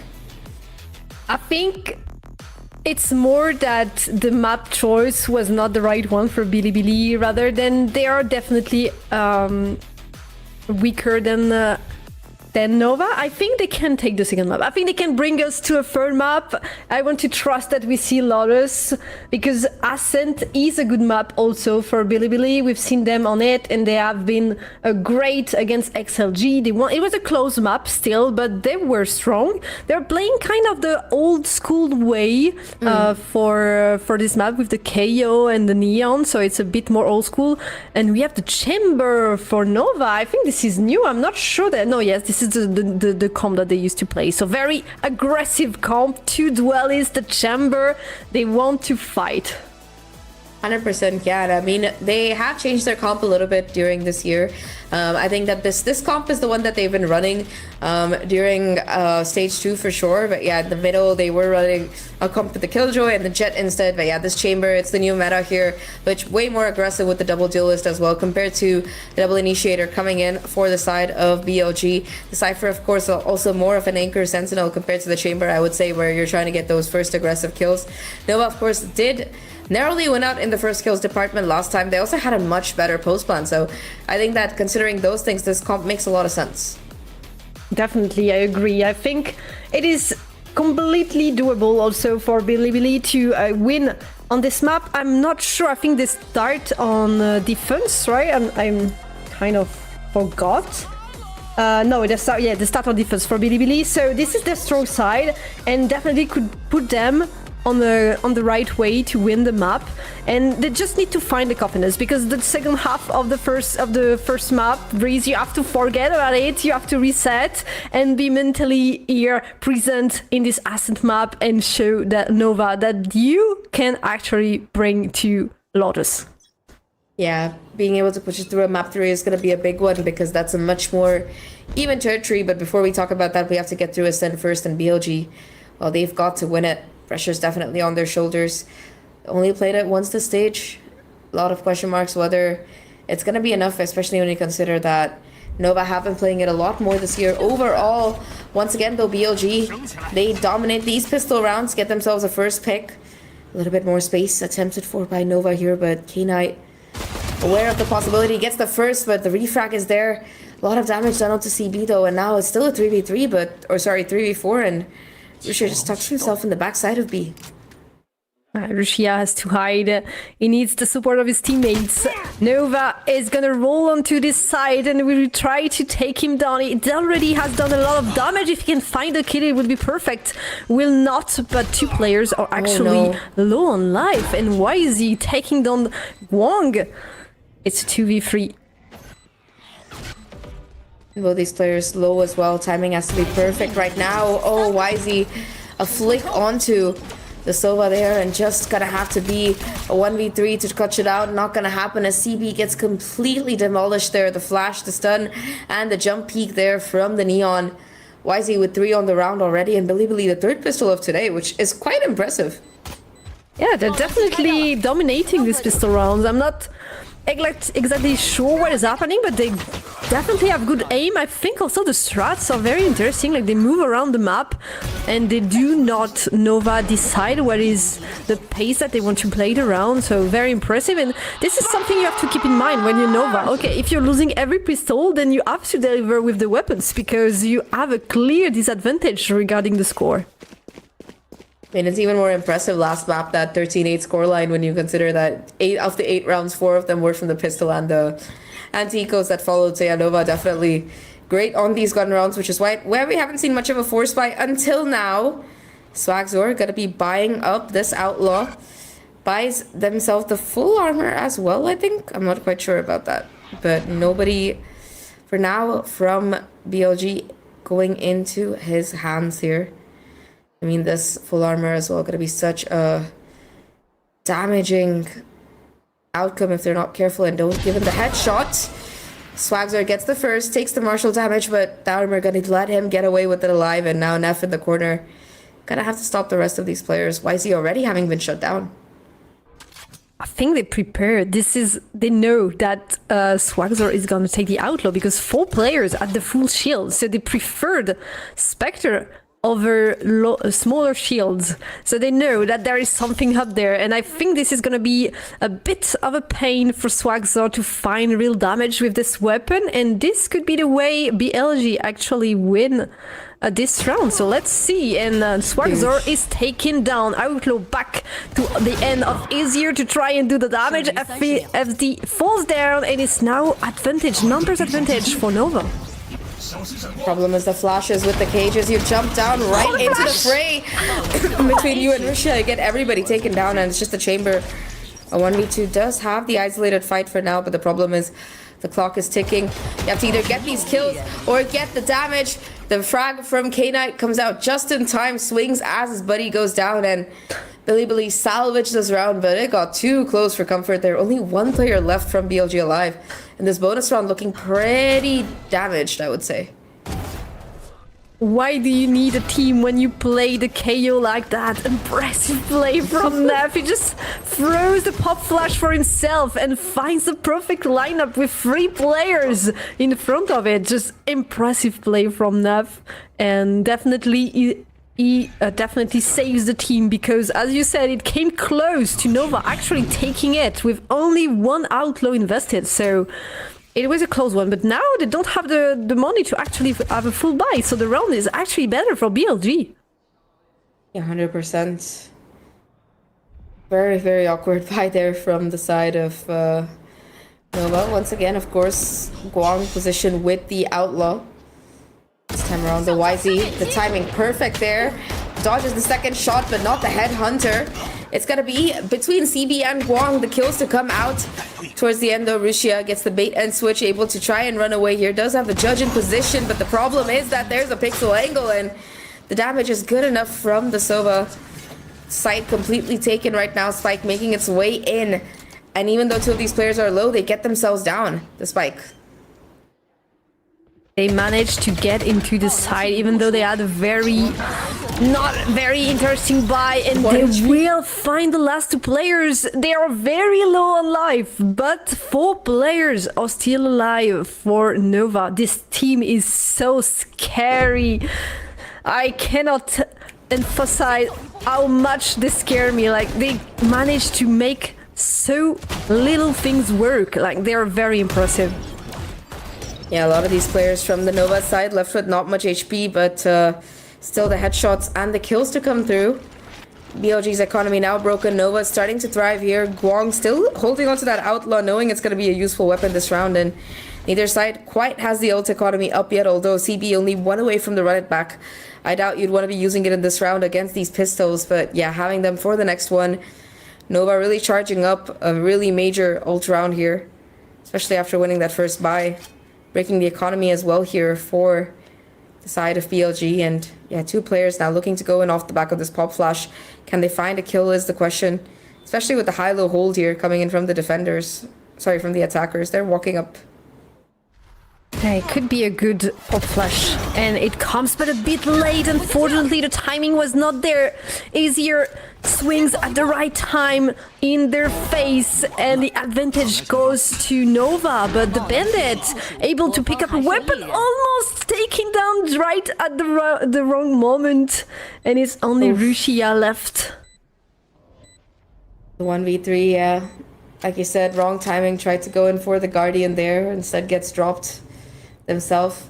Rusia now versus the Worlds. All 3 players kind of holding down the pseudo crossfire. 1 all the way in spawn as well, right behind him. So Rusia on a timer right now. Not even going to be able to save this. It's just going to have to be the kills to come through. But Swagzor is the one with the 3k to guarantee Nova the round. It was still a good eco, I think, on the side of Bilibili. They did a lot of damage to Nova. Yes, the round is lost, but They killed several players and the other one took some damage, so they will have to buy a shield again. Yeah, this flash unfortunately was not perfect, but it was actually fully blind when while taking the kill. Just had half a second of warning to spam down the two players. They kind of lined up as well. A little bit unlucky there for BLG, especially after getting the first kill. But yeah, they have their buy again. They've got the AWP in the hands of YZ as well. And YZ was a major win condition in a couple of those rounds on that previous map. So let's see if he can continue to be a menace. But this time, talking about menaces, it's Swagzor all the way. He takes control of site along with the Sova ult. Azir shuts down Neff. Numbers continuing to be in favor of this Nova roster, 5v3.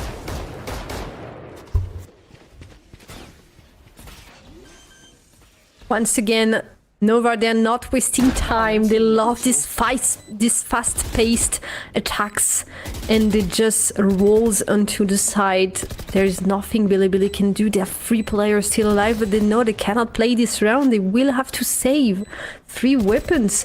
There is the operator for YZ, and you want to keep this investment that was very costly. The first 2 rounds were for them, but it started to shift the other way. It's not without reminding us the previous map.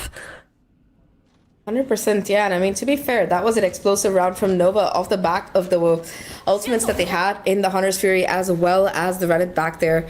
Now though, K-Knight in the corner. Will it be full clear?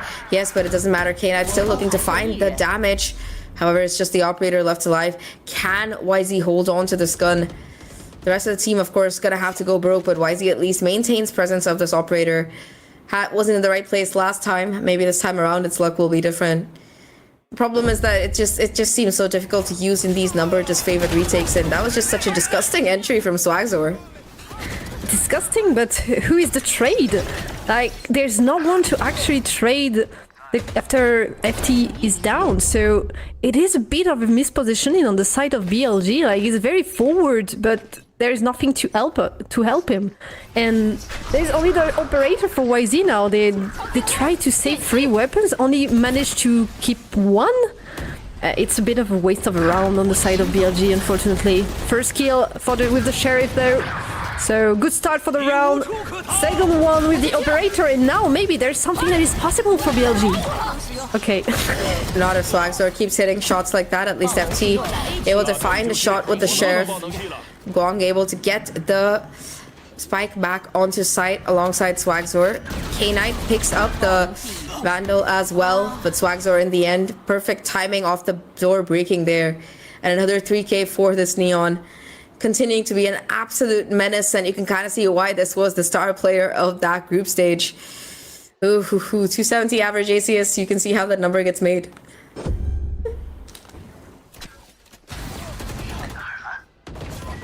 Good damage for BLG. At least the operator was able to do some damage there, but Swagzor, impressive play from him. And the timeout is called. This is gonna be an armed round for BLG. It's 4-2 already, and they're really struggling on the defense, even though it is Ascent, and they should be really strong on the defense. This is the strong side. Against XLG, they add 8-4 on the defense, so they need to pick the pace up, otherwise they're gonna be eaten alive by Nova. Yeah, I mean, we talked about the momentum, and so far BLG, they haven't been allowed to gain some second half on the previous map, and the whole of this one so far, it's just been Nova all the way.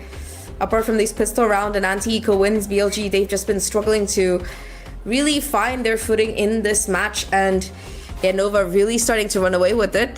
They did spend those 2 big ults last time around. I don't know what's left in the tank for this one. I don't know if CB has the Phoenix ults back yet. Remember, this is last map's MVP as well, continuing to just be an absolute menace on this agent.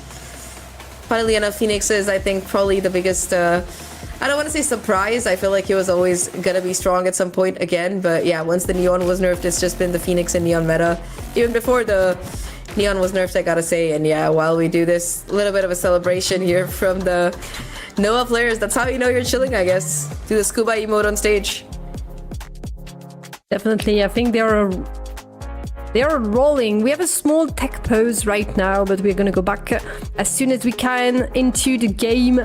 Nova players definitely are looking good. Everyone is smiling, and we've seen in the comms before that the energy was up. I feel like this team has a really good synergy as like the individuals. They're actually looking like they're friends and that they really like each other, and probably this is part of the reason why they are so good in this stage.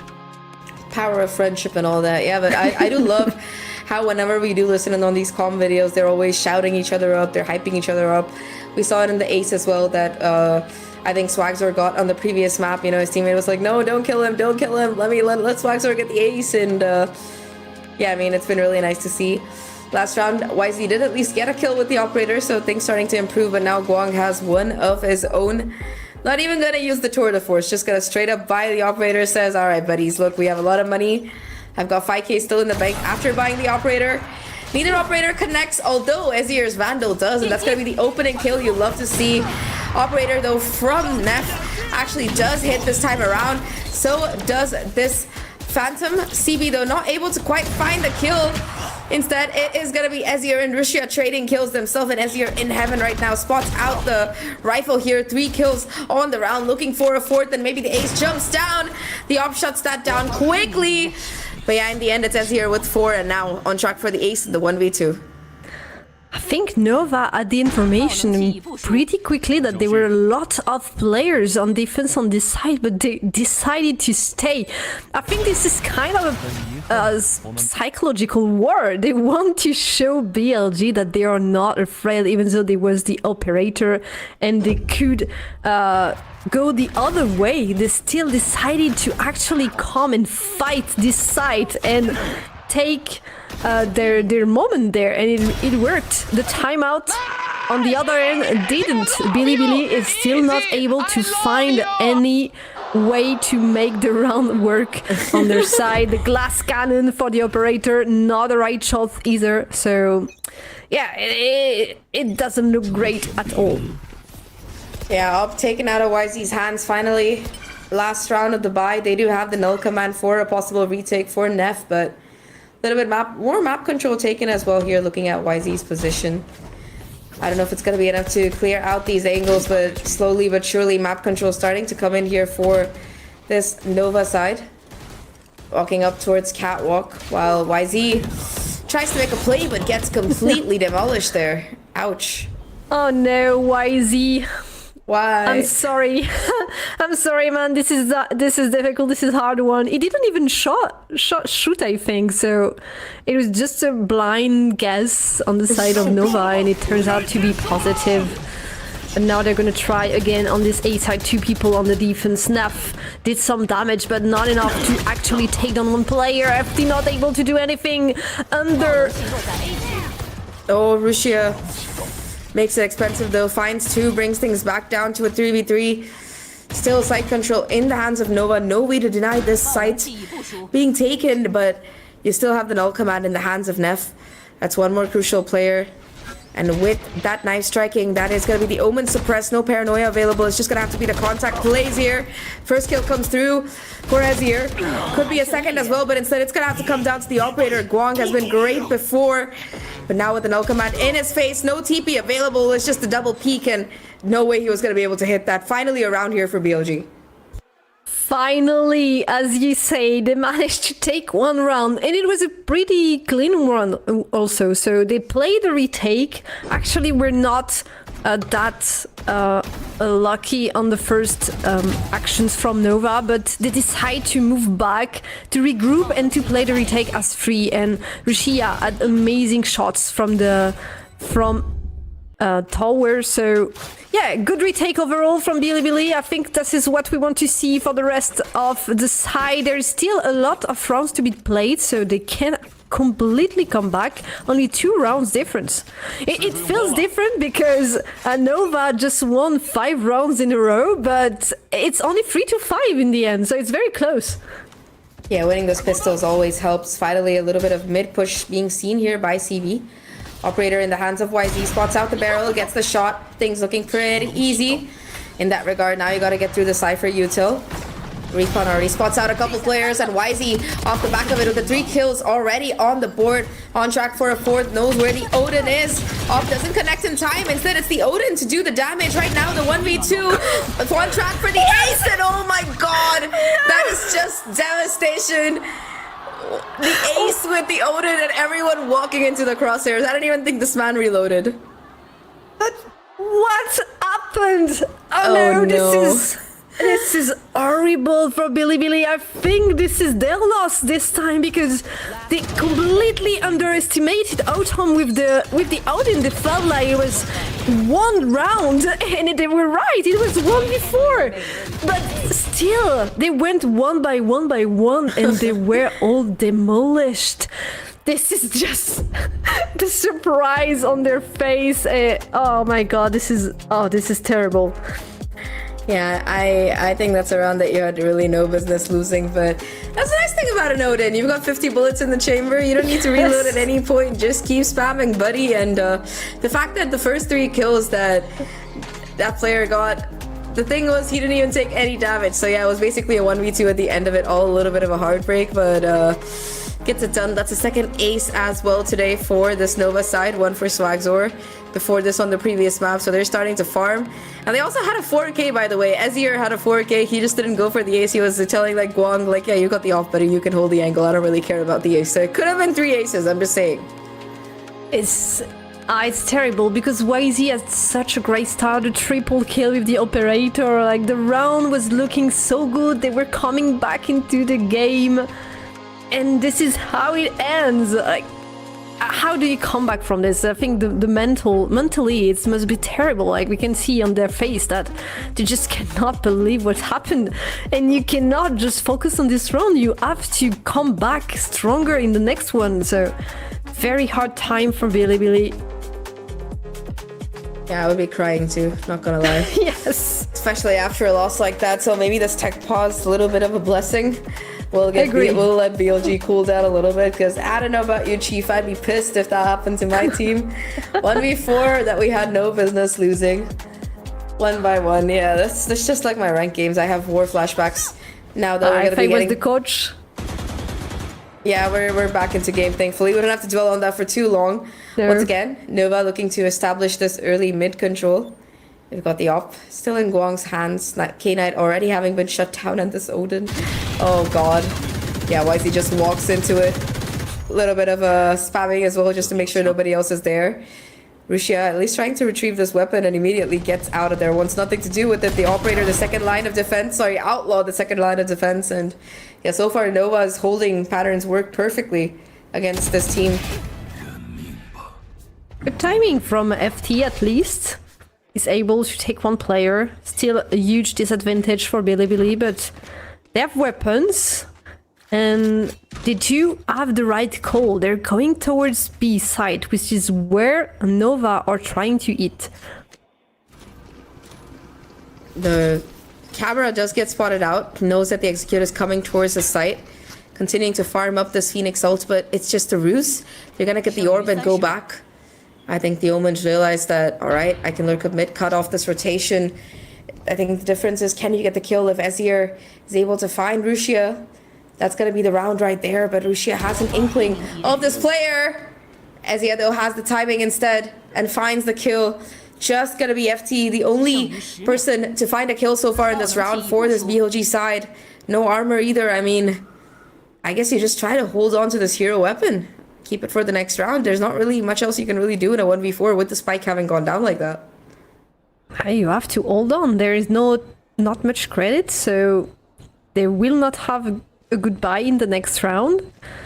You have to keep it, but will you be able to keep it, FT? You have to hide because they are going to hunt you, and he knows. Autumn just knows, and he will find the kill, forcing FT to go out.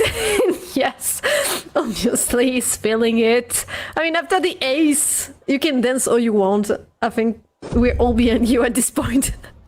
Yeah, I mean, it's like you're playing like a D&D game, and this guy is like the, you know, the machine gun runner elf or whatever. I don't know. Definitely just popping off with the Odin, the spam as well to find the final player, take out every single weapon from the hands of BLG, guaranteeing themselves a lead in the half, more importantly. And remember, this is Nova on the attacking side. Historically, the defense has been the side that they've really excelled on. Back to the heavy hits for the last 3 rounds. It's been slow and steady this time around, though. It is going to be CV taken down by the spam, shuts down the Phoenix ult, but at what price? Your own life. 4v5 right off the bat. BLG are at this point where they try things, but it doesn't work. It just misses a bit. The information is given. We see the Molo getting thrown out, but Kayer and Swarzo wants to get in and find the kill. They only have a Spectre. Find the double. Will be traded in the end, but the damage has been done. 3 players, the neural theft does come out, but it doesn't matter. Guang and CB ahead of the curve. You might know exactly where they are, but not where the guns are pointed. And in quick succession, they take down the remaining players. The neural theft invested here by BLG, but still not enough in that numerically disfavored retake. Of course, it starts with Ezir finding the spam kill, but consistently, I mean, this hero play from Swagzor, just absolute swag, I gotta say. Definitely a lot of swags. And at this point, Nova are just rolling over BLG. Last round of the half, 8-3. Could be the road for a very easy second map from Nova. Billy, you have to wake up at this point. It is necessary that you find the 4th round here. And the buy is not with you.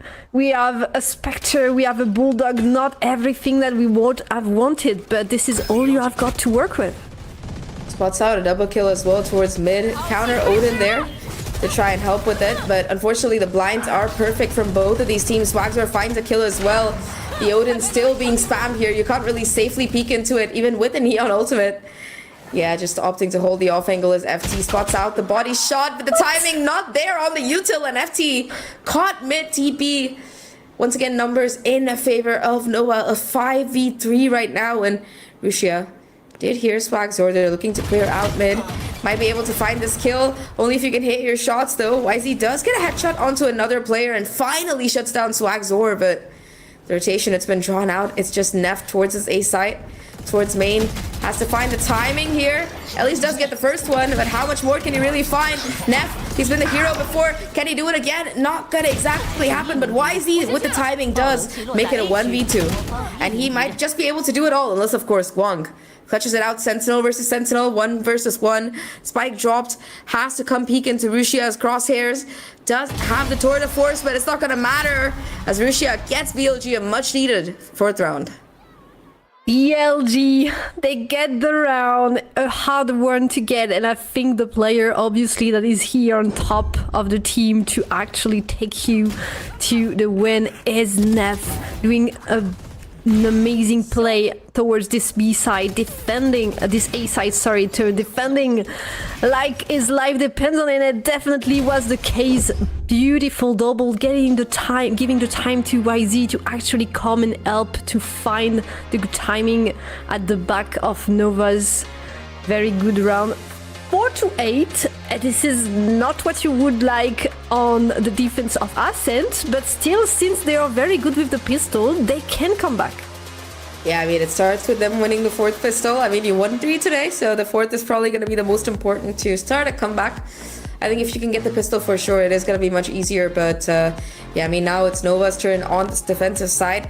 I think the advantage is you don't have to worry about a double initiator or Cypher or Killjoy like they used to have. But you still have to worry about the Chamber and the Phoenix and how aggressively Nova have been willing to play on this map so far. I mean, 8-4 is good, but it's not that good when you consider you also won the pistol. So they've only been able to win 2 out of the 10 rounds that were buy versus buy in this half so far. So that's pretty rough stat.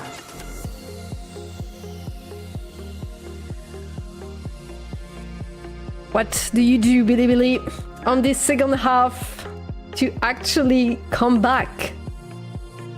And for Nova, I think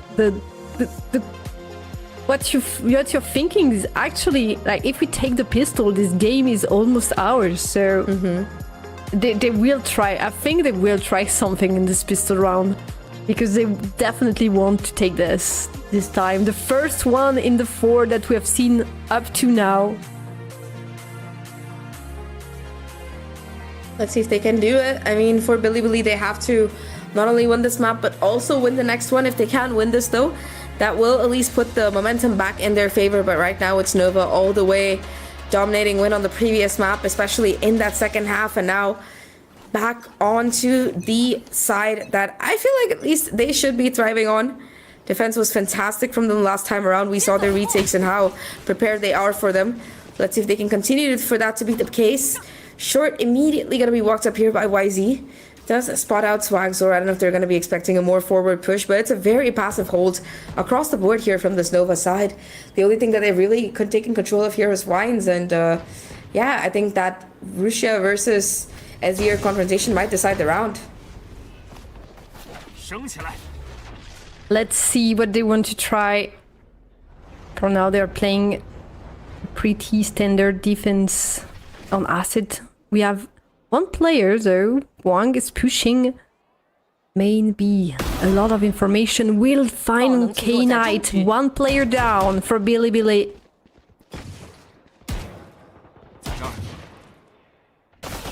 Another as well coming through. CB putting a little bit of additional pressure. The stun there from the teammate.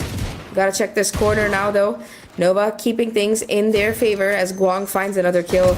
Now though, it's FT to catch out Swagzor, overextends into the spawn. Azir though finds the counter trade. The lurk finally kicking in. He's so low now though, and FT is in position on the site. Both players chasing CB down under heaven though. He's just running and gunning with this frenzy. And Azir to find the final kill there. Patience from Nova pays out in spades, and like you mentioned, if they win this pistol round, they're one round closer to winning out this series. Now gets them to 9, 4 rounds away from taking the series, in fact 2-0.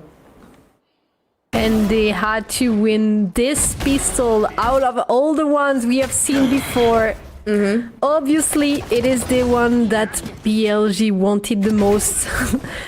And this is 9-4 now to Nova. The energy does not come down from Nova. I think they're feeling themselves in this stage to probably go so far in the playoff. Bit of flash utility to push the Neon off the angle. The problem is BLG don't have the greatest buy. Once again, across the board, you've got every angle kind of being watched down by the stronger weapons. Outlaw taking a lot of space towards mid as well, but instead it's BLG to focus on getting the orb and getting back towards this A site. It's not a bad call, only the Silva really playing from heaven. If you can walk up towards A main and somehow take him down, that's going to be at least the plant that you can get. But you do have CB for the backup here towards short. Sneaky push in this A main, warded by Autumn. Not the Odin yet, it's only a Guardian for now, but this is the same in his end. 3 kills, nothing to do for BLG. They're stuck there, stuck in this main area. It's flawless on the side of Nova, and they're just rolling again and again onto BLG. Nothing to do, they cannot find anything. First of all, the 3K was just absolutely disgusting with the Guardian. Just tap, tap, tap. It's been a great game, of course, for the Sova, but the rest of the team chiming in as well. Double digits with the flawless for Nova. Gonna make this bonus round look really dangerous. I mean, you don't even need to invest any weapons, but more than that, I mean, every single gun that you take out of the hands of BLG is gonna be one that bites them in the back later. Seeing the economy difference already starting to build up between these two teams, and I mean, for Nova, they're the ones with all the confidence in the world. Tripwire immediately taken out. Nice little bit of coordinated utility from Nova. Already putting so much pressure on the Cypher. The weapons are there this time. Bilibili opening the mid area. They have some space to work with. Neutral zone acquired. That's gonna be enough. Let's see. Sova Jones to try and clear out main. Only one player does get spotted. CB though here for the assist. First kill also to come through from the Sova. Immediately forcing the rest of the players from this team back. Nova re-clearing mid as well. Russia has to find a kill, has to find some damage here with the cage going down now. Both players just in his face, and Swagzor takes care of the Cypher. 45 seconds left. How much more can you really find? Guang at least gets the info that A site has been taken, but 3v5 still a lead for Nova. And the spike is so far away. Yes, they have the space, but you have to keep it until K-Knight comes. And you will not be able to do that. And now it's a 1v4 situation. Yes, he will be able to plant the spike, but no, he will not even. He will only try and find his. No, he will plant the spike, just checking backside. The spawn will plant alone on B side, but the wave that is coming towards you, Knight, I hope you're ready to surf. Yeah, you better surf or sink. First point of contact has to be towards a CT fight, and oh my god, not even able to take down the counterpart Sova. Excellence from Nova, starting to really pop off. A flawless defense so far, and it's another round. Full buy versus bonus. It is these weaker weapons, as well you want to call them, coming out stronger against the rifles. The pistol as well versus the rifle. The judge, every single piece in perfect sync with the other, and 11 rounds here for Nova. Chance at a little bit more if necessary. 2 more is all that they need, and for BLG, I mean, time's starting to run out here. They lost against the bonus round. I think as it looks, they lost a long time ago. They do not find their footing in this ascent map. They just... No, I think they lost it in the second half of Breeze, to be honest. They did not come back. They never came back from this. And it looks like they will not have the time to, because as you said, on 2 more rounds. So the end is very near. Looks like that's the case as Outlaw as well. I mean, nobody has full armor on this side for BLG. So Outlaw going to be devastating if it's watching the right angle at the right time. And Guang definitely has an inkling of this mid push. Oh, that's so lucky. YZ, though, able to take down Swagzor, forces the TP out of Guang as well. Gotta gift BLG the mid site, at least a little bit. Recon does get taken care of, gives away that there's a player towards this back site. Problem is that BLG, they have to find coordination in this advance. There's no backup available here. And despite the paranoia, connecting the kill still comes through. Looking for a little bit more timing, the dark cover to try and keep him alive until its teammates can make their way forward, but FT finally gets the kill. The Outlaw connects as well. How much more can you really find here? Neff gets another kill to boot. Now a 2v4. Can you find the damage? 2 on lane, not gonna happen. It's just Guang versus the world. And it just does not work out. BLG counter back with, I don't know, I think that was the best bit of coordination they've had so far in any of these attacking rounds. Definitely agree. I think the post plant was a good one from Bilibili. They were good coordinated. They were actually good coordination between the players, and they were able to stand strong against Nova's retake, which we know were actually really good in the previous map. So we know that they handle the retakes in a great way. And here, Bilibili, they were strong, they were playing together, they were using the utils just the right way, and maybe we see a bit of life from them now. Whether it's going to be enough or it's a little bit too late, we're going to find out. FT ready for the push from CB, takes care of it, but the counter is there from Nova, and Swagzor with the double. Keeping numbers even. Don't check the corner, and Ezir finds another victim. It's all up to FT. At least able to retrieve the spike and take it over to the B side, but the problem is that this operator is in the hands of Guang. Spike gonna go down, but kill, I mean, gifted to FT at this point. A little bit of a mistake. Picks up the operator. Might be able to find the damage. Tries to stick to it, in fact. The problem here is the timing, and FT not able to pull off the ace. It's meant to be match and series point here for Nova. A bit of a misplay, I think, on the side of Guang, when he decided to reveal his position and to play the duel, even though he had not the right weapon for it. The operator is not the good 1v1, close 1v1 that you want to play, but he did some damage, and the rest of his teammates were able to close the round. And what we see from this round is that even though Bilibili had a great round before, Nova decided to push and to trigger the altercation here in the main area, and they really roll over Bilibili, showing that they are still here, taking the match at this time, series point to claim the first seed for the playoff. They're so close to it, and it looks like it might come down to a full-on confrontation in B main. Neff able to find another victim, but again, the trades from this Nova side have just been spectacular. Still looking to push towards B main. You do have the flank coming in as well as you're watching down and holding down the fort, and Guang, of course, with the op to boot. The rest of the players looking to make their way in with the help of this cage. That said, though, Guang finds the first. Using this cage to go around is his teammate, but it's a 2v2 at the end of it, and Ezir comes in on this flank as well. It does seem like they expected, though. Can they get the spike down? K9 goes for the plant, and his teammate Rushia keeps him alive. It's all going to be up to Guang here. Can he clutch out this 1v2? Operator in hand, has to hit the first shot, switches to Headhunter instead, but the high-low, it's perfect, and K9 keeps BLG alive. What is interesting, if he had kept the operator, maybe he could have won, because they had a double line, yeah. so he could have had the two at the same time because they were low. So the weapon choice was not the right one, but obviously he could not have guessed where they were placed. He had absolutely no information. Well done from Bilibili to stay alive once more in this game. It looks like they have some plan on this B side, especially for the post plant. They are able to defend the spike, and this is a good sign. Maybe they have found something that works to actually come back into this game, but still the road is very long. 6 more rounds and one mistake and everything is over. I mean, you might think this round is a safe bet, but even then, look at what's in play. Guang with the Tour de Force, Swagzor with the overdrive, and even the Phoenix ult if necessary, if you can get a gun into the hands of CB. Start with, though, it is going to be this null command, does shut down the Neon ult if it is in play, and 3 players now locked up onto site with just pistols in hand.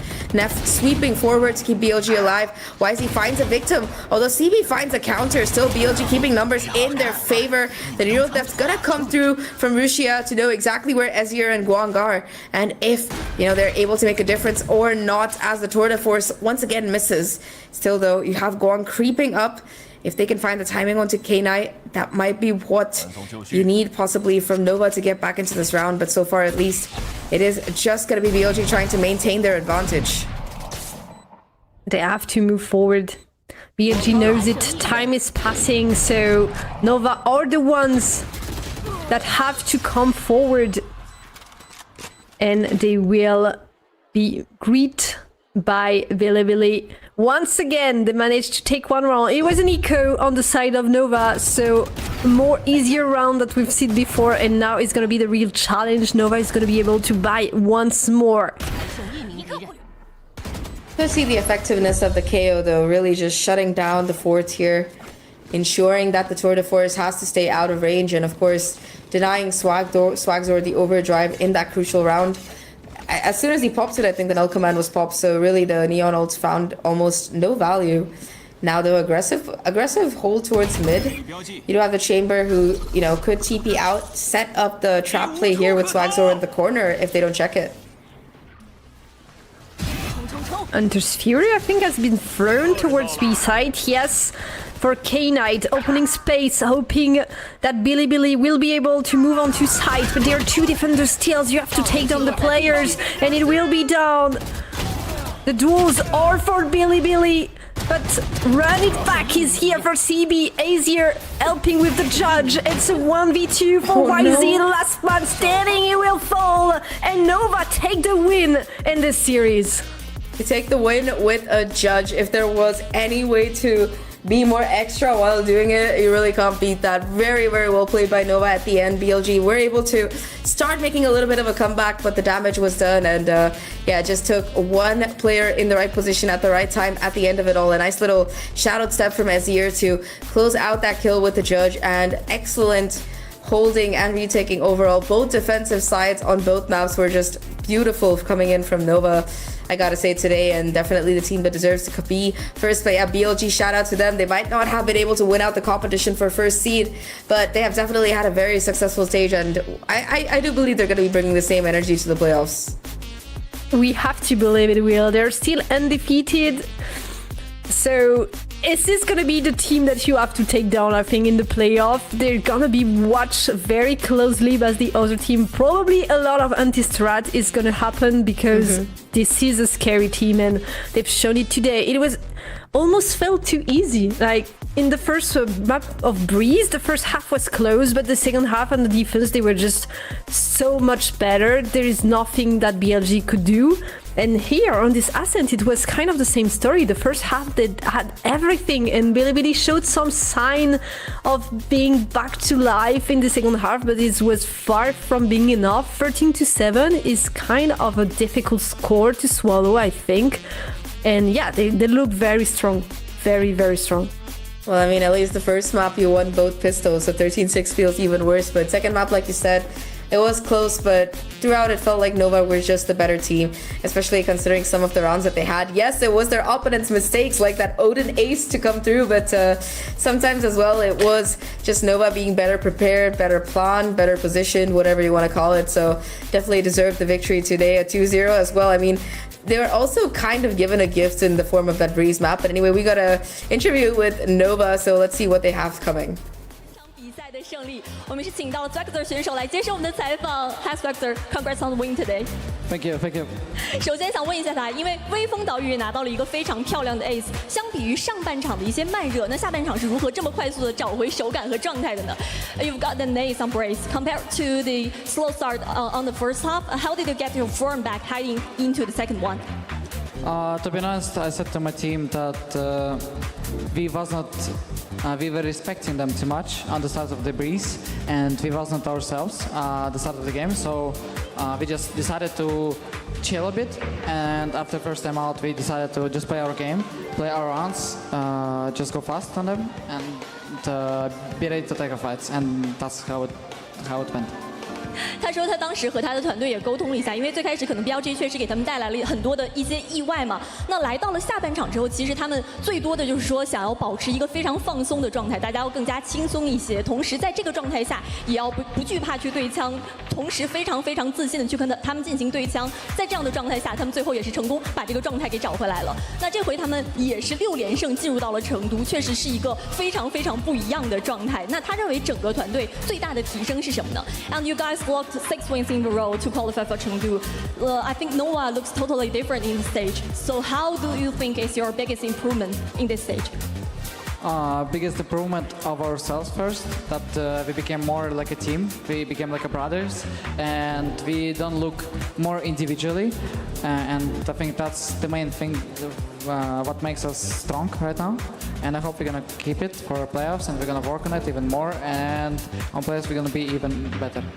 他说，对于他们来说，可能最大的一个提升是，他们现在打的整体会更加团队，互相之间的关系也非常好，他们互相之间都是非常亲密的兄弟，这对于他们来说也是非常重要的一件事情。那对于他们来说，他们也很希望可以把这种状态一直保持到了成都的季后赛，也希望在之后可以发挥得更好一些。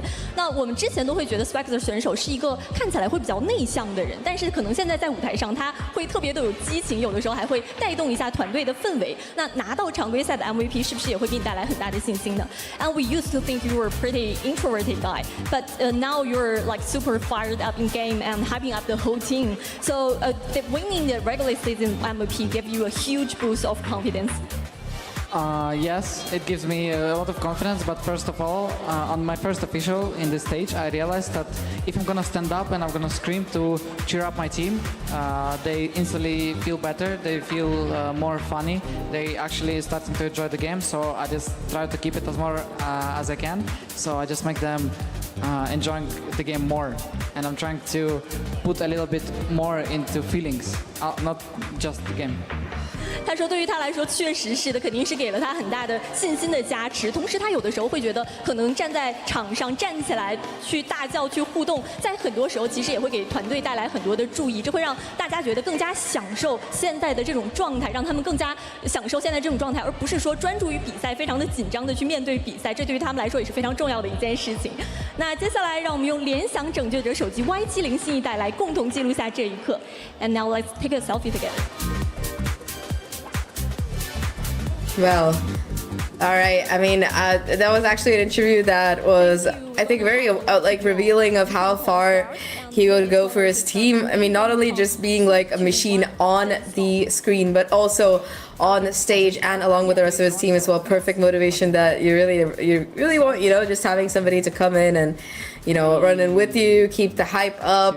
Not only does he get your entries, he keeps your mood up. That's exactly the kind of duelist you love to have. Thank you so much. I love it because he talked about what we said before, that they look like they are real good friends, that the energy is really on into this team, and he said that they worked on becoming closer and that they felt like brothers today. So I think we can definitely feel that this is the energy that we're feeling from the team, and when they are celebrating and even before the game, like we can see that definitely they love playing together, and it feels outside of the game and also inside of the game, it definitely allows them to play their best self. Yeah, 100%. They looked so confident today, and I also like that bit that he said about how, yeah, guys, map 1, we were giving them too much respect. They're not that good. Let's just go mess them up. And yeah, I think they definitely were much more confident in the second half. And on that map number 2, they were just taking every single fight possible. This guy, especially Swagzor, I mean, some of these entries were just absolutely maniacal, and other times, you know, he was just cooking, man, jumping into heaven, finding a double kill, emoting on stage, just everything in the kitchen sink coming in. Nova just bringing their A game across the roster. And the question that we had in the beginning about, you know, if your top frag, whether it's YZ or Swagzor, doesn't perform well, will the rest of the team do it? There was also a flip side to it, because what if they're both performing well? How does the rest of the team do? And I think that across the board, it was just a better performance coming in from Noah, especially, yeah, this round just cooked their mental. I think losing a 1v4 to an Odin, like, I don't know, I would kind of rage bait myself after that, I'm not gonna lie.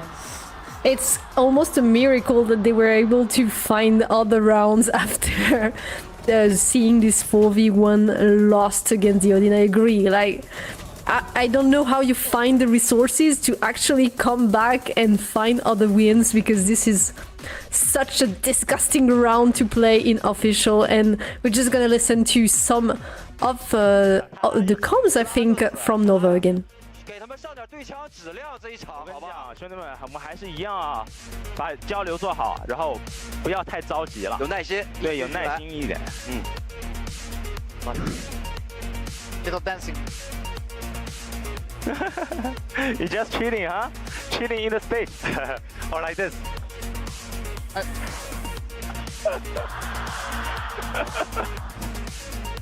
对，一个 B， 一个 B， 别接我丢啥？玩伴，玩伴 ，B，Carry man， 便宜的。nice， 跑这个喽，上门了，变黑了，我这样了 ，good， 可以。什么开问题 ？Nice，Come on，Easy，I love you，I love you， 加油，走出去 ，Let's go， 继续。 一道，对，听到了 ，mark，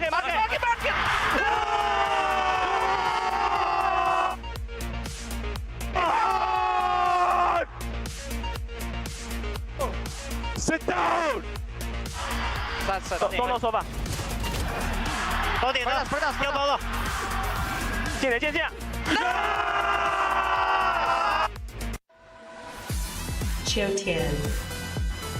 ，Chuntin, that's going to be the MVP of this game. The Sova with the Odin 274. Just a little bit above what Swagzor had as the average ACS throughout this whole stage. But yeah, some really impressive rounds coming in from this individual. I mean, of course, we talked enough about the Odin ace, but the rest of the map as well, I think just having a lot of impact with the util, a lot of deterrence, you know, tags with the drone, shock darts as well. I mean, so much damage was done by the singular player, so definitely well-deserved MVP there. The consistency as well. I mean, yeah, this is not just a weapon. This is a psychological weapon of mass warfare. And yeah, the way that this player was on fire throughout the whole map, whatever in his hands, yeah, just kill after kill after kill. Definitely some psychological damage. I have to agree with you. I think is not only a good player, he has the firepower, he has the utilities, he's such a great Sova, and I think also he has the energy. He's always the first one to stand up on the stage and to actually scream, to celebrate for his teammate. Like, it's such a good addition to the roster, and I think this is the kind of player that you really want. And this is one of the things I like in Nova, is that it's very balanced. You have all the type of personalities, like you have the very strong duelist that is very impactful but kind of more reserved. You have the strong initiator that will scream for everyone, and yeah, you have different personalities that definitely eyes up. And just a quick show of Izerp, because he had also a really good game with his Omen.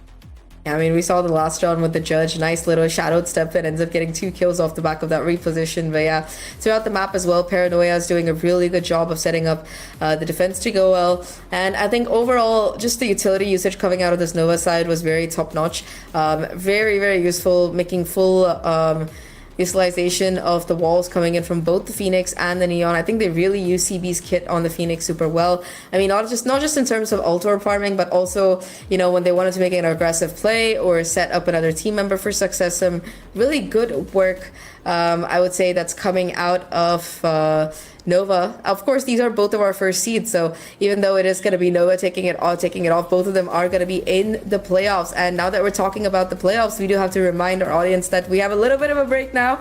But don't worry, we'll be back with Project Horizon at VCTC in about a week and a half. But you know, a little bit of a break to give these teams a bit of time to chill, you know, before you move regions as well. Our time here in Changsha is now, it's going to be heading over to Chengdu for both the play-ins and the playoffs that will decide which 4 teams will be representing VCTC and at champions. You know, whether we're going to have any of these challenger teams make it, whether it's going to be, you know, the usual suspects. I'm very excited to see who's going to be coming out on top. Yeah, it's going to be very interesting. Also, we have 2 teams that will join in the play-in from the China Nationals. So this is going to be a very interesting rest of the stage. Definitely, you should tune in a few days when we will be back, because we will have a lot of amazing games. For the first 4 teams, we're going to see them just in about a bit later, because we will have to wait that the play-ins take place to see who is qualified for the playoffs. So it's going to be an amazing rest of the month here on Project Horizon. Definitely stay with us, follow VCT China, because it's such an amazing region to see, and it was a pleasure to cast with you, Zach. Thank you for coming in, even though it was kind of a last time thing for you. Surprise. So thank you, it was amazing. Yes, it was a pleasure to have you. Thank you everyone who watched the game. It was an absolute pleasure. So yeah, amazing day. I just feel bad for YZ, like getting so close. Both these games, I think that for his team, he was the MVP. First map, he was the series MVP as well. Crossing the 300 ACS mark is never easy. But yeah, YZ definitely having a lot of individual impact, even if it's not what you'd like to see from the rest of the team. But yeah, Swagzor as well, going to be up there, you know, from the Nova side. But everybody else up here is from game number 1. It's kind of amazing that all these games were 2-0s at the end of it all. And yeah, that kind of sets up the bracket for the play-ins as well, which, I mean, I'm super excited about at this point.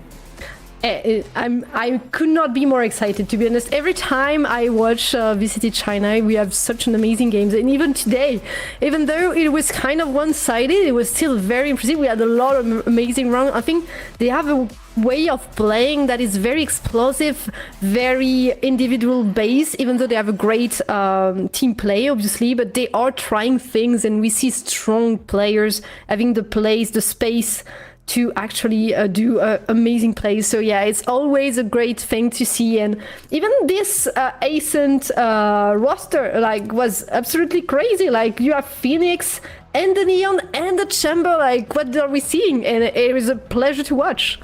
100%, yeah. And I mean, looking at the points, you kind of see the stakes here. Sheila and EDG pretty much guaranteed to qualify off of the points here. Unless, of course, they drop out early in the play-in stage and All Gamers or DRG make an absolute run all the way to like the top 2 or something. I think All Gamers is the only one who kind of has a chance at stealing away a spot, assuming these two don't make it to the top 4. But yeah, aside from that, I think pretty much locked in here. EDG into champs, for example. That 20-point number, the magic number, I gotta say, when it comes to being able to hit qualification. So yeah, EDG just off of winning their last game, I think we're able to make it to this point, and Sheila damn close as well to getting there. So All Gamers, I think, if they want to maintain their chance to qualify through the points, the next few games are gonna be super important.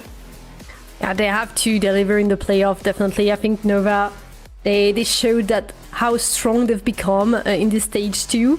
The thing is that they're gonna have a bit of a break, because they, as I said, they will have to wait through the whole play-ins before they are able to play again. So I hope that they do not lose this energy in the meantime, and that we will see them as strong as we've seen them in the past few weeks, because they have been amazing. And I would really like the story that Nova going to champion. It would be absolutely incredible. What a storyline to tell at the end of the year. So I really hope they keep this energy.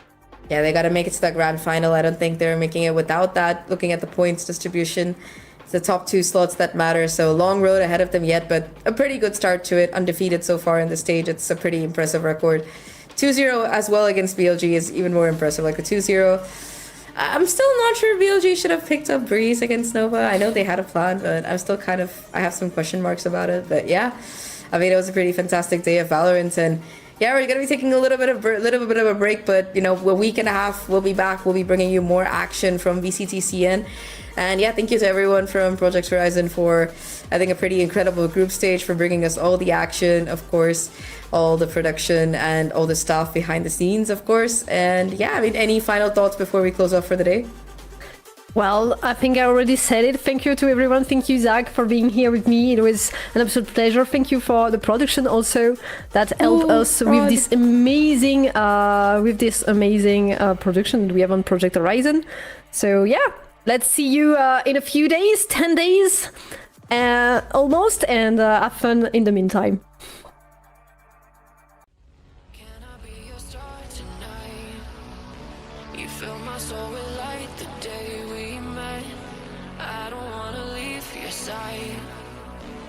Have me by your side when the sun sets. Let's leave for an eternity. We'll sail across the lights beyond the sky. I'll be with you eternally. I'm an addict for your love, it keeps me high.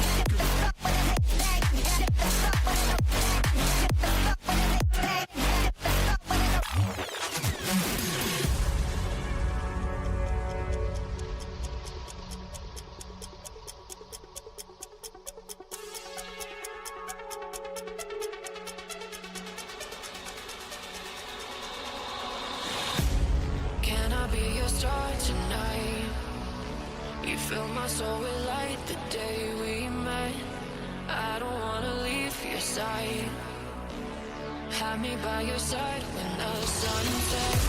Let's leave for an eternity.